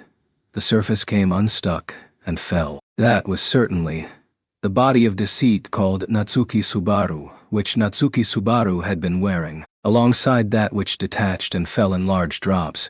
Even his bluff came unstuck and fell. Subaru. No. Yonchka. Louis, that's right. It's natural, you know. Shaking his head in refusal, he denied the fear of the death awaiting him. No. The fear of forfeiting. Why must he vanish? His self, who had just recognized that he was in love with the person he loved. Subaru. No. We get it. We quite do get it. As we get it, we do indeed get it. Subaru. No, I refuse. Anui-san's life, after all. Why must you surrender it to others, you know? Subaru. Everyone, more, with everyone. Want to stay longer with everyone. He was in love. He had fallen in love. Even though in the time which would not even amount to a total of 2 days, he had been engulfed in doubting them, thinking of killing them, thinking of running away from them, and being suspected by them. Subaru had fallen in love with them. Right now, he thought lovingly of them. If he were to stay with them, If they would cherish Subaru, then he might even grow to love himself, whom he utterly loathed. That was what he thought. Facing forward, that was what he thought. Even though in Subaru's life of always facing backward, this was, at long last, a scintillating spot of sunshine. Why must he relinquish it? That was something he... Subaru. I refuse. Louis, right. That's how it is. Then what do you think you should do? Subaru. Just as myself. Louis. Yes, Ani-san will be, just as Ani-san. That is correct. It got plundered once. It's a game of musical chairs. The guy sitting on the vacant seat is the king, you know. Louis. The opponent who got pushed away must exit. You have to recognize your own existence. You have to shout loudly that you are real. Hey, isn't that so? Directly below him, at a distance such that their breaths intertwined, widening her eyes illumined blazingly, Louis roared, with vigor like that of snarling. No, as a matter of fact, she gnawed Subaru's wrists, which were on her neck, etching admonition and a striking pain upon Subaru. Staring at the wavering dark eyes, Louis Arnab shouted, Louis, recognize. Natsuki Subaru is the closest person to Onni-san Tsu. The howl called for him, telling him to establish oneself, telling him to stop doing something so foolish as dying for the sake of someone. Why? Must there be a need for him to sacrifice himself for the sake of someone or the other? That too, for the sake of having himself, who wasn't himself, who named himself as him, meet the people he loved, whom he won't be able to meet anymore. All for the sake of him ceding the time he had spent with them, the priceless days difficult to ever obtain, as if he would allow himself to do something so foolish. Louis, well, Thian, kill him. Let's kill him. Let's go ahead and kill him. You have to kill him. Do kill him. If you kill him, let's end up killing him. Just kill him. End up killing him! If you can only kill him. If you kill and crush him. Subaru. Natsuki Subaru will. Louis Ano-san is this universe's one and only. Not a substitute article for anyone. Natsuki Subaru. Subaru, uhu. This universe's one and only. Not a replacement for anyone. Natsuki Subaru. Holding hands with Beatrice. Striking persiflage with Ram, making Miley pout, being astonished by Shala's frankness, exchanging smiles with Echidna through frivolous conversations, entrusting his back to Julius, receiving Patrash's gratis love, attaining the right to live, with Amelia. If the one who possesses those was Natsuki Subaru, then by Subaru's hands, that man shall. Tears building up. His field of vision was blurred by the sentiments welling up within of him. His mind had a direct impact on his flesh body. The beating of his heart, his breathing through aching lungs, he could unmistakably feel them vividly right now. However, what he could feel the greatest right now were his irresistible tears, wielding no answer, whether that was rage or grief, envy or jealousy, guilt or fear. Just, what was the cause of this violent emotion? Subaru did not know whatsoever. There was lots he did not know. However, with his field of vision fogged by those tears, Subaru looked. Someone was overlooking Subaru Louis, staring at the teary-eyed, pathetic Subaru, who had pinned Louis down and had his hands on her neck. Whom that could have been within what all Subaru's mind could grasp. It could have been only one person. Subaru. Did you appear because you got scared of me? Natsuki Subaru. The blurry shadow of a person said nothing. Standing on the white floor, the white world behind its back, the form veiled in gaze of white, was watching Subaru. Subaru, with his face soggy, informed the existence who had panicked and abruptly appeared forth. Subaru. I will not disappear. I don't want to die. That's why I, Subaru, want to stay together with everyone. I love everyone. That's why I am Subaru. That's why I am. As though an excuse his complaints stockpiled. Same as when he had put his hands on Louis' throat. Subaru had concluded that he didn't want himself to disappear. That's why what he did now was conveying that to the shadow of a person which had appeared. That also meant that he would, with certainty, kill the opponent before his eyes, who possessed an identical visage as himself. After all, he is. Natsuki Subaru is the closest person to him. That is why Subaru must be in possession of that right. Natsuki Subaru shall kill Natsuki Subaru, and the single spot of sunshine shall be Subaru. That's why I am, not you. You and I are different. He tried to convey that clearly, and sever the possibility. That had been the moment he had tried to do so. Lewis. Who are you talking to, Ani-san? Dumbfounded eyes dilated, Lewis questioned with an expression as if her conversation had been stalled. She inclined her neck and glared in the same direction as Subaru, and tried to look at that shadow of a person. However, she knitted her eyebrows in doubt and grimaced, and as her sharp canines quivered, Louis, nobody's there, but still, who are you talking to, Ani-san? With her fangs rattling and trembling, Louise whispered so with an expression of disbelief. In refusal, she erased her expression until then, and made a face like that of being frightened by something. Louis, this is our place. No hindrances are supposed to get in.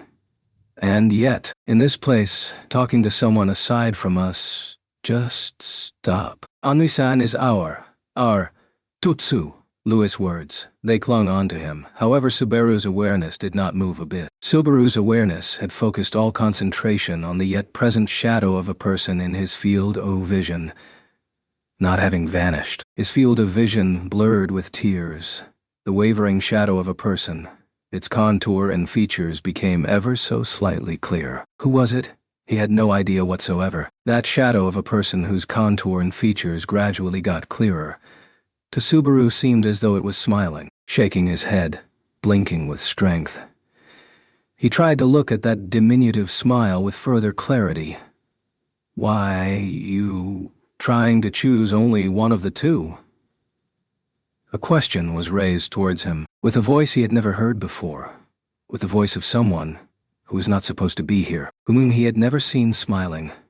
A young girl of blue hair had been standing there, smiling. That smiling young girl, whilst continuing to smile towards Subaru, who had sunk in silence, said, "Stand up!" Her commencing words, the young girl, with the utmost relentless voice in the world, shouted at Natsuki Subaru. "Stand up!" The voice vanquished the cracking Natsuki Subaru, scourged him, and knocked him down. Without mercy, without hesitation, the bellow shattered Natsuki Subaru and accelerated his cracking. As if talons artlessly stabbing into his naked heart. "Stand up!" The young girl of blue hair raised her voice, facing Subaru. Glaring at Subaru, the young girl with a loud voice howled. She was howling at Natsuki Subaru, who remained on his knees, who had pinned a young girl down, and had fissures emerge on his dumbfounded face. "Stand up!" her bellow repeated, limitlessly and endlessly, callously and inconsiderately. It knocked Subaru's heart down. Why must such words strike him? It was painful. It was hurtful. It was excruciating. It was sorrowful. His heart, even now, was on the verge of shattering. Never in his life had he been struck with such agonizing decisions from one to the next without even having prepared his heart beforehand.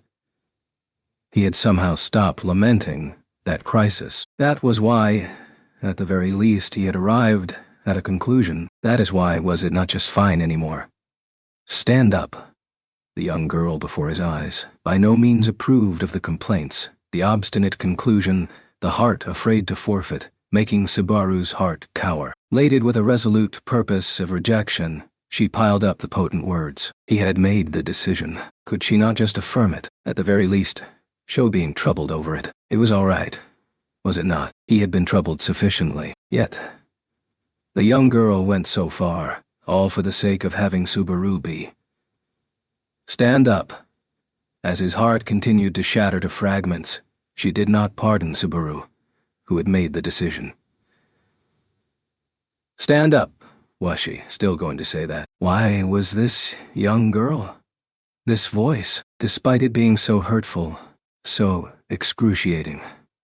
Stand, stand, stand up! Just who was this young girl? Just where in his reminiscences was this young girl? Never had he exchanged words with her. Even her reminiscences were not present within the current Subaru. Who was she? What kind of a person was she? He had known merely her outward appearance. Their relationship was one such that he would not even bother giving up for her sake. Yet, why was his chest so warm? Why was there a fever rising from the interior of his chest? Stand up, Natsuki Subaru. Stand up! Rem's hero! The tearful voice of the young girl not present in his memories shouted to be a hero by that voice. His heart trembled. Subaru's heart trembled, in such a good condition that he almost wanted to laugh, with the notion of something so absurd as that being possible. The cracks, the fissures, continued to accelerate. That was, quite literally, the spectacle of Natsuki Subaru tearing apart the shell of Natsuki Subaru. However, what slept within that shell only faintly varied from what was there just previously. No, if it were to truly change, it shall from now onward. Continuing to be wished to stand up, gnashing his teeth at his frightened heart, he stood up. If you stood up, then please go. Go and save everything. Everything mean. Everything. Just what did it mean? A way of speaking far too absent-minded. Just what did everything even refer to? Everything is everything. Anything and everything. All. Everyone, yourself, and the closest person to you as well.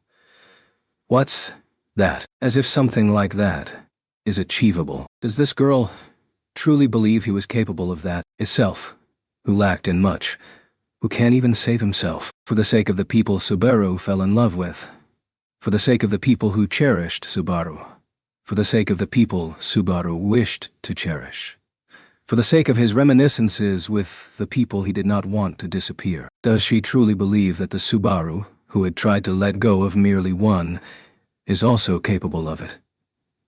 You can do it. After all. What? Give me the strength. The answer. If you're going to give them, then give them through those words. I pray that the blue young girls, your words, give me Rem.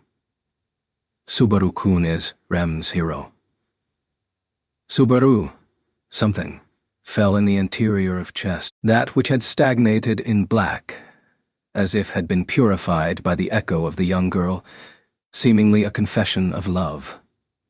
No, not seemingly a confession of love, that had been a confession of love. Though once again, his reasons for not wanting to give back the place where he belongs to Natsuki Subaru increased. Subaru. Ah. At the same time, what had increased was not just that. Purified by the words of the young girl, that which had stagnated in black gave rise to radiance and altered its very form, and commenced pulsating from what was the strongest desire stemming from the core of Natsuki Subaru. It pulsated, that which had lost anything and everything, and had been deserted by entirety, yet furthermore, wishing, desiring, wanting to fasten and secure everything, wanting to not lose anything at all from these hands, wanting to not let go of oneself, from oneself's own hands. Concording with the cowardly greed which implored so, it bloomed by becoming a power which granted this wish. The factor wandering and jolting, connected together with existence. Subaru, come, Corleones. Within Subaru, the seed of the greed lost of destination budded, and, standing firm, his form was, merely the diminutive smile of the young girl of blue hair, blessed that moment. Ues, Onni-san. Looking up at Subaru, who had slowly stood up at that spot, Louis called out to him, pulling the hand that had been on her neck. Louis, with bafflement remaining on her expression, woke her body up from the golden bed her hair had been blanketing and blinked in seeming perplexement. Louis. What happened? Look. Continue the one from earlier. Continue it. Louis, continue it. Being told to resume. Subaru moistened his lips with his tongue. When contemplating as an existence of mere mind, Both this and temporary peace of mind were naught but meaningless actions closer to habits. However, by that single action he had come to notice something. He was clear-headed to such an extent that even he himself would be surprised. The incomprehensible chaos and frenzy until a moment ago, just as both of them had been pulled away by waves, he felt at peace as if swimming in the middle of a calm sea. That is why, Subaru, you don't need to say anything anymore. I'm fed up of your gut-wrenching explanation. He had managed to recognize how the clod of malice which had taken the form of a young girl before his eyes twisted and distorted Subaru's will, and use it as per her own conveniences. At what Subaru had pointed out, Lewis said, "No, no, no," and shook her right and left. Lewis, gut-wrenching, you say? How harsh. Even though we had, in our own way, properly thought of Anhaiwai-san, and just given advice, Subaru, also, stop using words I know for purposefully making it seem sarcasm about myself like this. Even if you try to shake me like this, it's of no use. The present me will no longer waver. At those words, Lewis straightened her eyes. Surely she was unaware of the details of what changes had occurred in Subaru's self. Even Subaru did not specifically know. However, the greed, which shall not waver by anything, had decided upon Natsuki Subaru. Subaru had also defined himself into the form wished by the young girl, who had shouted at none but the Subaru of that moment. Subaru glanced at not Lewis, but the side opposite to her. There no longer was the form of her, who had not too long ago faced Subaru and smited him with words relentless. The moment Subaru stood up and faced forward, she disappeared. But perhaps that was fine. The reunion with the young girl was not to take place here, and neither with Subaru. No, that was not exactly accurate either. Merely, the one to reunite with her must be the Natsuki Subaru who has recovered his memories with her, his feelings for her. And there was no need to form a distinction between that Natsuki Subaru and Natsuki Subaru. Subaru, I was told, time and time again, still He had been told that even after losing his memories, Subaru was Subaru, when he stubbornly used to think that there was a precise, distinct disparity, that he must differentiate. Those had been Subaru's encumbrance, chains of curse. But so what? Right now, from Subaru's perspective, who had ascertained what he must do, that was a guidepost, a thread of hope. It shall surely light Subaru's path until he pulls it in, reels it in, gets closer, and reaches the place where the people whom he cherishes, who were holding the front of that thread, were. That was why... Subaru, put away your knife and fork, you food-thieving escaped fugitive. There's no noodle soup for you here. She widened her eyes. Louis Arneb widened her eyes, staring at Subaru, who had a finger pointed towards her, and perceiving the absence of even the slightest sympathy in Subaru's expression, she cast her eyes down. Louis. Hey. Her eyes cast down. She leaked a husky sigh. That had been a sigh conceived with emotions highly difficult to delineate. Louis, who got her body up, had her shoulders shake, drew her knees towards herself and curled up atop her golden carpet, and, slowly elevating her face which had been cast downward, Louis. Ah, shit. A single step more was left, and yet, with a gaze brimming in abhorrence, Louis glared at Subaru and wrung that out with a voice as though casting a curse. Louis, a single step more was left, and yet... Why, how come did it fail, Who tricked Anui-san, That was a tone of voice which reached a murky conclusion. Hatred towards isolation like that of the dead from the depths of hell, envying the way of being of the living, celebrating paradise above ground. With a voice filled with such resentment, Louis resumed. Louis, with a single step more, Natsuki Subaru and Natsuki Subaru could have been completely torn apart, and yet... Subaru, what's up with that? Why'd you do something like that? Louis. Isn't it obvious because we can't eat the same human twice? Subaru. Painting out Subaru's dubious voice, Louis screamed with a cracking voice as if vomiting blood. She set her limbs on that spot, and then stood up, and with an expression completely changed from what it had been until then, with a countenance like that of a beast which had lost its human kindness, she glared at Subaru.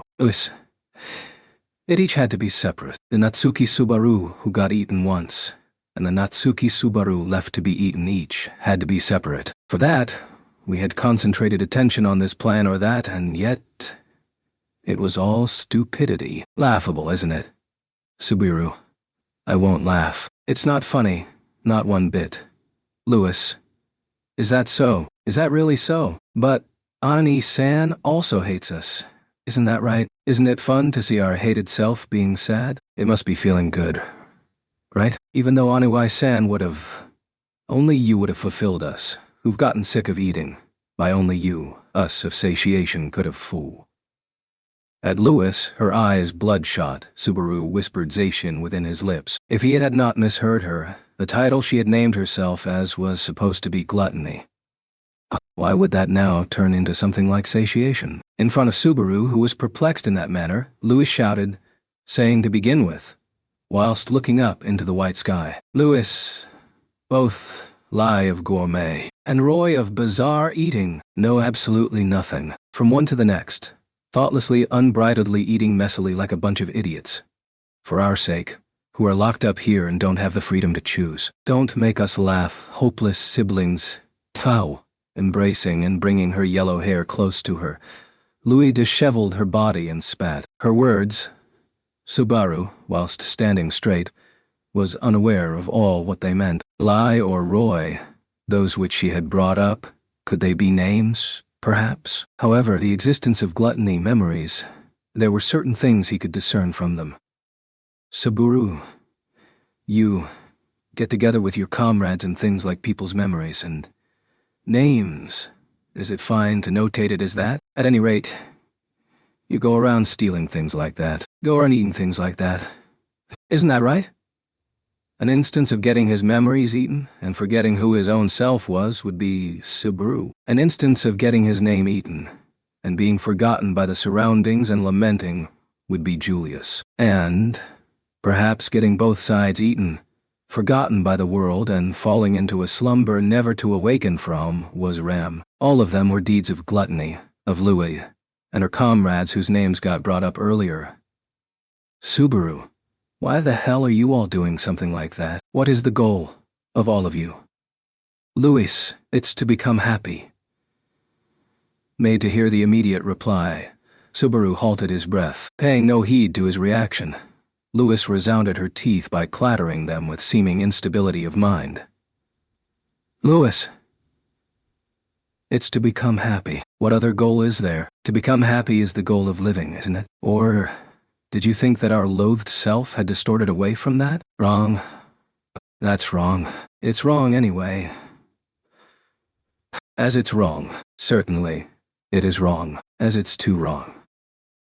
It seems it's wrong, as we're telling you it's wrong. Ew.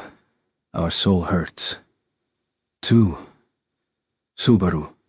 What's the connection between the goal of becoming happy and stealing others' memories? Ali. Sai on the sun. Have you ever thought life is unfair? Subaru, I have. Louis Awa Watsu. Her teeth into the back of her white hand, Louis questioned Subaru. When Subaru nodded his head in agreement as a matter of prompt judgment, Louis loathsomely laughed, saying, Of course. Whilst deriding, she had her hand with impressions of her teeth crawl up her slim chest. Louis, we have to. Rather, life is unfairness itself. Can't choose birth. Can't choose parents. Can't choose the environment. Can't choose the future. Not a single thing can be chosen. Always it's made to be a system of that kind. It's being atop a belt conveyor. Louis. But what if that wasn't the case? In front of the silent Subaru, Louis tilted her neck. Louis. What if birth could be chosen? What if parents could be chosen? What if the environment could be chosen? What if the future could be chosen? What if all options were as per imagination? Everyone would choose a better life, isn't it? Is that wrong? Subaru. That may be true, but what was the associativity between that and Louis and the others' crimes? Subaru pondered. However, Louis clanged her teeth at that doubt of Subaru's. Louis. That's it. Subaru? Ah? Louis. If birth could be chosen, if parents could be chosen, if the environment could be chosen, if the future could be chosen, if all options were as per imagination, everyone would choose a better life. That is why we are taking time and making utmost effort, and searching the greatest life for us. Louis, surely it is somewhere too, where we can live with our head held high, like us, a future filled with roses, such that we'd think we were glad to have lived this life. Until the time of fortuitously meeting that destined life, we'll eat, crunch, chew, lick, suck, indulge, gluttonous drinking. Unsu, gluttony tetsu. Her eyes dazzling blazingly, Louis Arnab shouted her lovely ambition out with a roaring voice. She truly believed from the bottom of her heart that this was pursuit for happiness, that this was the sole way for her to grasp the supreme future for herself. Louise had not discovered any hopes, any expectations for her own life, for in her mind, the life of the young girl named Louise Arnab had been inferior in its initial disposition. The starting point had been incorrect. That is why she wanted to negate that. She wanted to win and gain herself, who was abound in birth, parents, environment, future, talents, everything. She had defined precisely that to be an indispensable condition for enjoying life to the maximum. That is why, Subaru. For that, you steal the memories of others and eat them? Louis, once the desired life is found, by affixing the memories in name, we will live that life with our head held high. Unfortunately, as of now, everyone's been omitted from being selected. There had been lives which were on the right track, but, we won't be satisfied by a few meager experiences. Speaking enthusiastically with a trembling voice, Louis had her finger gently crawl upon her petite body beneath her patchy clothes, and made a charming gesture unbefitting her age. No, that was not the case. If Gluttony's words were true, then she had eaten the lives of innumerable people until now, and through that had procured an amount of resources of experiences beyond what any ordinary man could physically experience. Men, women, children, elderly, possibly leaping over the fences of even races or species, having her fill of the experiences of every possible existence, tasting them till finishing. A person who indulged in the satiation of lives. It was just as how Louis had called herself. She had grown tired of eating the lives of others. For her, who continued to snitch and eat the delicious parts of the lives of all kinds of people, all possible happenings were stale articles, the same hackneyed events with nothing novel to them. But, just as when he understood Louis' mental state, he also discovered something he could not understand. That was Subaru. Then why did you, who practices such an unbalanced diet, go as far as to use that pain in the butt measure to try and chew me? Is it your obstinacy as a food fighter? Something like never excusing what was left to be eaten? Louis, it's not such a silly reason. It's because Ani-san is our destiny, whether he should accept that at face value, and that it seemed as if he was being made fun of. With those thoughts, Subaru glared at Louis with rage and vigilance. However, Louis' pupils looking at Subaru, present therein was no falsehood in their ardor. She truly was deeply in love with and yearned for Subaru. Precisely, Subaru's life. The reason being, Louis, men and women of all ages, all kinds of humans, races, positions, anything and everything, leaping above it all and having eaten all kinds of things are us. But there's a single thing, which is unknown to us. Do you know what it is, Subaru? What might it be? I don't know. My good-for-nothing self's way of grieving or something. Louis, it's the experience of death. Subaru, with one of his eyes remaining shut, halted all movement. Whilst intently watching that Subaru, Louis lifted up her slim arms and pointed both her palms towards him. Louis, no matter how many of others' memories are eaten, it's impossible. Only the memories of death can never be obtained. After all, isn't that the way it is? Memories are the record of the period of living after all. That's why, Something like the memories of the time of dying don't exist. Only Onui-san is an exception. Louis seemingly envied, jealous, deeply loved, yearned for the power of return by death from the innermost depths of her heart. The young girl who had grown tired of this world was deeply in love with and yearned for the man who conferred upon her the solitary fresh moment. Louis, hey, what does death feel like? It's surely rough, right? It's agonizing, right? It's terrible, right? It's painful, isn't it? There was also a time when it didn't hurt, isn't it? Some say it feels good. Is that true? When dying, do you actually always feel delighted? Or do you stop caring anymore? An easy victory? Hey, Subaru. If you have my memories of everything till yesterday, then shouldn't you be knowing all that? Louis, as memories, you see. But, on second thought, that is old. As it's not real. We want a more raw experience. We can't be satisfied by a reused stale ingredient. What will satisfy us is a new, fresh, and juicy state of mind nobody is aware of. Atsu, resuming her words, saying, that is why, Louis, the soul's special memories in this world, which nobody else can experience. Not just that, but the simplicity of just quickly dying and redoing upon making a mistake. Even upon finding the greatest life for oneself, there's always the possibility of ruining it by some sort of failure. Isn't that right? But if it's Onui-san's life, then that isn't there. It's all right. We'll do it well such that nobody will find out.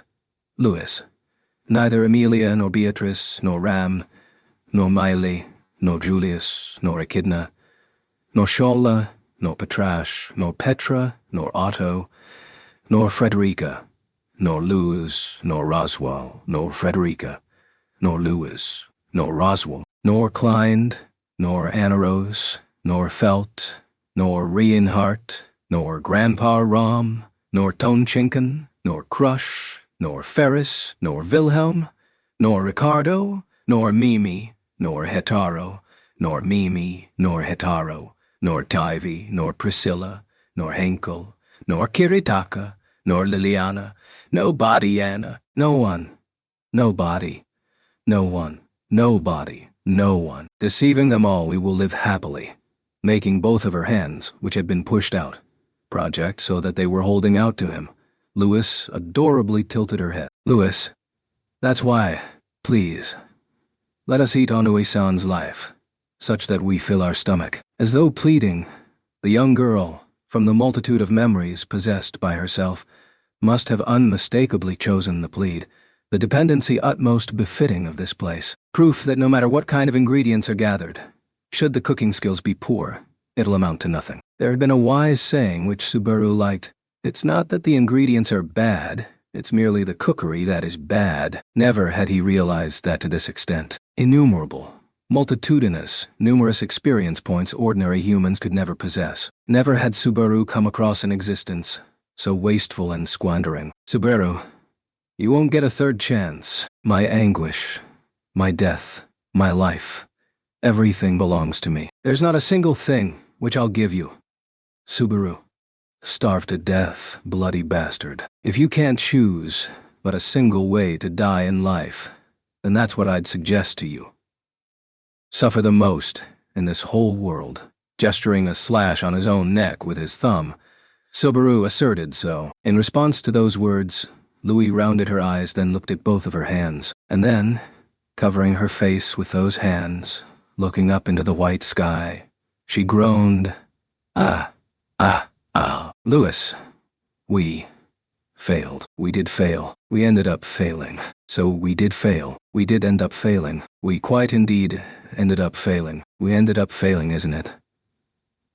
As we ended up failing? With teeth clattering and knees quivering, Louis sunk down to the floor at that very spot. Her genuinely being astounded was testimony to her coaxing Subaru with equal seriousness. Since the result of that seriousness was that wording, the style of failure of her spiritual nature held no need to be pronounced. Neither did Subaru rescind his gaze, suggesting serves you right whatsoever. Subaru, I won't become as you wished. My name is Natsuki Subaru, the name given to me by Natsuki Kenichi and Natsuki Naoko. Nothing else. I am myself, Louis. Even though it may get overwritten and disappear, Subaru, I'll teach you a magic spell. That is that, this is this. The magic spell he had struck Julius with. This time he shall face himself and strike it. Should Natsuki Subaru be recovered, the Subaru of this moment may disappear. However, it's also possible that he may not disappear. There may be a way to not erase him. He may somehow find a way to share the single spot of sunshine. Subaru, I, who enter into others' hearts with shoes on via speaking bluntly, have no need to be mannerless and occupy the spot of sunshine either. That's my answer. Cut your hair, stupid. Declaring a remark suggesting an act of abandonment, Subaru turned his back towards Louis. He directed no vigilance towards the young girl sunken to the floor, holding her head. Right now, a way to return from this incomprehensible space was more important than that. As quickly as possible, he must return to Amelia and the others, and once again tackle Reed's Book of the Dead. To begin with, why to this place would Reed's Book of the Dead? Louis. Enough. So there's no choice but to leave the rest to Ani-chan and Niyasama-hu. Behind the pondering Subaru, Louis revealed as though grieving. Hearing that, Subaru, who had his ears on the floor and was knocking the ground, turned around. Louis was lying sprawled atop her own golden hair, covering her face with her palms, flapping her legs. Ani-chan and Nisama.dus, by names Louis had often mentioned. If that was just as how Subaru imagined, Subaru, Lai and Roy, gourmet and bizarre eating. Louis, we can't exit this place. That's why, unless Oni-chan and Niyasama kindly eat, we can't choose what to eat either. That's why we made a request. Subaru, request, ruminating the words of a bad premonition. Subaru prompted the other side of those words. He felt Louis took awfully long to vomit out the continuation of those words. Before long, as if tracing Subaru's impatience, Louis's red lips quivered. Louis, isn't this the second time Ani-san has come here since last night? That's why both Ani-chan and Ayasama, both of them have noticed. About where Ani-san is. It was made clear. Those two menaces now drew near Pleiades' watchtower. Louis, both of them, said they were keenly interested in Anui-san, you know. That's a matter of course. Because you know Ani-san is abundantly doing experiences which they have never tasted before. Subaru shit. You... how unfair. Louis casually whispered so, upon Subaru's shivers having gotten to know that truth. Louis's whisper, possessing no chain of logic. Even Subaru immediately understood what it meant. Subaru, is this an outlet? Behind Subaru, who had turned back, a fissure was generated in the white space, and its other side was visible, though flickering. A clear physical disorder. An inconceivable leap through space originating within. Inspired by Subaru's purpose, that he must return to the library. Louis, you cannot. Ani-san can never. Though we wanted you to, you know. The existence of the outlet, before he could sail across it, Subaru wavered over Louis's treatment. Whether it be the sequence of events of him strangling her neck, and thereafter, also including her attitude once her ulterior motive had been made clear, it was perhaps true that she possessed no combat power greater than what her appearance suggested. That is why Subaru ending Louis in this place should physically be possible. Thinking about that, for naught but a single instant, the moment he directed his troubled gaze, his true motives got seen through. Louis, even if you suspect, even if you despair, you can't kill yourself, others, or even those whom you loathe. Spineless coward. Even though we licked you gently. Subaru, well, your teeth must have gotten spoilt. Get them remedied, stupid.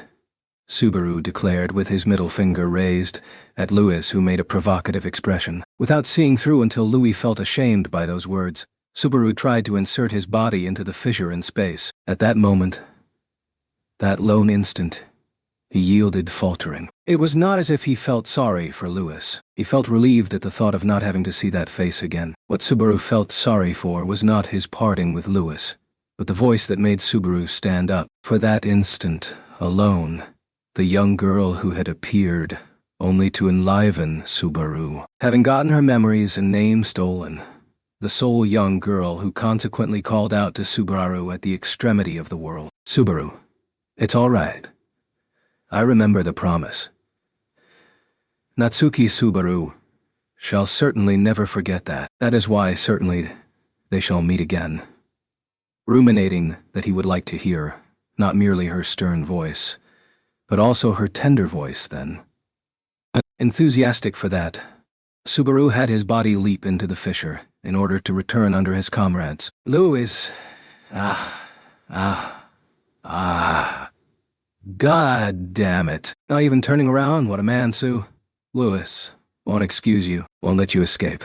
Absolutely, absolutely. But Sue, Lewis, don't think it's over with this, Natsuki Subaru. Sue, life belongs to your life. To Lewis belongs. Chapter 62. Tremors of Collapse.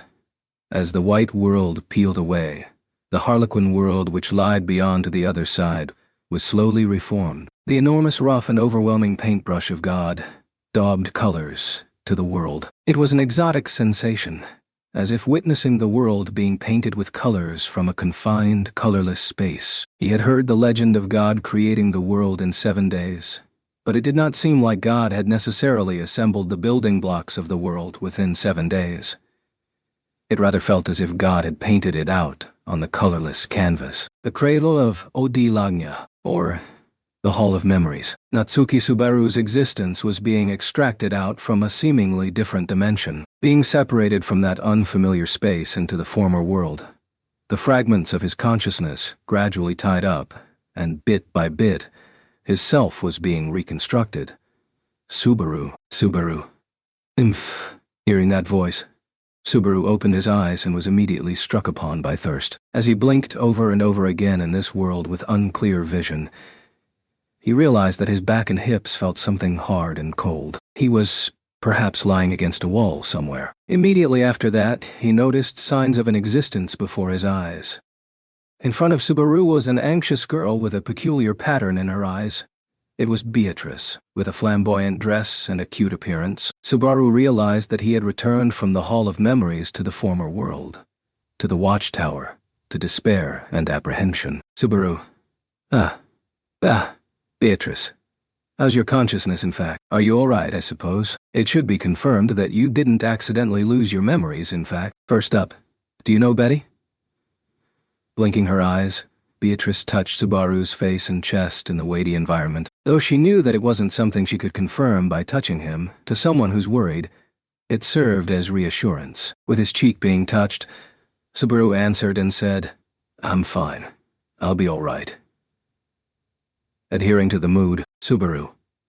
No problems at all. I do remember. My memories are safe, Beatrice, I haven't forgotten about you. Of course, that goes for everyone else as well.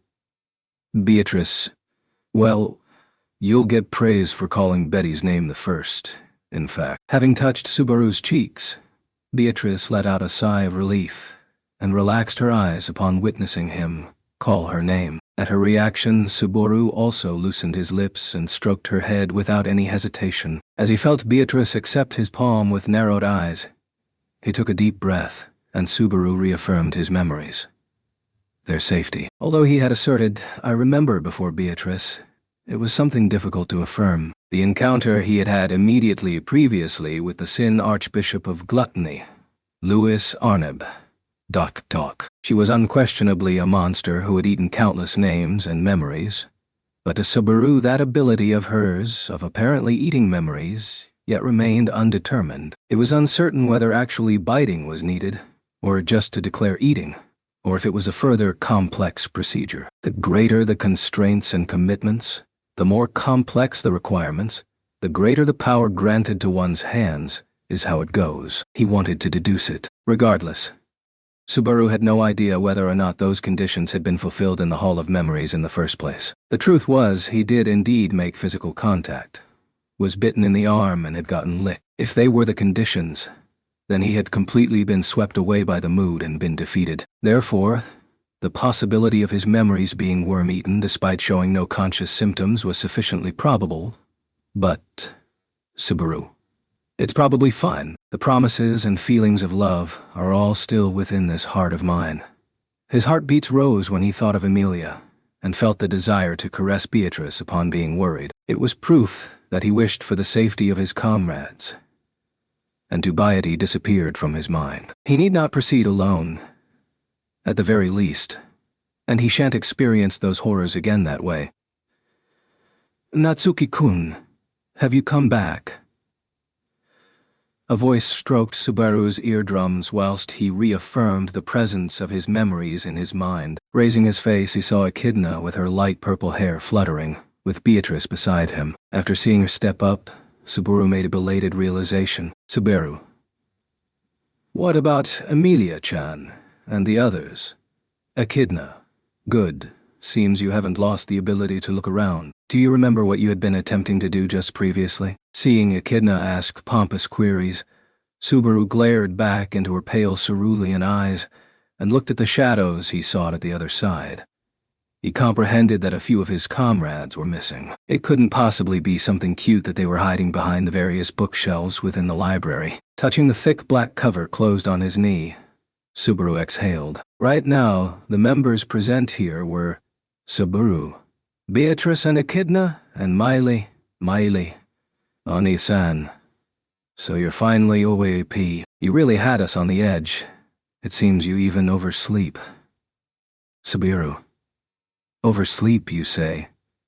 Whilst Miley had her hands on her hips and reprimanded him, Subaru scratched his head, calming his heart down. Subaru tried determining the situation. He could not see Amelia, Ram, Julius, or Shola in this room. Only the aforementioned three were here, and all four of them happened to be non-combatants. Plenty strange in this situation, but what was further strange was... Subaru, it can't be that I woke up right after opening the book, right? How much time was I unconscious for? Beatrice. About an hour, I suppose. Till now, the books got finished in a few seconds, so there was concern whether something happened to Subaru. In fact, Subaru. 1 hour. Thanks to Beatrice's answer, Subaru figured out the time lag between the Hall of Memories and reality wasn't large. The challenge he faced now truly was different from what would have happened had he read the Book of the Dead normally. That Hall of Memories really did exist somewhere, and the time he spent there seemed to be legitimate as well. He encountered Lewis, had his heart tormented, licked by Lewis, and tried strangle her throat and deny Natsuki Subaru, and was made to refuse that with gently harsh words. There was nothing wrong with the thought that all that time could have been some convenient dream seen by Subaru. However, it couldn't be ignored that a finite amount of time had passed as a matter of fact. Subaru. Why are Amelia-chan and the others not with you, Echidna? While you were, quite literally, immersed in that book, some abnormalities came up here as well, you see. The four not present here are going around, dealing with them. Subaru. Abnormalities. Echidna. The first one to notice the abnormalities was Shola. It could perhaps be said that it was expected of the one who holds the position of defending this watchtower. Although the content she spoke seemed calm, her tone wasn't. Echidna responded to Subaru's words with a voice into which her repressed sense of urgency was getting leaked. She pointed to the entrance of the room, the staircase which led downstairs. Echidna. Shola said that something was approaching the tower from the outside. She was being quite sharp then. In order to confirm the reason behind the abnormalities, she rushed out, giving nobody the time to even stop her. Miley. The cool Onthui-san then went after here. Meanwhile, the silver-haired Wani-san and the maid Wani-san went to see the sleeping younger sister, Subaru. So that left all four of us in this place. To be honest, though it makes me feel a bit lonely, it was the correct answer. Especially in this situation, I don't want anyone amongst us to have unknown whereabouts. Responding to Echidna and Miley's report, Subaru sighed in response to this situation of utter disarray. Subaru was thankful to Shola, who noticed the concerning matter, to Julius, who followed her, and to Amelia and Ram for their actions as well. If the body of the blue-haired girl, M, could be safeguarded, then he could crush all his worries one by one. In face of the emergencies that shall occur hereafter, Echidna. That reaction, Natsuki-kun, do you happen to be aware of something? Echidna asked the abrupt question, seeing Subaru's subtle expressions. Targeted by that mindful gaze, Subaru tried to respond that very second. As he shook his head, there was no need for him to mix up or complicate matters further. All he had to do was to speak those vexing words as they were, and let his comrades worry. Subaru, I'll tell you what happened starting from the conclusion. The plan of reading Reed's book and seeing through his past failed. I couldn't see his past, and there's no time for that now. Beatrice, you could not see his past, I suppose. What in the world does that mean, in fact? Subaru. Something got in the way. The Sin Archbishop of Gluttony. Beatrice. Finally, he managed to convey those words. Hearing the words that came from Subaru's mouth, Beatrice blinked her eyes in astonishment. Though Subaru had heard of the words Sin Archbishop for the first time by Louis, it perhaps wasn't the same for them. Echidna. Though it's quite difficult to conceive, the Sin Archbishop of Gluttony is in the book. In this situation, saying that it was in the book has room to be doubted, but you're saying it was in it. And Echidna furrowed her eyebrows and folded her arms, pondering with a strained face. In her eyes levitated doubt, but even greater unease. On top of that, unease directed towards Subaru. It was obvious that her unease directly pointed towards Subaru's memory such that it could be ascertained without words. Subaru. Though Beatrice had said the same earlier, I didn't lose my memories. That's what I mean. I haven't forgotten the faces of my friends, and my love for Patrash is still genuine. Miley. I don't know why Dragon Chan's name was mentioned there, Thasu. Puffing up her cheeks, Meili expressed irritation upon the mention of Subaru's dragon. Her anger was befitting. The truth was, Subaru had the criminal record of losing his memories once already. The presence or absence of his memories was uncertain, and nobody could prove the unconscious, asymptomatic loss of memories. However, only the Subaru present here at this place instead declared that wasn't the case. Subaru, it makes me happy that you're all so worried, but I haven't forgotten anything. I give the stamp of approval. Echidna. I am very doubtful of the existence of that stamp of approval right now, but if you possess such confidence, then I'm sure you must have some basis for it, yes? Subaru, because when I was completely cornered by gluttony, Rem saved me. You see? The potency of the name he had mentioned echoed merely within Beatrice. That's why, whilst Echidna and Miley remained to have a puzzled expression, Beatrice, on the other hand, was completely astonished, with her eyes twinkling. Subaru nodded in response to that Beatrice. No matter how trivial a memory, the only reason Subaru could boast around having not gotten them stolen by Louis was solely her existence. In that place, when Subaru's heart was on the verge of shattering, the young girl encouraged him and made him stand up. Her existence did not allow for such an opening to be given to gluttony, was what he believed. Beatrice. Subaru. Let's have a detailed explanation, I suppose. That too, looking directly into Subaru's black eyes, Beatrice asked for a detailed explanation. However, by the ending of the young girl's words, a deathly quake shook the tower, and the shaking sensations repeated. Though it was obvious that the bookshelves would shake, the shaking of the tower itself was obviously unnatural. This was probably because of the emergency that Shala went to take care of. Henceforth, Beatrice blinked merely once. Beatrice. As briefly as possible, in fact. Subaru, when I dove into the Book of the Dead, I was brought to a white, empty place instead of Raid's past. That's where the girl who's the Sin Archbishop of Gluttony was. She named herself as Louis. According to what that Louis said, that place was something like O.D. Lagna's cradle. The Hall of Memories is how it seems. Inside the tower, with continued tremors pursuing the soles of their feet, Subaru commenced explaining what he had seen in the Book of the Dead, the reality of his encounter with the girl in the white space, and that place being called as the Hall of Memories, the interposition of a supernatural existence possessing overwhelming strength, O.D. Lagna, Though they were just an unknown bunch of words and phenomena to Subaru, they must be worthwhile information for those who were aware of both the common knowledge and absurdities of this world. In response to what Subaru had explained, Beatrice thoughtfully muttered, Adlagna. Subaru. Lewis said it was a mechanism to keep the world from breaking or something. Do you have any idea about it? Beatrice? Betty isn't well knowledgeable regarding that either, I suppose. But just that it is the core point of this world. The place where all the mana returns to is what it said, in fact. Shaking her head in response to the doubt. Such was Beatrice's response. Putting her finger on her sliding drills, she continued fidgeting with her soft hair. Beatrice, all mana returns to Odilagna and gets circulated. In other words, Odlagna is an existence heavily tied with the death and resuscitation of spirits. That's why it can't be stated as something unrelated to Betty and the others.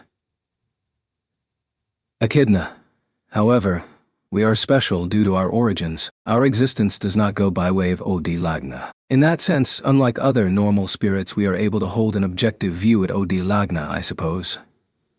Subaru. Unlike normal spirits, you say. Is that so? So, I guess that's behind you all living for long, despite your appearance.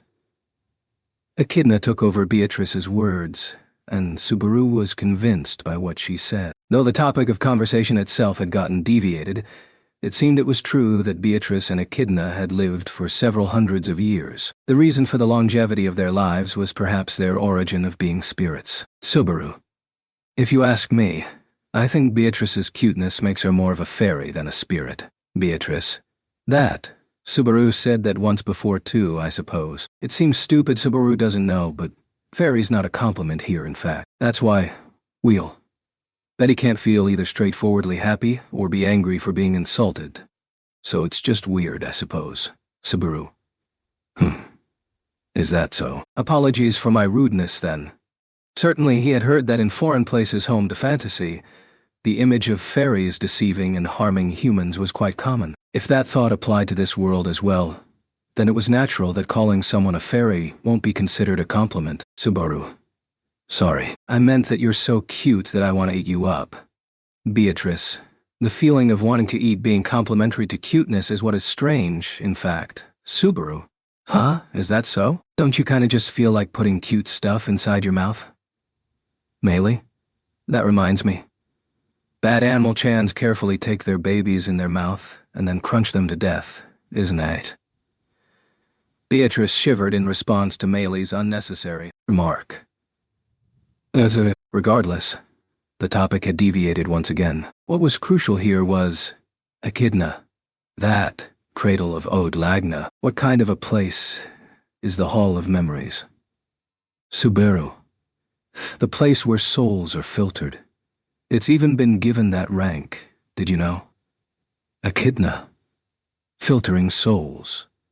In the sense of filtering and cleansing them. Thinking that the role Odilagna played was to circulate mana isn't even a laughing matter in front of that. Subaru yet again agreed to Echidna's views. Having witnessed that actual space, Subaru couldn't laugh at it and call it an exaggeration. All of the souls of the dead arrive at the Hall of Memories and get circulated.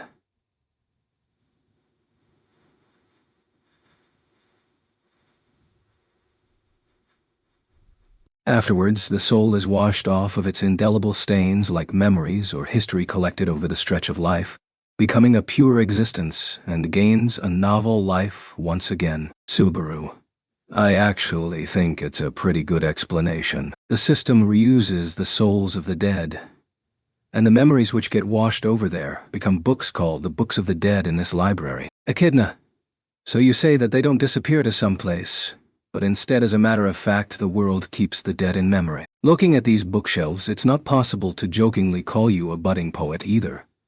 These bookshelves, banished by this world, recorded everything that reached the Hall of Memories. In other words, the Hall of Memories was a place for compiling and creating the Books of the Dead, a system whereby the memories, having been prepared in the form of books, got placed as Books of the Dead in these bookshelves, and Gluttony was acting selfishly with respect to how the memories and history of individuals should originally be. thus putting evil to work. That was precisely the identity of the power endowed upon gluttony. Subaru. If that's true, then the function of filtering souls that Odd Lagna was originally supposed to do is arbitrarily being done by them on their own. That way, they gulp down the chipped-off memories into their stomachs, and have been literally eating the lives of others. When put into words, it could be understood how viscous a deed that was. Much less, Louise had declared it to be the trial and error for becoming happy, that she would snitch and eat every possible life, and select a joyful life suitable to her from them. It was the equivalent to continually attempting to win a lottery till ultimately hitting victory. As a result of having gained the right to draw the lot boundlessly, Louis, her elder brothers chose the path of turning others into food, and thus forth grasping happiness. That was frightening and dreadful in Subaru's perspective. Not Louis and the others' judgment, but the fact that their thought was not something special, something abnormal. Should one gain the right to draw the lot boundlessly, anyone would draw until hitting victory. That's why the actions of Louis Arneb were a desire exceedingly, respectably, wholly human. Beatrice. Even if that's the case, you're not supposed to continue drawing the lot knowing others will be sacrificed, I suppose. Subaru. Beatrice. Knowing that there will be sacrifices but still continuing to draw the lot is not the way a sane person would think, in fact. That's why there exists no room for sympathy for a sin archbishop, I suppose. Reading into Subaru's idea, Beatrice declared flatly. That was an extremely clear distinction. Being trapped in the thought itself was unworthy of compassion. Beatrice was well aware of Subaru's true thoughts, and had merely said the words Subaru himself was unable to say. Yes, there was no room for sympathy. The persons themselves may not be responsible for the situation they were placed in, or for lacking a place to belong. Even so, misstepping the very first step and thereafter continuing to travel down the wrong path is the person's choice. No matter who, they must get the fruit for their actions. Miley. But it's pretty strange. Why did the book, despite knowing the details of when he was alive, connected to that unknown place? Who? Subaru. That's because the soul of a dead person is recycled in the Hall of Memories, so the book sold in wholesale connected directly. Its producer. No. That explanation is incomplete. Subaru was unable to clearly clarify Meili's doubts. Why did Reed's Book of the Dead connect to the Hall of Memories? At the very least, the Subaru prior to losing memories was supposed to have read a Book of the Dead at least once. He had heard that Julius also read one at the same timing. And he had even already experienced reading Meili's book in a former loop. But within those experiences there was no record of the reader being thrown into that space. Then they should perhaps consider it to be Louis' interference. Subaru. But it looked like Gluttony didn't intend to summon me. It felt like my arrival was out of calculations for even her. So, she's not supposed to have used some tactic on Reed's Book of the Dead. Beatrice. Betty has one hypothesis, in fact. In front of Subaru, who was drowned in his thoughts, said Beatrice with a finger raised. Looking at her fingertip, Subaru said, "Hypothesis?" and asked her to continue. Subaru. Tell us, what possibilities can you think of? Beatrice. The books of the dead in the library record, the memories that get stripped away from souls, in the Hall of Memories, I suppose. The normal mechanism is to read them in the form of a book. But what do you think will happen if that record will be used for other purposes, in fact? Subaru. Using the memories of the dead in a way other than books of the dead. But how else can they be used aside from being books of the dead? Echidna. Ah, I see. Is that so? Intelligent indeed, Beatrice. Subaru furrowed his eyebrows in response to Beatrice's words, but Echidna interjected with seeming comprehension. Not just that. Following up with Echidna, even Miley put her fingers on her mouth and said, Meili. Could it refer to that? Subaru. Wait. Don't make a face as if you understand. You really hate losing, huh? It's nice finding a new part of yourself like that. But just honestly saying you don't understand what you don't, like a child, is perfectly forgiven. That's the position you're in, Meili. Isn't Anu-I-san the one here who hates losing? Would you? Even I can properly understand when I put my thoughts to it and then say that I do. The redhead on Moisan above is like that, isn't he? Brushing Subaru aside with her hands, Meili confirmed to Beatrice. Subsequently, Beatrice let out a sigh. Beatrice, Meili's idea is correct, I suppose. Reed is like that, in fact. Subaru, that means Echidna. Reed's past could not be referred to through his Book of the Dead. That is because there is no record of Reed Astrea actually in it. Reed's record right now is being used differently, in order to reconstruct Reed Astrea in this tower as the trial taker. Subaru?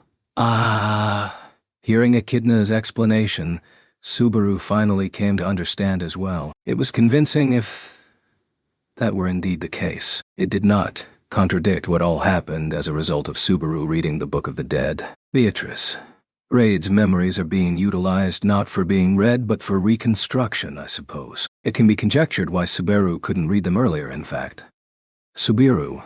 Along with that, it also explains how the me of yesterday got memories eaten by Louis at the Hall of Memories. It was beyond doubt that the Subaru who was there until yesterday had noticed the same way of capturing Reed as the current Subaru. The fact that as a result of trying it out, he read Reed's book in the library, and was sent to that white world as well. The truth was, Louis herself had said that this was her second meeting Subaru since last night. She ate Subaru's memories upon their first contact, and tried to consume even the leftovers when they met the second time. Subaru. But, if you take that into consideration, then this book can never be used as Reed's capture book, huh? No, forget about that. This is a dangerous book that would send you straight to an unwished one-on-one confrontation with gluttony. Echidna. I suppose so. Regardless, though unexpected, it is fortunate that we figured out the reason behind Natsuki-kun's memory loss. Taking memories away was not a function of the tower, because for the moment the tower likely didn't aim to create a trap which led to contact with gluttony. Subaru. That's all, I guess that's true. It was unknown whether the creator of the tower had taken into account the transition to being before an instantaneous death. It was perhaps only incidental that it ended up like this, is what he'd like to believe. Otherwise, the personage who prepared the installations in this tower possessed an extremely destructive way of thinking, or possessed a personality nasty like a demon. Though Subaru had no memories of it, Shola referred to them as Master Sama, and claimed them to be the same person as Subaru, so he currently feared greater damage caused by gossip. Subaru. Reed was reconstructed. The book was one which was empty. That's why that Book of the Dead connected directly to O.D. Langna. Would that be correct, Beatrice? That's the only hypothesis as of now, I suppose. It's still a mystery why one of gluttony was hidden and lurking in there, in fact. But the one thing that can be said is the series of inexplicable events that happened around Reed's Book of the Dead. There was one hypothesis around that. Naturally, questions whose answers were yet undiscovered remain unanswered. However, unfortunately, Subaru and the others did not have the time to ponder over that question. Its proof being Echidna. Is everyone all right? Rushing up the stairs, a solitary knight arrived in this archive of Tegeda. Echidna quickly turned her head backwards and rounded her eyes. Echidna. Julius. You seem in quite the hurry, don't you? Julius, unexpected matters have come up. I want to hear everyone's thoughts, as soon as possible. The good-looking young man, Julius, approached them whilst answering Echidna's question. He had stiffened his cheeks with faint nervousness and vigilance, but upon seeing Subaru eye to eye sitting on the floor, his yellow eyes slightly widened. Julius. So, you have woken up, Subaru. That is indeed very fortunate. Do you know who I am? Subaru. I guess so. That worry comes first. So you are? Julius. I knew it. Subaru. I'm lying. I'm joking. You are Julius Euculius. What's up with that? I knew it with that serious face of yours. I came back. All well and good, Julius. I was also joking. Think of it as payback for your incurable childishness. Now I shall be telling you something which slightly isn't laughable. Subaru made a strained expression, having gotten cornered in the argument, snorting in response to Subaru's reaction. Julius subsequently braced his expression without any delay. Just as what he said, he perhaps intended to report something which wasn't something to laugh at. Julius, while I would like to hear Subaru's report back from the Book of the Dead, this is an emergency. The abnormalities Miss Shola noticed have been confirmed outside of the tower. Subaru. I can't see that Shola anywhere, though. Julius. She is dealing with the threat from the outer wall of the tower at this very moment. However, that will surely not suffice. Subaru glared at Julius, gesturing the roundabout nature of his words. Receiving that sharp gaze, Julius let out a short sigh and commenced by saying, "Apologies, Julius. You all must have also noticed that there are slight tremors. They are footsteps, Subaru. Footsteps, Julius." Yes. Subaru and the others tilted their heads upon the unexpected word, and seeing them, Julius inhaled for a second and resumed. Yes. The witch beasts which existed in various parts of Augria's sand dunes are charging towards this tower all at once. Although Miss Shola is fighting them back, it is only a matter of time before they manage to break through inside. Chapter 63. 5 Obstacles. The arrival of the witch beasts to the watchtower. Upon Julius's report of the witch beasts of Augria sand dunes making a collective charge inside, Subaru and the rest's cheeks stiffened, and a hue of seriousness dyed everyone's eyes. What they could feel at the soles of their feet were tremors faintly jolting the tower's floor and rumbling. Upon hearing that they were literally the footsteps and neighs of witch beasts echoing across the tower, it was impossible to not feel unrest. Subaru. Though I barely know about this desert aside faintly knowing how humongous it is.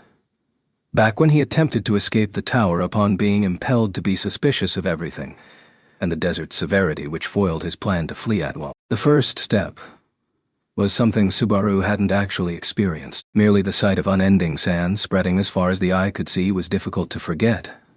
So he was able to make suitable imaginations. Regardless, it was also hard to imagine that the desert was overflowing with living organisms. Julius, Augria sand dunes is a place where witch beasts live en masse, you see. Such that the witch beasts targeting any human that may enter the sands is a bigger issue than the severity of the environment. Echidna. Formerly, there was a military contingent dispatched with the plan to annihilate the witch beasts, though the result of that should be obvious from the sound of these footsteps. Julius and Echidna gave their respective responses to Subaru's question. In other words, Subaru's hope of the rumbling earth being naught but mere paper tigers, and that the number of enemies coming was at best at the level of a zoo, had been an immense miscalculation. To be precise, it was rather at the level of an entire savanna of witch beasts. Understandably enough, it was sufficient to make one despair. However, Meili. "So, you realize that you should call me," raising her voice, said Meili whilst fiddling with her braid. The only one to not show any signs of anxiety upon the report of the witch beast's arrival was her, though her reaction did not intend to imply that this wasn't an abnormality. Her reaction was the kind that she didn't perceive the witch beasts to be a threat. "Julius, although it is quite pathetic, it's just as you say. I want to borrow your strength." Cheeks stiff. Julius nodded in response to Meili's question, leaving the witch beasts charging in great numbers up to Meili, who possessed the ability to command witch beasts.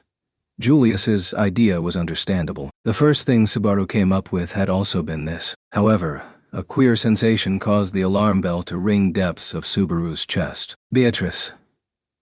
"Subaru, what happened, I suppose?" "That's a somewhat strange face. In fact." "Subaru. Having a strange face has been my destiny ever since I was born. Beatrice, that goes just for your eyes, I suppose." Immediately beside him, Beatrice noticed his bitter expression and looked at him in concern. He sighed a large amount of carbon dioxide out, along with something shapeless like unease. That was indeed something ambiguous and vague, with no tinge of concreteness. "Julius, Subaru, are you concerned about something?" "Subaru, don't come at me asking questions one after another. That being said, I guess it's my fault for making a face that'd give that impression. On top of apologizing for it, I have something else to say. An exclusive scoop I picked up from the Book of the Dead." Beatrice halted her breath and widened her eyes, having already heard those words. In all honesty, the reaction could be anticipated, but he couldn't explain without stating it. The reason behind the sudden change in situation why the witch beasts were charging towards the tower in such great numbers. Subaru, it's gluttony. The gluttony sin Archbishop is sending the witch beasts to the tower. Julius. Yeshka. Why? Subaru. I'll have to apologize for that. I met one of gluttony in Reed's Book of the Dead. To be exact, I reunited with one of gluttony. It seems I met last night as well. That is... Julius. The reason behind your loss of memories is what it means, huh? Subaru nodded in response to Julius's immediate arrival at the conclusion. Though difficult to say it was as per expectations, Julius's ability to understand was immense. Associating the name and power of gluttony, using that knowledge, he immediately reached the desired conclusion. Julius, I cannot say I'm not unsettled. I ask again, did you truly not get anything stolen away from you this time? Subaru, fortunately, aside from my whole life being stalked and shared, I'm still complete. Oh, I just explained all that to Beatrice and the others. Julius. I see, Beatrice-sama. Beatrice. Betty is also anxious about what you fear, in fact. For the time being, no abnormalities were present, I suppose. Subaru, you really can't trust me, can you? With a convinced expression, Julius immediately turned to Beatrice for confirmation. Though Subaru understood that it was a matter beyond helping, he still found himself at a complex state of mind. Regardless, Subaru, it seems like, due to the incident last night, the enemy grasped that we are over here. After about half a day, they've come here to meddle along with their pets. Is that what this means, huh? Echidna.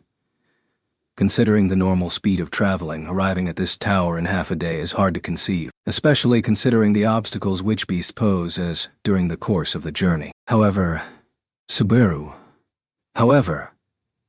Echidna. Unlike the difficult journey we had, if gluttony holds the power to make the witch beasts abide command, then the issue would be merely the speed of traveling. Subaru crossed his arms with a strained expression upon Echidna's comment, while she shrugged her shoulders. Gluttony possessed the power to make the witch beasts abide command. It would be appropriate to assume that as minimum. At the very least, there was no room of doubt in that the witch beasts were advancing towards the tower due to the enemy's direction. It should be kept in mind that they possessed such means as well. Subaru. What about the issue of the speed of traveling, Echidna? The vast sandy terrain, even if the witch beasts were to not pose as an obstruction, the speed is bound to fall should one tread through sand. I would like to believe that it would still take a couple of days even if the path taken is straight to the tower and one never gets lost. Subaru. But are there any other possibilities, Echidna?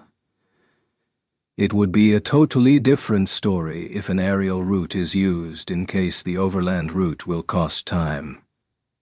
Subaru, aerial route! Subaru openly expressed his astonishment, with his black eyes widened, upon the presentation of the unforeseen possibility. An aerial route. If that was a feasible way, then it would certainly reduce travel time drastically. A flying bird is faster than a walking man. That is how it usually goes. Subaru. Due to my arbitrary preconceptions, I thought means of flying would be an exception. Magic exists anyway, so something like flying in the sky is pretty normal, huh? Beatrice? That is not the case, I suppose. Flying is a complex variety of magic.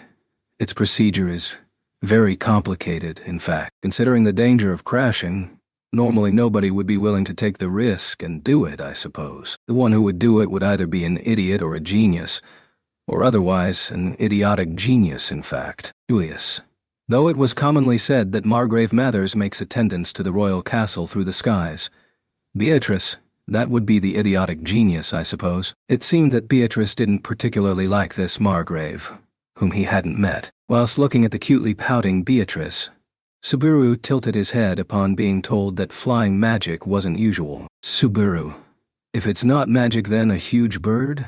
Ah, a dragon. They must have ridden on some flying dragon's back or something. Echidna.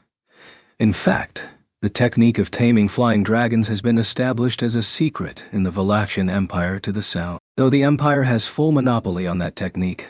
With the evil techniques of gluttony, then simply usurping it would be simple. Subaru. They could just get it by someone who knew that technique, by taking away their memories with a lick. Huh. Should that be considered, the enemy owned far too powerful methods when it came to intelligence. By eating the memories, everything regarding what was intended to remain secret could become one's own. And by eating the name, that very happening, as a matter of fact, along with the opponent's entire existence, could be written off. It is often said that memories are what shape people. Subaru thought that a person's worth, path, is etched into memories and history, possessing the sense of values where he especially thought so right now. Subaru truly despised the power of the foul-playing gluttony from the very bottom of his heart. Ruinsome, gluttony's power, of plundering the memories of others, was evil that blasphemed against everything, and brought ruin. To use it for one's own joyfulness, for one's own pursuit of happiness, was absurd, with mistaken methods, illogical ways, distorting and twisting fate. Well, is Anuai-san, who uses return by death, going to be saying that? Subaru. Eshk. Beatrice. Subaru. Beatrice called out to Subaru, who subconsciously bit his lip with force, feeling his arm being pulled. His line of sight and her deep blue eyes then intersected. He could feel a sharp ache at the edge of his mouth, and it was pathetic that this painful wound had been inflicted by his own bite, licking the blood exiting the wound with his tongue. Subaru lowered his head, saying, "Sorry, Subaru." For a moment her ridiculing face came up in my head, you see. Making that thing have a thoroughly tearful and sorry face is one of the biggest goals, but the problem which comes first are that thing's big brothers. Julius, it is already known that there are multiple sin archbishops of gluttony, but did you grasp something? Subaru. It's really confusing cause of the incomprehensible first person, but probably. There's one rolled up in the Book of the Dead, and that one has two big brothers, I think. In the Hall of Memories, Louis had frequently mentioned the bynames Anuai-sama. If that was to be taken at face value, then it would mean that Louis had two elder brothers. Whether that were to be exactly taken as proof of gluttony being three siblings was a separate issue. Subaru. At the very least, she was not the type who'd use such a tactic. Not that I, who slightly lost to the force of her personality, can say that. What would have had happened had he gone as per the enemy's plan, and strangled that slender neck? If it wasn't for the voice of the young girl of blue hair that had appeared then by now, he would have surely. Meili. So, what does Anuai-san want to say? Making stopovers here and there, and beating around the bush is Anu-san's bad habit, really. Seemingly interrupting her drowsiness, Meili jolted her body and made a dissatisfied expression. The young girl, who was supposed to have already gotten her role assigned to her since the beginning, seemed to be incredibly discontent due to being made to wait as is. Comprehending her displeasure, Subaru said, "I know," and commanded with his hand. "Subaru, I understand how you feel, but this is the minimum necessary conversation. Beating around the bush is certainly my bad habit, but think of it as a part of my charm and be charmed. Meili, do you want to get chewed UAP? Subaru. Sorry, it's just that a ton of witch beasts have come. Then, let's request Professor Meili, who is an expert in witch beasts. That kind of a flow is normal, right? I must have said, the enemies are the ones who stole my memories. Meili, that means.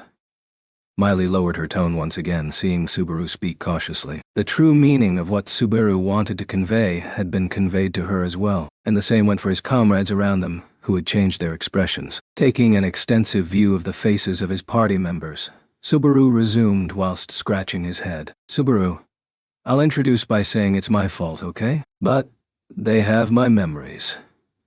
They will lay traps knowing the strengths of our lineup. We will have to beat them at their own game. The one who controls intelligence controls the battle. Natsuki Subaru, who had grown up in modern-day Japan, poisoned by various game cultures, recognized that this saying was a formula of victory in modern-day warfare. Even if that were not the case, victory in a game of poker in which the opponent has already seen one's hand was impossible, a logic obvious to even children. Henceforth, Julius, if the opponent has seen our war potential, then I shall agree with your concern. Whilst leading the way, Julius narrowed his eyes and conveyed merely the caution in his words behind. He shared the cognizance that it was dangerous to not know the opponent's move, as well as explaining the situation only briefly. Regardless, the thought of the balance being destroyed on top of not knowing the opponent's move did not prevent him from keeping his head raised. Beatrice, keeping important information a secret, and being found out later, is much more scary. In fact, Subaru's current idea is correct, I suppose. Subaru? Really? It's all right? You all don't hate me, Beatrice.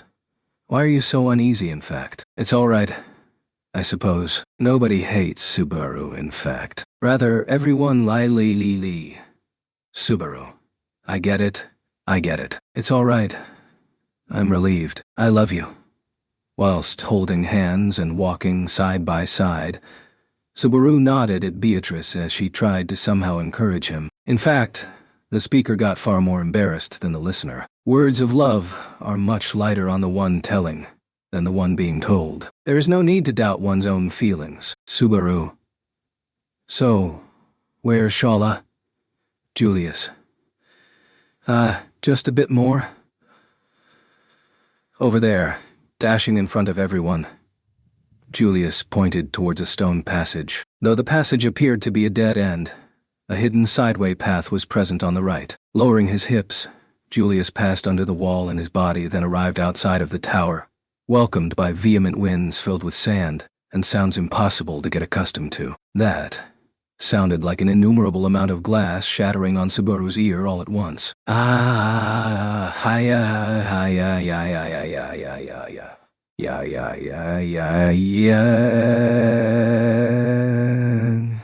That place was a space like a balcony installed on the wall of the tower, though it was something he knew thanks to the enormous spiral staircase connecting to the lower floors.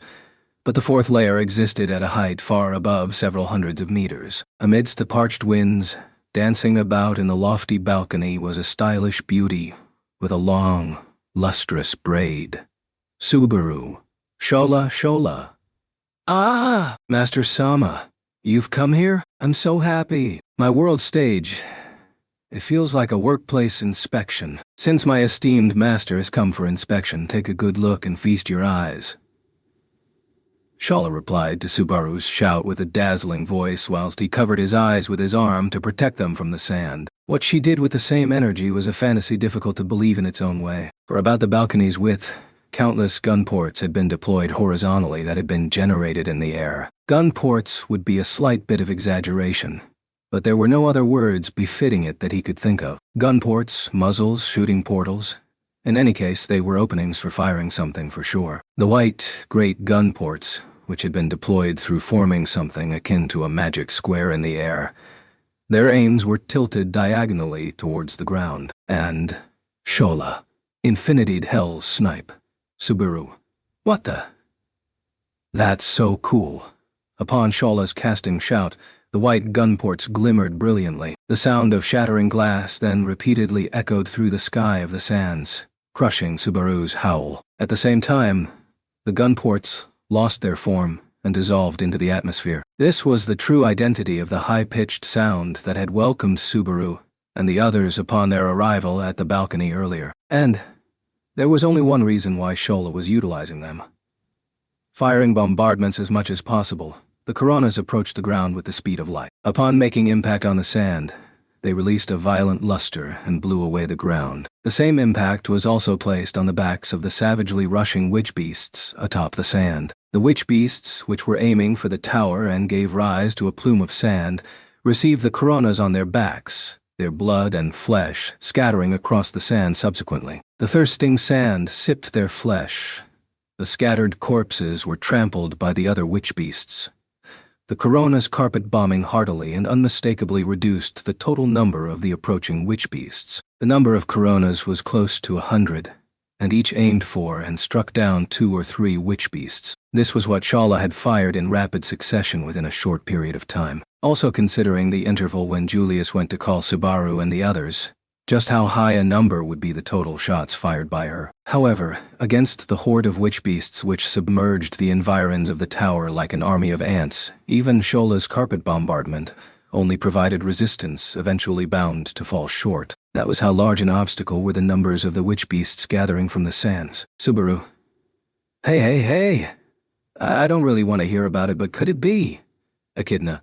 From this footing, only a single direction from the tower is visible. However, the same scenery also spreads on the other side of the tower as well. That chain of thought is not wrong. Subaru. It's also possible that just this side of the tower has been painted with luring sugared water, you know. Beatrice, if there's someone who actually did such an idiotic antic, then Betty will slap them with full force, I suppose.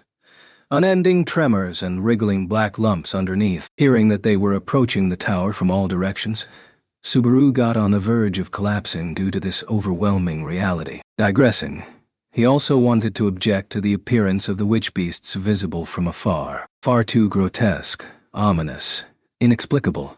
A C-grade design by God. Shala.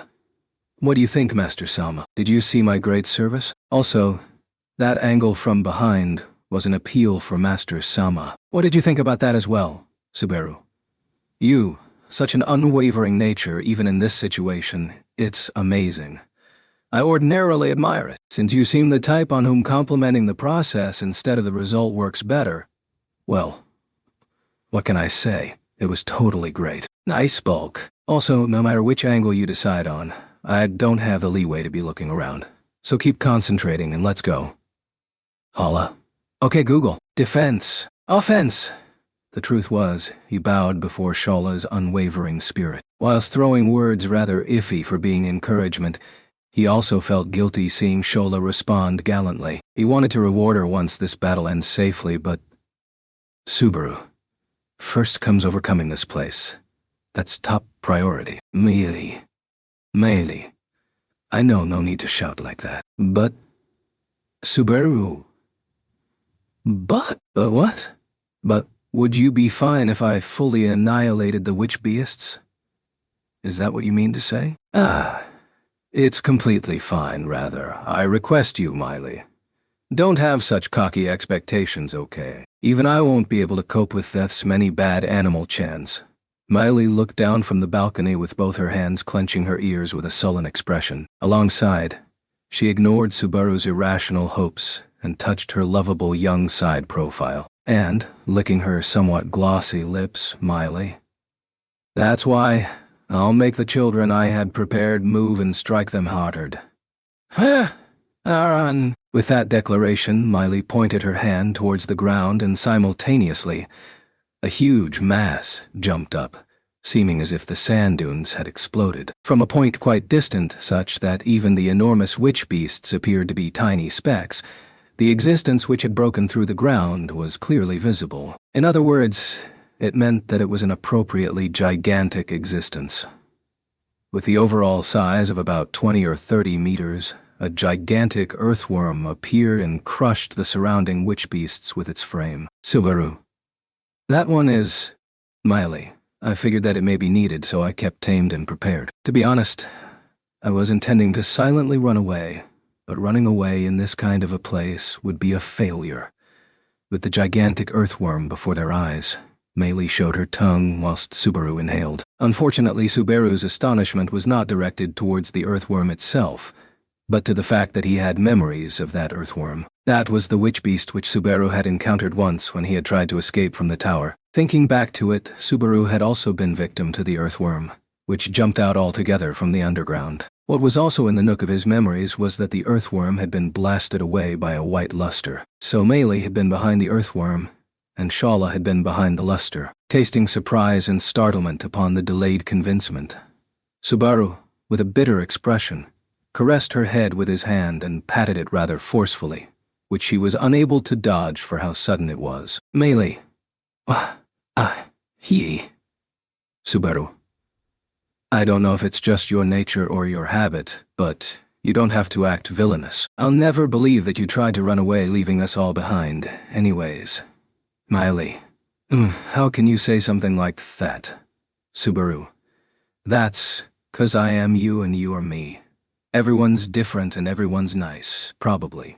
Miley, huh? Miley stood with an expression of failing to comprehend, and neither did Subaru intend to make her understand. Ultimately, Subaru, at the present stage, was able to see through all of the deceit in Miley's words, for he had once inspected and read through the memories of her dead self as something which was his own. Considering herself who was in the tower while she didn't have a change in her sense of values at the very least, he could surely speak to her like he understood her. And, while keeping his hand on Miley's head, who groaned, "Oh," in displeasure, Subaru directed his consciousness towards the outbreaking situation at the present point in time, and the commonness of the happenings in the former loops. The witch beasts advancing in great numbers perhaps coincided with the situation of burning centaurs inside the tower, whose invasion had been permitted last time. In other words, the incident of the witch beasts being allowed to invade the tower itself had also happened last time. It had been Julius who put up a fierce fight in order to drive them out. In that case, had Shala been dealing with the witch beasts from the exterior of the tower like this time, and since she was unable to suffice, the result was the witch beasts' invasion being permitted. However, the same shall not happen this time. They now had an advantage at their side which made a huge difference compared to last time when it came to this large horde of witch beasts. That was the existence of Meili, the very girl who had lost her life unintentionally at the hands of Subaru last time, was the existence who possessed the key to open through the deadlock of this situation. Subaru. If Meili fights the witch beasts alongside Shola, then the situation will change. Does that mean Julius's hands will be open? If that's so, then it would be possible to use the war potential named Julius to deal with a separate problem. The instant that thought dawned upon Subaru, he understood that it was essential to direct various people to needed deployments for dealing with the various problems that have repeatedly occurred in this tower. The large horde of witch beasts covering the sand dunes. The Sin Archbishop of Gluttony, who will launch an attack on the tower. The titanic scorpion which will wander around the tower with an expression as if it owns the place. The colossal black shadow which will swallow not only the tower, but the sand dunes as well. And Reed Astria, who will eventually start freely walking around the tower. Subaru. Our war potential would be me and Beatrice, Emilia Chan and Ram, Meili with Shala, and Echidna with Julius. Echidna. Additionally, 2 ground dragons and the healing spirit of the green room. How about counting them too? It will only be an advantage to think of them as choices, I believe. Echidna shrugged her shoulders before Subaru, who was counting the strength of their side and the enemies. Nodding in response to her words, Subaru decided to include Patrash and the large healing spirit of the lower layer to the cards in their hand. Just as Echidna had said, it was not a situation in which they could afford to keep any hands free. Subaru tilted his head.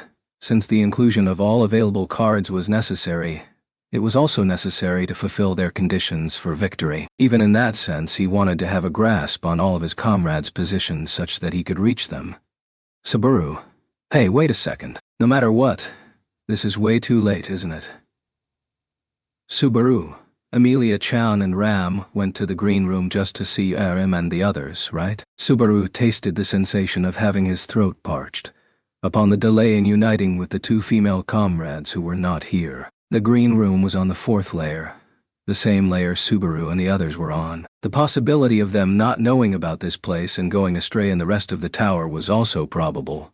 But, Julius, it's this situation. If they don't know our location, then Miss Ram would surely use some way and find us. In fact, Emilia Sama is supposed to have broken the wall and shown herself. Subaru. Ram aside, the hell is with your evaluation of Emilia Chan? There's no way she'd break a wall with those adorable, slender arms of hers. Even if she does, she doesn't have that kind of a personality, right? Beatrice, loss of confidence is good proof, in fact. But Betty also has a bad feeling about this, I suppose. Subaru. Ugh. Shala. Miley. Can I leave this place to you?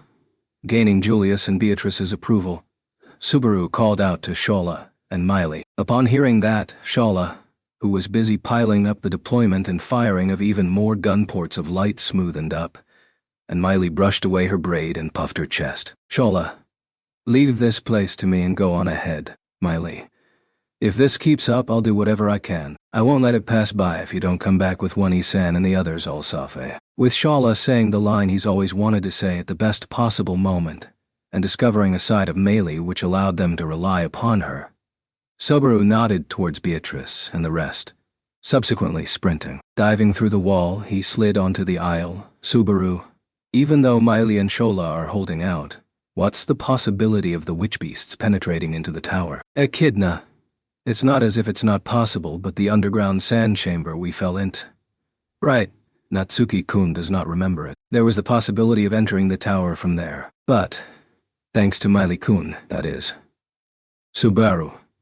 When the earthworm was raging about, the underground collapsed. Echidna. The subterranean tunnel had so many fork roads, I doubt it would have managed to withstand it in terms of strength.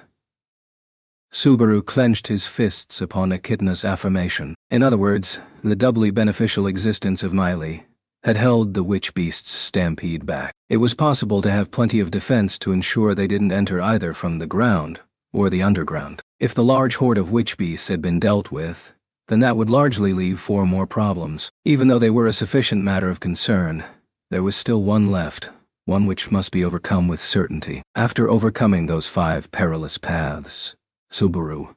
By us, this tower must be captured immediately subsequent to him having that word on the tip of his tongue. Barusu! Subaru. It's Ram. Dashing towards the green room, he raised his face towards the voice which had reached the other side of the aisle. Upon observing, rushing fiercely towards the 4, composed of Subaru and the others, was a black shadow. It was Petrash, the ground dragon with sharp looks. Clinging onto its back was Ram, who had the sleeping Rem's body tightly embraced in her slender arms. Subaru. Ram, along with Petrasha, and are you all right, Ram? Yes, somehow, you see. Ram had a mountain of problems in the time Barusu was dozing off. How can you even sleep in this situation? Kindly stand up immediately. Subaru. I'm sorry. Both of you sisters, don't reproach me. Look, I'm properly standing. I'm running.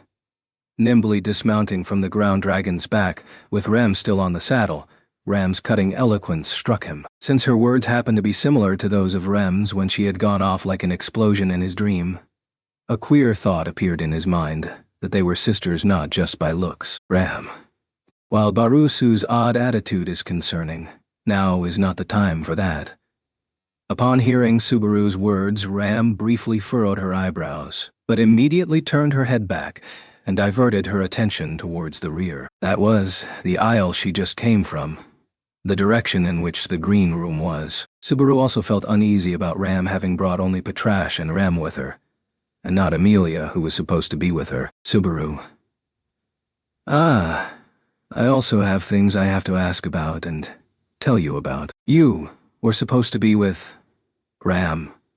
On the other side of the aisle, Ram came across the opponent who named himself the Sin Archbishop of Gluttony, declared Ram with absolute clarity, slashing down his question. Daunted by the strength of those words, Subaru, along with Beatrice and Julius, sealed their mouths right. Thus the one to react the most differently was Echidna, who had been disturbed the least. Subaru, you just said the Sin Archbishop of Gluttony, right? That? On the other side of the aisle? Ram, yes, that's right. And someone is battling that Sin Archbishop of Gluttony. Subaru? Someone? An explanation exceedingly unusual in impression. Ram's words did not change, brimming with ambition and confidence, and the existence of unintelligible portions itself yielded a terribly far-reaching unease. When Subaru pressed those unintelligible portions, Ram nodded with a yes. She nodded and said, Ram, an unknown person of silver hair, is clashing with the Sin Archbishop of Gluttony, even right now, after telling Ram and the others to escape. Chapter 64. The second obstacle, an unknown person of silver hair. Subaru. Huh? Ram's unexpected expression yielded a faint gap in Subaru's consciousness. Had it been simply a person of silver hair, it would have been wording quite dubious. but it surely would have allowed Subaru to not embrace any feelings of oddity. There was no question that Amelia was a possessor of beautiful silver hair. Her amethyst eyes were also beautiful. Her face and all other parts constituting her body were so cute, seemingly a piece of art made by God himself. However, merely that one unnecessary unknown largely changed implications of what was stated. Subaru, an unknown person, of silver hair. Ram? Yes, that's right. Someone who had never been seen in this tower before. At the very least, that person did not seem to have hostility towards us. Seeing the situation, Ram retreated for the moment. But Julius, no matter who joins in as reinforcement, if the opponent is gluttony, then it is an entirely different issue. Nodding in response to Subaru's whispers, Ram turned her eyes towards the direction she came from. Taking over Ram's words whilst making a grim expression due to the unrest caused by the echo of gluttony, was Julius. Tightly pursing his lips, he touched the night sword attached to his waist. Julius, though it is an unforeseen encounter, now that they have shown themselves here as enemies, they cannot be allowed to escape. Our goal was to find a way to negate the damage brought about by the sin archbishops of gluttony and lust in the first place. If they themselves have appeared, then we simply need to hear it from their own mouths. Ram agreed. Ram, too, has no intentions of letting him return alive, for they must be made to regret coming here so carefreely. Subaru, wait a second. I understand your eagerness. I understand, but... AHK. Whilst the two displayed their hostility towards gluttony, Subaru thoughtlessly called for a pause. Julius, who had had the existence known as himself erased from the world, and Ram, who had gotten her beloved younger sister thoroughly devoured away from her own heart. He understood the two's motivation for defeating gluttony. The truth was such that Subaru felt opportunities, both good and bad, had arrived at the same time. But the problem here was Subaru. In your entire conversation, there was no mention of Amelia's name. What about that? Feeling a bad premonition about it, Subaru fired his doubt straightforwardly. Ram's unnatural manner of speech, and the lacking response from Julius and Beatrice with regards to Amelia. Upon turning his line of sight, he noticed even Beatrice and Echidna did not wear expressions which would come from sensing something odd. They had accepted Ram's comment about an unknown person of silver hair as is. Ram, who is Amelia? Subaru, Ishka. As Ram tilted her neck without concealing any of her doubts, Subaru's throat was parched in surprise. Upon observing, Julius and Beatrice, even Echidna, were looking at him with an expression of incomprehension in their eyes. The impact he felt by that was not faint. Subaru.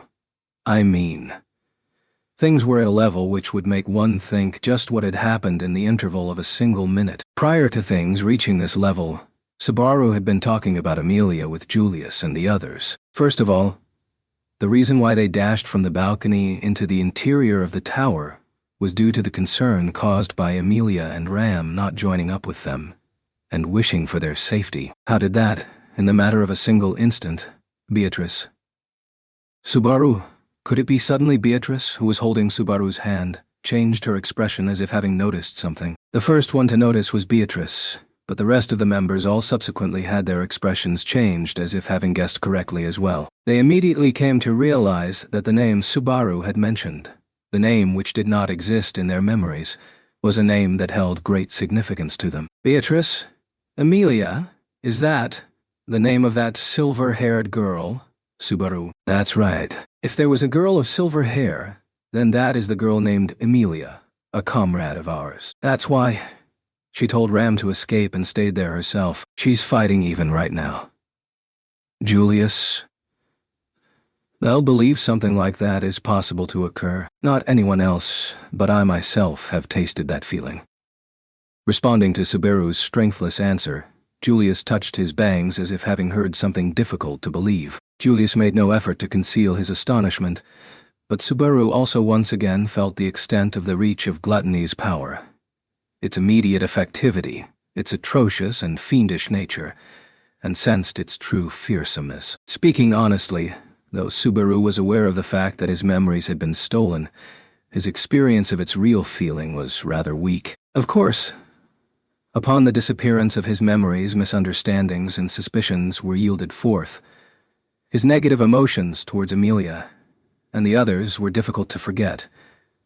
An act of dark history which, if possible, he would like to forget for eternity. But, even still, his real feeling of it was weak. The act of searching for something which never existed upon feeling that it did was an uncertain battle akin to fishing in a wide ocean on a night with zero visibility. That's why his real feeling of it was faint. But that was not all. Forgetting Amelia, the person whom they remembered a moment ago, the comrade whom they had undergone numerous hardships with, was there anything at all more fearsome than that? Usurper of memories, trampler of reminiscences, devourer of bonds was gluttony, and these were its habitual crimes. Having finally witnessed it personally, Subaru came to understand. Gluttony were villains who only cared for their own joyfulness, who trespassed and raided into territories which should never be laid a finger on. Subaru. And Subaru somehow digested the astonishment. In front of him, amongst the members shocked regarding the theft of the memories of a comrade, Ram suddenly knelt down on that very spot. Beside Patrash, leaning against the feet of the black dragon, Ram exhaled out a rough breath. Subaru, what happened? Are you all right? Ram's head just hurts a bit. Upon thinking about that unknown person, Subaru. About Amelia. Subaru wrinkled his forehead with his eyebrows in response to Ram, who had her hand on the head and made an expression faced with adversity. Possibly, if gluttony had robbed away the memories of Amelia, Ram must have witnessed that scene with her own eyes. Subaru wondered if that was having its effect. However, Beatrice voiced out, Subaru with stiffened shoulders as she shook her head. Beatrice, it's better to stop trying to remind about it anymore, in fact. It's too absent, I suppose. Subaru, too absent, you say? Beatrice, the sloven part of the authority of gluttony is showing itself, in fact. The parts where the stolen person has not been established as absent from memories are too many, which leads to parts of discrepancies, I suppose.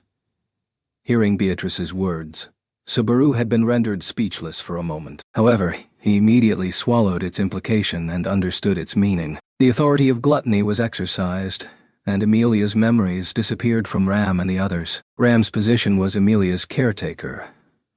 Otherwise said, a master-servant relationship. In their bond, though difficult to explain, there was a certain warmth which both of them felt for each other. With that erased entirely, born was a vacuum in the place where the existence of Amelia should have been within Ram. Memories are akin to something like articles of reminiscences kept inside a drawer. Normally one isn't conscious of their presence there, but upon opening the drawer when trying to remember, what one witnesses are a variety of things.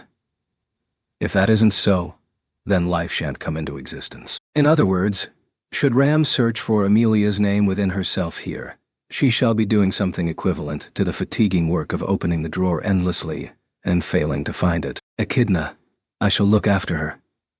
Subaru, Echidna. Beside Ram, who had distorted her expression in agony, Echidna stood in a row and stated with her hand raised. Subaru looked at her with surprise, and subsequently Echidna shrugged her slender shoulders. Echidna, right now, we do not possess the time to be arguing and discussing. All the more when gluttony has arrived, and one of our comrades has gotten their name stolen and is continuing to fight. We mustn't halt our feet. Julius, Echidna, please take care of Miss Ram and her younger sister. Please distance away from the battle along with Patrash. Echidna, yes, leave it to me. Julius, this is a do-or-die situation, but make sure you don't heat up. Julius, I know. My fighting spirit has grown cold quite a bit, just like this sword. Julius immediately accepted Echidna's suggestion and turned his dignified gaze towards the front. He brimmed with such keen fighting spirit, enough to make Subaru be at a loss for words. Subaru. Ram. Though frustrating, even if Ram goes, Ram will only get in the way. Kindly leave Ram behind and go. However, kindly spare Gluttony's life. Rest is all on Barusu. Subaru. Sounds like you're talking about beef or pork. But anyway, don't worry. We'll go. Ram, yes, kindly succeed. leaving behind Ram, who had a frustrated expression. Subaru nodded towards Echidna, who was going to stay with them. He then caressed Patrash's neck before commencing his sprint and looked at the side profile of the sleeping beauty atop its back. Unchanging, silent, breathing so faint as if she weren't breathing, Rem's eyes remained closed, witnessing an eternal dream. For now it's fine this way. He had already received the words he should have from her. What remained was... Subaru. Just you wait, Gluttony. I'm fed up of letting you eat anymore. In all honesty, that doubt continued to come to his mind ceaselessly. Why did the effect of the authority of Gluttony not show on Subaru? Even after Amelia's name was robbed away and she disappeared from the memories of Beatrice, Ram and the others, Amelia's name, form, voice continued to exist clearly within Subaru. The fleeting feelings he held for her were still present within his chest. Unforgettably, Subaru. Because I came from a different world. Because of that, this world's rules may not affect Subaru. If the memories of this world were records of life which get chipped away from the souls of the dead in the Hall of Memories, then the fact that Gluttony's power of snatching and usurping them does not apply to Subaru may be because he is an exception who came from a different world. That was perhaps a possibility. In that case, the memories of Natsuki Subaru would also be etched into this world's Hall of Memories if he was treated as a temporary dead. Otherwise, Subaru, am I returning by death because I can't do that?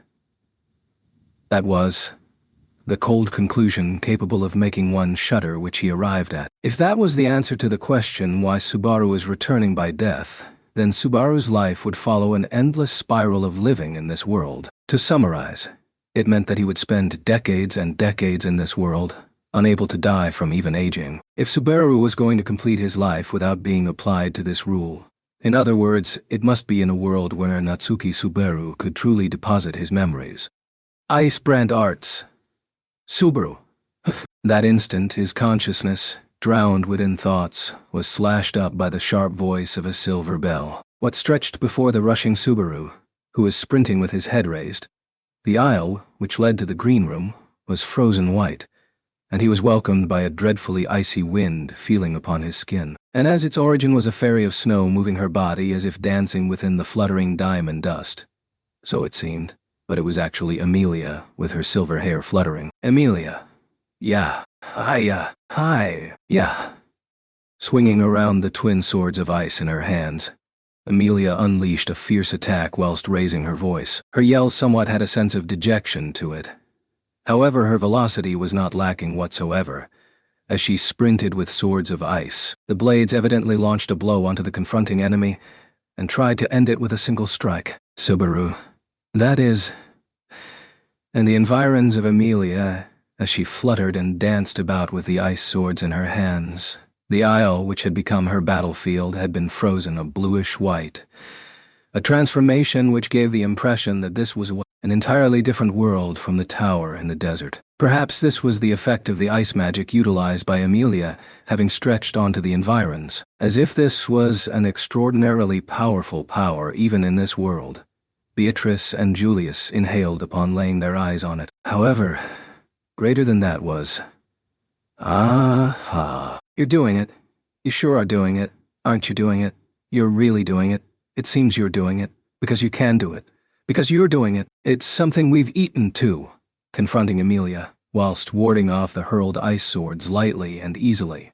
The laughing and sneering existence was pronounced and prominent. That had been a young boy, with long dark brown hair waving about freely, expressing a smile dyed with melancholic insanity. His age in his teens, his outfit shabby, it had even started losing color in some spots. He did not appear healthy or clean whatsoever, but what was utmost repulsive about him was the glint in his eye, having limitlessly scorned others, turning them into food without any hesitation.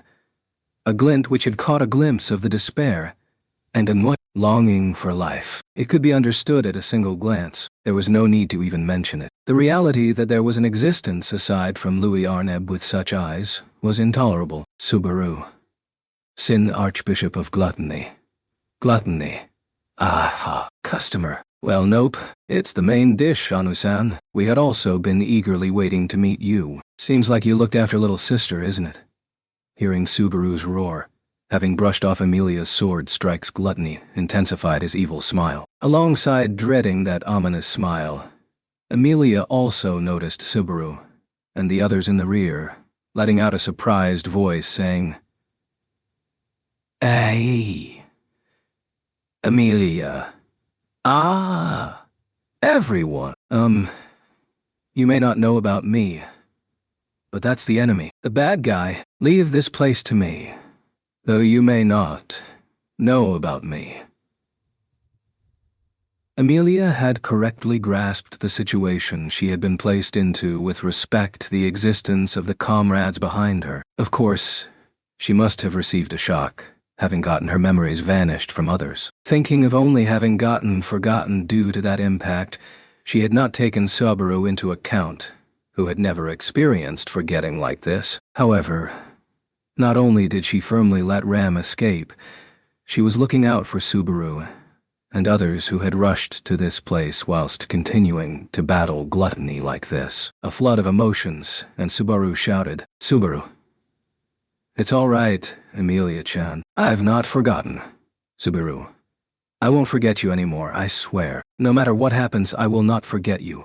Tossing his fist up, that is what Subaru conveyed to Amelia's back. The instant upon hearing it, Amelia's eyes twinkled wide, but then straightened a moment later. Subaru was unaware what emotions must have bloomed within her mind at that moment. However, it was certain that those emotions were not related to anything negative, judging from her minute smile. At the same pace, Amelia clashed with gluttony head-on, heaving the Ice Twin swords and then drawing out a lance of ice from the floor, dancing about with moves of ice and pursuing the enemy. "Julius, surely you do not realize the extent of the effect your words had on her just now." "Subaru, ah?" He heard Julius spill those words with a smile right beside him. His words sounded like they possessed an extremely deep meaning. Julius refrained from responding to Subaru after he turned around. However, he drew out and assumed the sword on his waist, having sketched a clean path. "And, Julius, there's no need to even ask, but she is on our side, isn't she? Subaru. Subaru. Yeah, that's right. No way she'd be our enemy with that cuteness. Julius, I understand." Julius's form, as he responded with a nod, faded from the edge of his vision. No. That was an illusion. The very next instant, accelerating with a single step, Julius flew into the melee of ice, and his piercing strike captured Gluttony, who had both of his arms crossed in front of his chest, as he took a gigantic leap behind. Gluttony. "Whoops, Ani-san is Julius. I had been eagerly awaiting this moment. Gluttony." Julius's sharp sword strike forcefully drilled into the faintly smiling Gluttony. However, Gluttony killed and nullified the impact by jumping backward on his own volition, and knelled his throat after positioning his feet on the frozen wall, a gesture filled with gloom and sadness. After that, Gluttony let his lengthy tongue peek through provocatively. "Gluttony. Hey, don't charge and bump in like this. Sorry. But we and us don't share everything that got eaten, you see. We don't remember seeing Anui-san. Doesn't that mean that not us, but Roy is the one to blame?" Julius. Gluttony. Well, guess you can also possibly think there's not much difference. Regardless, Roy aside, we don't really have much interest in Ani-san. Feels like it doesn't match up to our eating standards. Julius? Eating standards, you say? Gluttony. Ah, yeah. That's... Hanging both of his hands down languidly, Gluttony had repaired daggers attached around his wrists. Viewing Julius, he tried to recite in a terribly ominous style. However, Amelia. Haya. Gluttony. Itsu. Over there, smashing an ice floe by swinging both of her hands down, was Amelia. Her soul strike mercilessly submerged the aisle easily, with a range seemingly unsuited for battle, paying special attention to make sure that the strike allowed no way to escape. Sensing it in the midst of the conversation, Gluttony changed his expression and dove under and through the ice floe, and succeeded in picking up his life. Gluttony. TCCO. It's something we knew as we ate it, but you really aren't hesitating, are you, Amelia? If you attack like that, What if you start being thought of as a scary person, Amelia? It's fine, so keep quiet. You must be aware that I'm used to being thought of as a scary person, isn't it? What's important is how I think of everyone. Besides, Amelia plunged her fair knees towards Gluttony's face, who had dived through the ice floe and roughened his breath. Gluttony accepted that with his arm, and jumped backwards upon the nullified impact. At the same pace, Amelia looked back onto Subaru whilst finishing her words with a valiant smile. Amelia.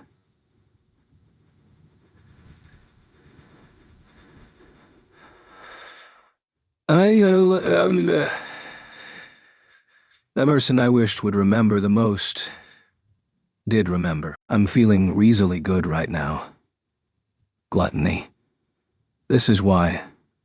The type which moved by feelings isn't our strong point. It's the type we don't go well with the most. Julius. Is that so? However, I am in agreement with her. Gluttony distorted his cheeks in annoyance, and Julius's tall figure slid behind him. A decapitating strike slashed down, and Gluttony accepted that with his arm, which he suddenly swung behind. However, the arm, which was yet growing, was unable to fully intercept the decapitating strike. Receiving a slash ahead of his elbow, it started bleeding. The consecutive strikes resumed upon Gluttony's rumble of ache. Julius. Completely forgotten by everything once, I also felt like by losing my own footing I had been denied life. But from the very beginning I had no need to be puzzled over the place where I stand. Gluttony. Chach. Gihigya. Putting his quiet determination into words, the sword strikes Julius was firing increased gradually. Unable to fully accept them, Gluttony's wounds gradually increased, and finally receiving a decent blow on his chest, he let out a shriek. Beatrice. Subaru. Subaru. I know, I won't jump into it. Beatrice. It's all right if you know that, in fact. Julius resumed his fierce attack, whilst Amelia also launched a merciless strike towards Gluttony. On the other hand, Gluttony was on the defensive, intercepting the two's attacks. Of course, had it been possible, then Subaru also wanted to join in and assist in cornering Gluttony, but it was extremely clear to him that he did not have the ability to do so. Right now, right here, he had no choice but to watch and believe that there will come a moment when the combination of Amelia and Julius will defeat Gluttony. However, Gluttony, you're quite doing it for a hurriedly constructed combination, Setsu. But how about Thix? Amelia. What? Gluttony. Ice-brand arts. Despite continuing to bleed, Gluttony did not erase his smile of leeway, and whispered so whilst facing downwards with a sorrowful tone. Upon hearing that whisper, Subaru and Amelia raised their eyebrows in astonishment. Unable to comprehend its meaning, Beatrice and Julius furrowed their eyebrows. However, all four of them stood stunned at the spectacle which followed. The following moment, a lance of ice shot up from Gluttony's feet, and Julius evaded it by turning sideways at once, whilst Amelia transformed the lance of ice in her hands into an ice hammer, and blocked it through forceful destruction. However, even if they had avoided a single attack, did not mean that they had not been surprised and caught off guard, and had to switch from offense to defense. Gluttony. So, how does it feel to have your own signature move be eaten, huh? How is it? How does it? Just, how is it? Well, how is it? How would it be? How will it have to be? How must it be? How does it have to be? Is what we're saying. How does it feel is what we're saying. Gluttonous drinking Heitze. Gluttony Teitsu. Amelia. Ashka. Suddenly Julius. His movements changed. So voiced Amelia and Julius in astonishment, whilst before them Gluttony drew out weapons of ice from the floor. Upon witnessing the armament of ice difficult to model, Subaru inhaled. For that was Subaru. Ye Excalibur, Gluttony. Even if Icebrand arts itself as Amelia's move, the one reconstructing it is us, who aid Anawai-san, you see. Knowledge is weaponry. We are intellectual, Sin Archbishop. Subaru. Ah?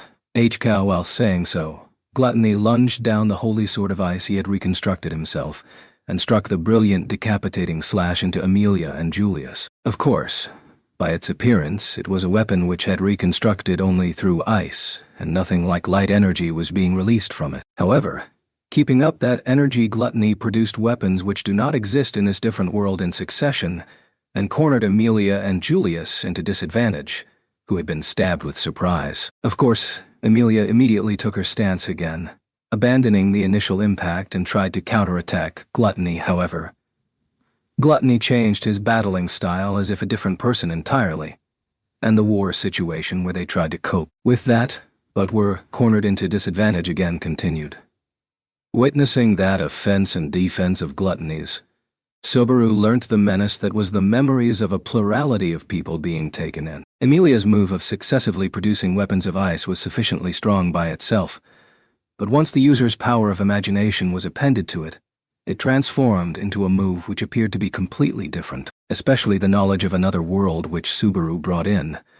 The weapons reconstructed from that were extraordinarily problematic. Although not in this world, there existed a mountain of armaments which had suitable utility. This was the fault of Subaru's guilty history, as when he was in junior high school he had been absorbed in reading books about weapons of the past and the present, the East and the West. On top of that, Gluttony had likely captured a large number of warriors within oneself amongst all the lives until now, and resultantly was in a form where he had ceaselessly, incessantly installed the fighting strength of countless combatants. Henceforth, by merely hauling out the optimum memories from the stock, he transformed into an expert of that weapon instantaneously, piling up offense and defense at will. And there was one more cause behind Amelia's inferior position. Amelia.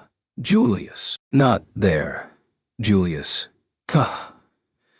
Julius's painful stepping overlapped with Amelia's shriek. The cooperation between them for taking down a single menacing enemy was artless. Nelia and Julius, their compatibility with each other when it came to cooperation, was not good. It was also largely impacted by the fact that Amelia's fighting style relied on senses, therefore she was on the feeling side, whilst Julius was on the technique side, having stacked training and discipline. However, if the problem came to even the two's power, then the problem would be how plausible would it be for them to know and amend each other's habits. Yes, should they establish a relationship between each other's habits if they got to know them. Gluttony.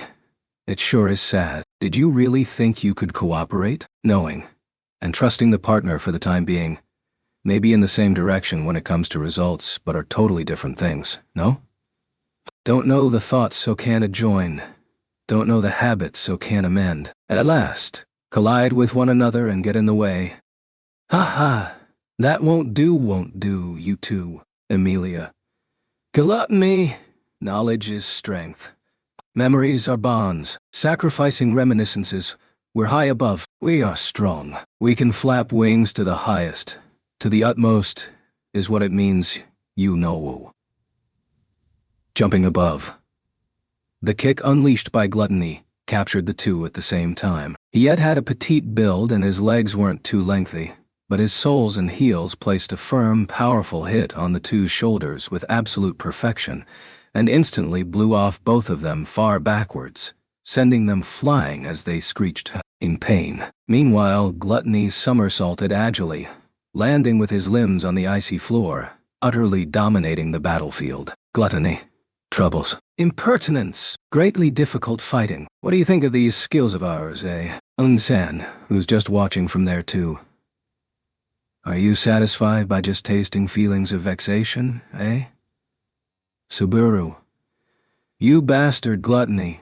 You said something or the other about not forgetting or whatever boot. How much can someone with that worth even manage to save? In the end, experience ultimately determines everything. Accumulating excellent expertise is precisely what enriches life and turns people into winners. In other words, it's us who is the greatest, is what it means.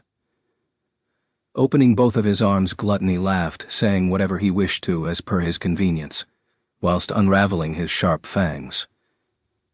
And precisely the words which Gluttony had recited were, indeed, his philosophy, though slightly different from the philosophy to attain joyfulness which Lewis, who was supposed to be his younger sister, had recited. It was the worst kind of ideology, envisioning and intending to use the lives of others as a stepping stone for rising above and fattening oneself. Subaru thought of it as an ideology which deserved to be utterly despised from the bottom of one's heart. You, the hell are you getting all fired up for? Gluttony. Wah. Until that point, Gluttony had been laughing loudly, enjoying his heyday, but the instant upon hearing that voice, he widened his eyes, and his surprise was shared by Subaru and the others. That had been a scene of carnage, far too unexpected, trespassing onto this place without any shame, steadily, firmly treading on the Isle of Ice, casually dressed with one side exposed. The tall figure of a redhead, with a fiendish smile, he revealed his form from the other side of the aisle, from the direction such that he directly faced Subaru and the others, and interposed Gluttony in between. And no goddamn way the greatest'd be a twisted with willpower kind of brat like you. That's 'cause the greatest, the strongest, the best and the utmost are all words saved for me. Saying so, standing there with a wicked smile was Rita Stria, having descended from the second layer despite not being supposed to. Chapter 65. The second, the fifth, and then, majestic and undaunted, the red-haired great man who had appeared in this place, Rita Stria. The unforeseen entrance of the man, his sharp blue eyes lacking any consideration for the other side's surprise, his very presence caused everyone, even Gluttony, to be at a loss for words. Reed. Hey, the hell you spacing out for you all? Is me being here something so surprising, huh? It's a matter of course, aye? And seeing Subaru and the others completely petrified, Reed slammed his left eye covered under his own eye patch and struck the sandals he was wearing onto the floor, a gesture implicitly referring to the entire tower. Reed. I wasn't even able to take a nap 'cause of all the damn noise happening both outside and inside. It's so boring that there ain't even drinks here in the first place and then this happens. No way I'd tolerate it. Subaru. That's completely your own convenience, isn't it? As you can see, we're busy here in our own way. Don't make things more complicated, Reed. Ha! You said something, young fish? Sorry, but your voice is so low I couldn't hear a thin. Well, even if I could hear it, I'd still say I couldn't hear it. Subaru. Nasty stubborn. And what was nasty was not merely his stubbornness, but also his timing. Too weak to blame him. Not enough substance to protest him. Subaru, stumped by the violent and relentless words, realized that he was feeling afraid of Reed and tightened his fists. His soul remembered the sense of defeat pertaining to Reed's existence. That was not simply because of what all Reed had made him experience back when he used to be filled with suspicion. He had faced his repulsive audacity even in the previous loop. Subaru's heart was not supposed to have feared Reed this much back then. But now, at this moment, why could he feel it peculiarly, unusually severely? That was Subaru. Because my soul clearly recognizes you as an enemy, huh? Right. Nice young fish. Don't mean to raise your status from a young fish, but I'll commend you for not misunderstanding that I ain't any convenient support. Subaru, even if you said, rejoice, I'm your support, there's no way it'd be possible to fully accept such words by you. Raid. Ha! Sure said something. Unraveling his fangs in ferocity, Reed laughed like a shark whilst Subaru concealed the chills it sent down to his spine. Reed's proclamation just now was also a hopeless pronouncement of a certain kind. However, Subaru had never thought of Reed as something like an ally from the beginning. That had merely been affirmed. He had not been mistaken. And upon the arrival of Subaru and Reed's exchange at a point where it paused, Gluttony, well, sigh, Reed Stria. Yes, the personage who had promptly returned to his true spirit, Gluttony called out Reed's name, right in the center of the frozen isle. The Sin Archbishop of Insanity was standing literally in the middle of Subaru and the others and Reed, and upon being glared by that line of sight, glinted with vicious emotions, Reed looked towards Gluttony and snorted his nose in displeasure. Reed. Oh, what is it, midget? What a filthy midget. What is it? Filthy midget-chan? Gluttony. You're the first-generation sword saint, aren't you? Then why is that here again? Who? According to our memories, you The trial taker shouldn't be able to come down from the upper floor, isn't that right? Ignoring his humiliating nickname and provocative efforts, Gluttony fired the question at Reed. The memories he had spoken of were clearly Subaru's memories, which was quite infuriating. But Subaru and the others also shared the same question that he had raised. The trial taker of the second layer, Ride Estria's arrival onto the fourth layer. This was something Subaru had also witnessed in the previous loop, and had considered it as one of the 5 obstacles which must be cleared. The trick behind the phenomenon of him freely walking within the tower was entirely unknown. However, that phenomenon only occurred at this stage of the game. Should it be said that he had been able to walk around all this time but simply chose not to, then the issue would be entirely different. Gluttony. Whether there's a peculiar trick behind it, or whether the rules of the tower itself changed. Either way, he doing this is out of calculations, and we have no choice but to rethink the full course in a lot of ways. After having the appetizer as the main dish and then the dessert, that's standard, you know, right? Reed, don't ramble about such incomprehensible bullshit, filthy midget bloody bastard. Reed, I can't come do one. Brace your eyes and look, you. You can understand the stupidity you're talking about by taking a look, you. Hey, you over there. While speaking, Reed pitched forward towards Gluttony in displeasure. His form, with his white fangs unraveled and glaring with a single eye, was indeed like the natural style of a delinquent. However, the pressure his self exerted was incomparably more than those of delinquents who gather in front of convenience stores, enough to make one feel threatened for their life by simply its aftermath. Should it be equated, then what was standing there was a beast which was the mixture of a tiger, a bear, a lion, and a dragon, all in a single body. Clad in every possible hint of violence, Reed bared his fangs. Reed, don't joke round, you. I'm doing whatever I want to, however I want to. No way I'd accept someone's instructions, you. Don't be joking round, you. First of all, right back at ya. The hell about you? Whose permission did you take to be making a racket here? Hey, you. You over there, you. Gluttony. Aha. How amusing. How unbearable. It's impossible to get talkie-jocking. Turning the holy sword of ice he held in his hand into fragments of ice, Gluttony combed up his long bangs. It seemed even Gluttony couldn't fare well with an opponent who was this difficult to get dialogue across to. Even Amelia, for whom it was no use arguing, had hints of struggling. But Reed was multiple levels above Amelia in terms of getting conversation across to. However, Gluttony said, although pertaining to the opponent this incompatible, and resumed, Gluttony, as preyophytes the finest quality. Our appetite, as gourmet, is starting to crave binging too. Eat it away, chew it up, lick it all, attain the flavor. Gluttonous drinking, you too. Gluttony. Tetsu.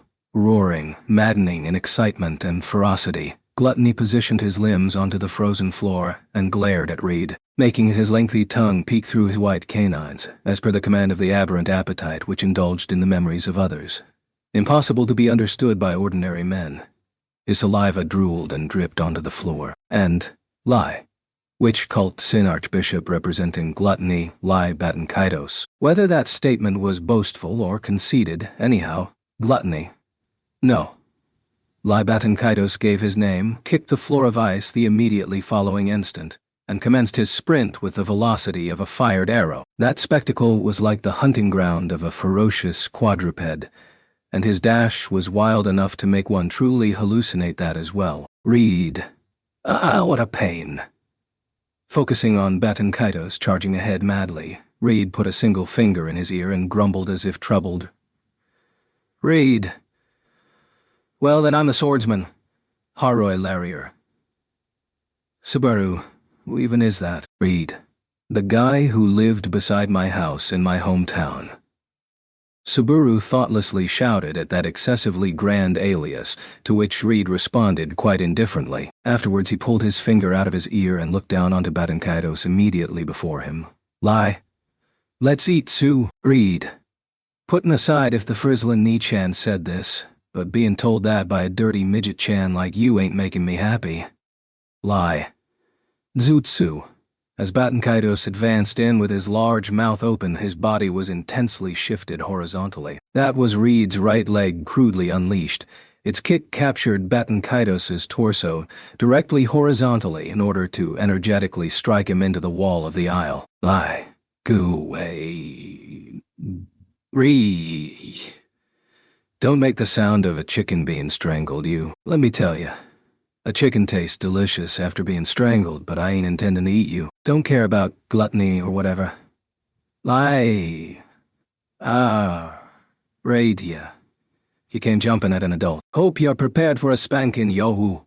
Despite being caught up in the vigor, Baton Kaitos retained his senses and gave a short grin, displaying extraordinary endurance. The subsequent instant he positioned his arm upward, intending to bring down the dagger attached to his wrist onto Reed's leg with fierce strength, which invited Reed to twitch his eyebrows. While speaking, Reed pushed Baton Kaitos's body onto the wall with his leg, and started running across the frozen aisle with a single leg at an incomprehensible speed. Of course, having been pushed onto the wall and being slid across the surface of the wall, which had the ruggedness of ice here and there, Baton Kaitos was in no state to be able to resist. That damage was enormous and destructive. Lie. To Raid. Hey, don't just start screaming by just this. This way, it won't even be something to consider. This ain't even children's play in my era yet. Rats these days are not only filthy but also meager. Hey.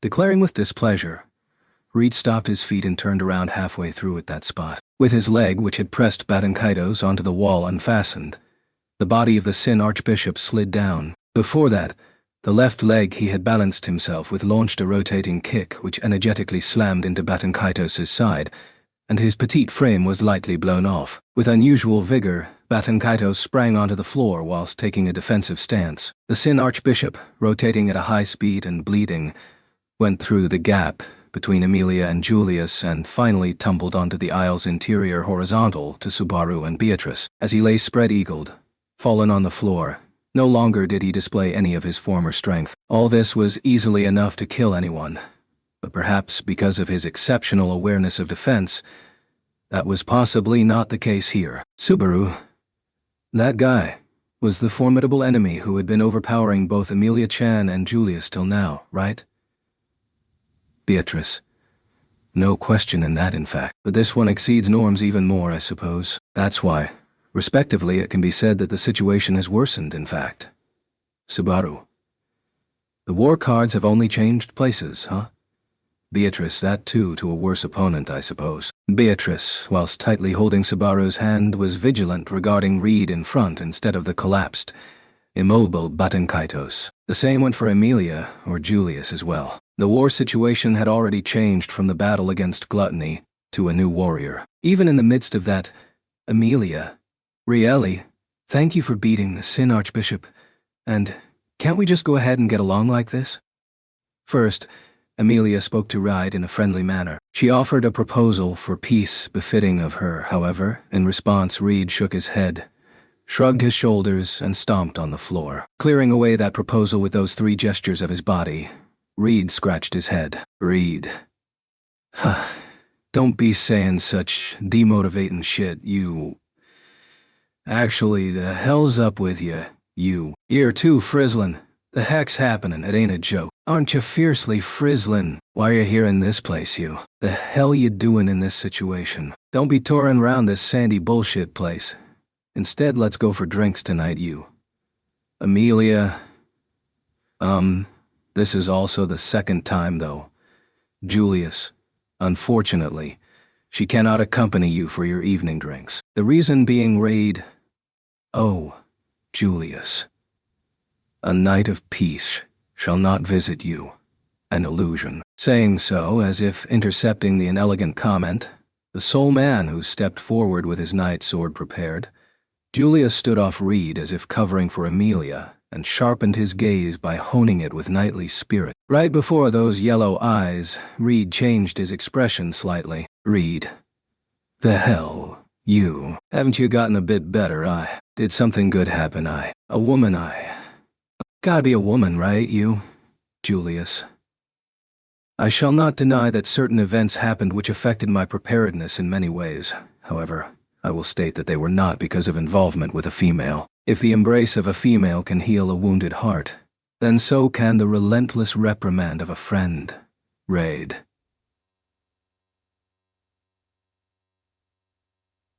Still a bastard who keeps beating round the bush. That hasn't changed.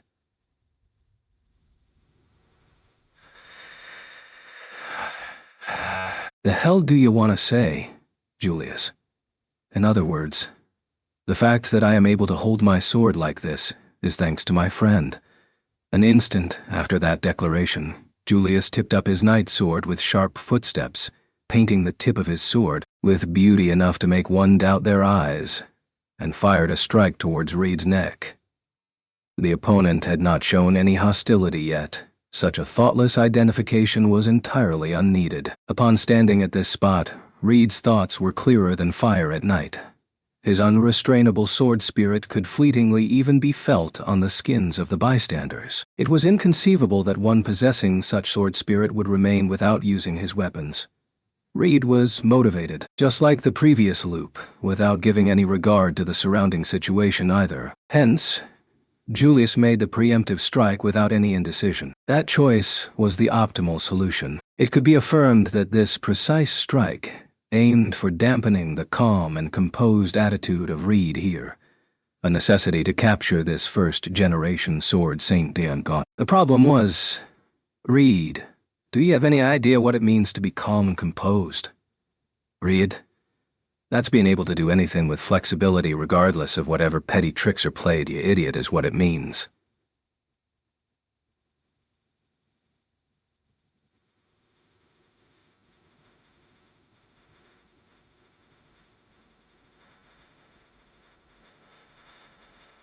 It was that Julius's preemptive strike had been intercepted and stopped by the two chopsticks Reed held in his hand. Julius.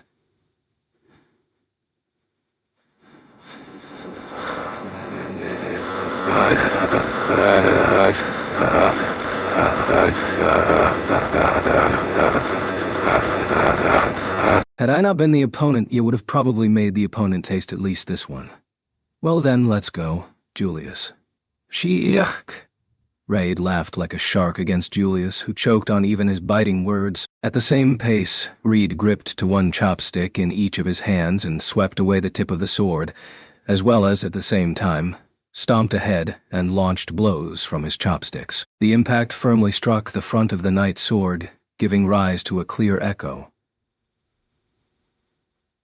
Two slim sticks far shorter than a sword in terms of length, but by being wielded by the expert known as Reed, turned into a weapon far greater than their size and bashed destruction. The moment subsequent to the clear echo, the outbreaking shockwaves made Julius's hair and clothes flutter, and sent cracks in all of the frozen parts of the aisle at once, literally exceeding norms, going against common sense, a lump of abnormality befitting to be named as an error of the world. Even though Subaru had seen his physical strength several times in the past, seeing the personage himself rendered Subaru speechless. The negativity of the fact that such a monster existed in this world, and the devilish nature of the latent feelings of the designer who decided to include overcoming this monster as one of the conditions for the tower's capture, nauseated his chest. However, Reed, I'm actually impressed a bit. It was unknown how much of Reed's full strength had been applied into that blow of the chopsticks. However, it appeared that even that blow being accepted was out of Reed's calculations, and he commended Julius's fighting spirit for warding off the chopstick's strike. Receiving that, Julius squinted his eyes whilst blood seeped out from the edge of his mouth. Julius, after all, I must win against you, or otherwise our calculations will flunk, you see. Reed, is it your intent to win via bargain bout? Julius, I'm sure that must be the case, but allow me to give you company. At that moment, Julius's sword strike brimmed in light and was wildly received away by Reed with his two chopsticks. The sword's momentum got deflected, and Julius's stance crumbled. Was not the case. Julius, having considered his knight sword being swept away, rotated and connected the second sword blow with no lag whatsoever. Thus commenced a sword's dance, like the flow of refined water with not a single droplet wasteful. Subaru inhaled, witnessing the swords dance, piling up countless offense and defense with his own eyes. This was at most what Subaru was able to follow with his eyes. Yes, only what Subaru had been able to follow his eyes. But this was the proof of Julius Euculius's willpower and disciplining, seeking to reach the sword saint, called to be the pinnacle of the sword. If Reed's might of the sword was like blazing flames, then Julius's swordsmanship was like flowing water. Speaking in terms of basic compatibility, then the water should extinguish the flames, however. The flames here were mighty. So mighty that they could simply evaporate the opposing water and reduce it to nothing. Perhaps many swordsmen akin to flowing water had been evaporated away by the blazing flames of Reed's swordsmanship. However, at the very least, Julius had no fear of throwing himself in there and getting himself evaporated as he continued launching destructive and unavoidable attacks upon Reed. And, Emilia, don't think that your opponent is just Julius, Reed. I ain't forgetting, fiercely frizzling. Your face is too good to forget. Emilia, thank you for the compliment, but there is only one person who truly remembered.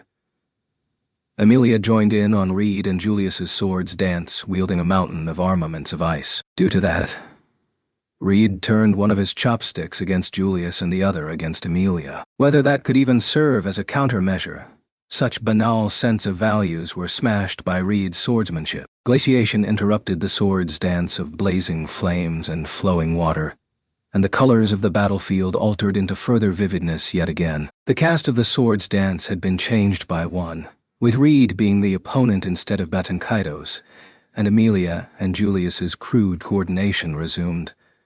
No, that also changed, perhaps due to the enemy being stronger, but much more likely that the two of them brought together their battling style in this short interval and made amendments. Somehow bringing it all together finally, their cooperation turned into actual cooperation. Beatrice. Julius is matching in with Emilia, in fact. Subaru, you get it?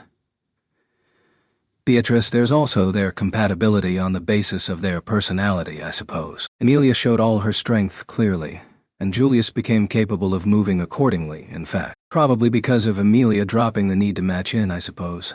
Subaru, what an amazing comment.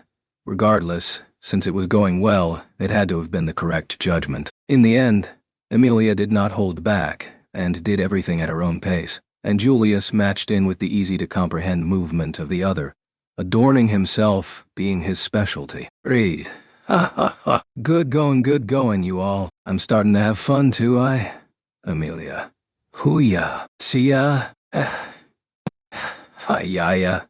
Joyfully brushing away the two whilst they cordially engaged with each other, Reed laughed loudly. Emilia then let out a shout and launched a mighty attack one would not think could come from that voice, but it failed to become the decisive blow. A marvelous swords dance, as if an illusion of water, fire, and ice intertwining. The knight's sword of steel, the sticks that had seemingly been turned into steel, due to the skill and force they were being used with, and the weapons of ice which struck, broke, regenerated, and gave rise to high-pitched notes. A sight so beautiful, capable of making one misunderstand that there was truly such a dance being performed. Shinyanga. Henceforth, the dissonant existence which wedged itself in obstructively, seared itself into everyone's minds as foreign to both eyes and ears. Subaru. Bastard. O-H-K.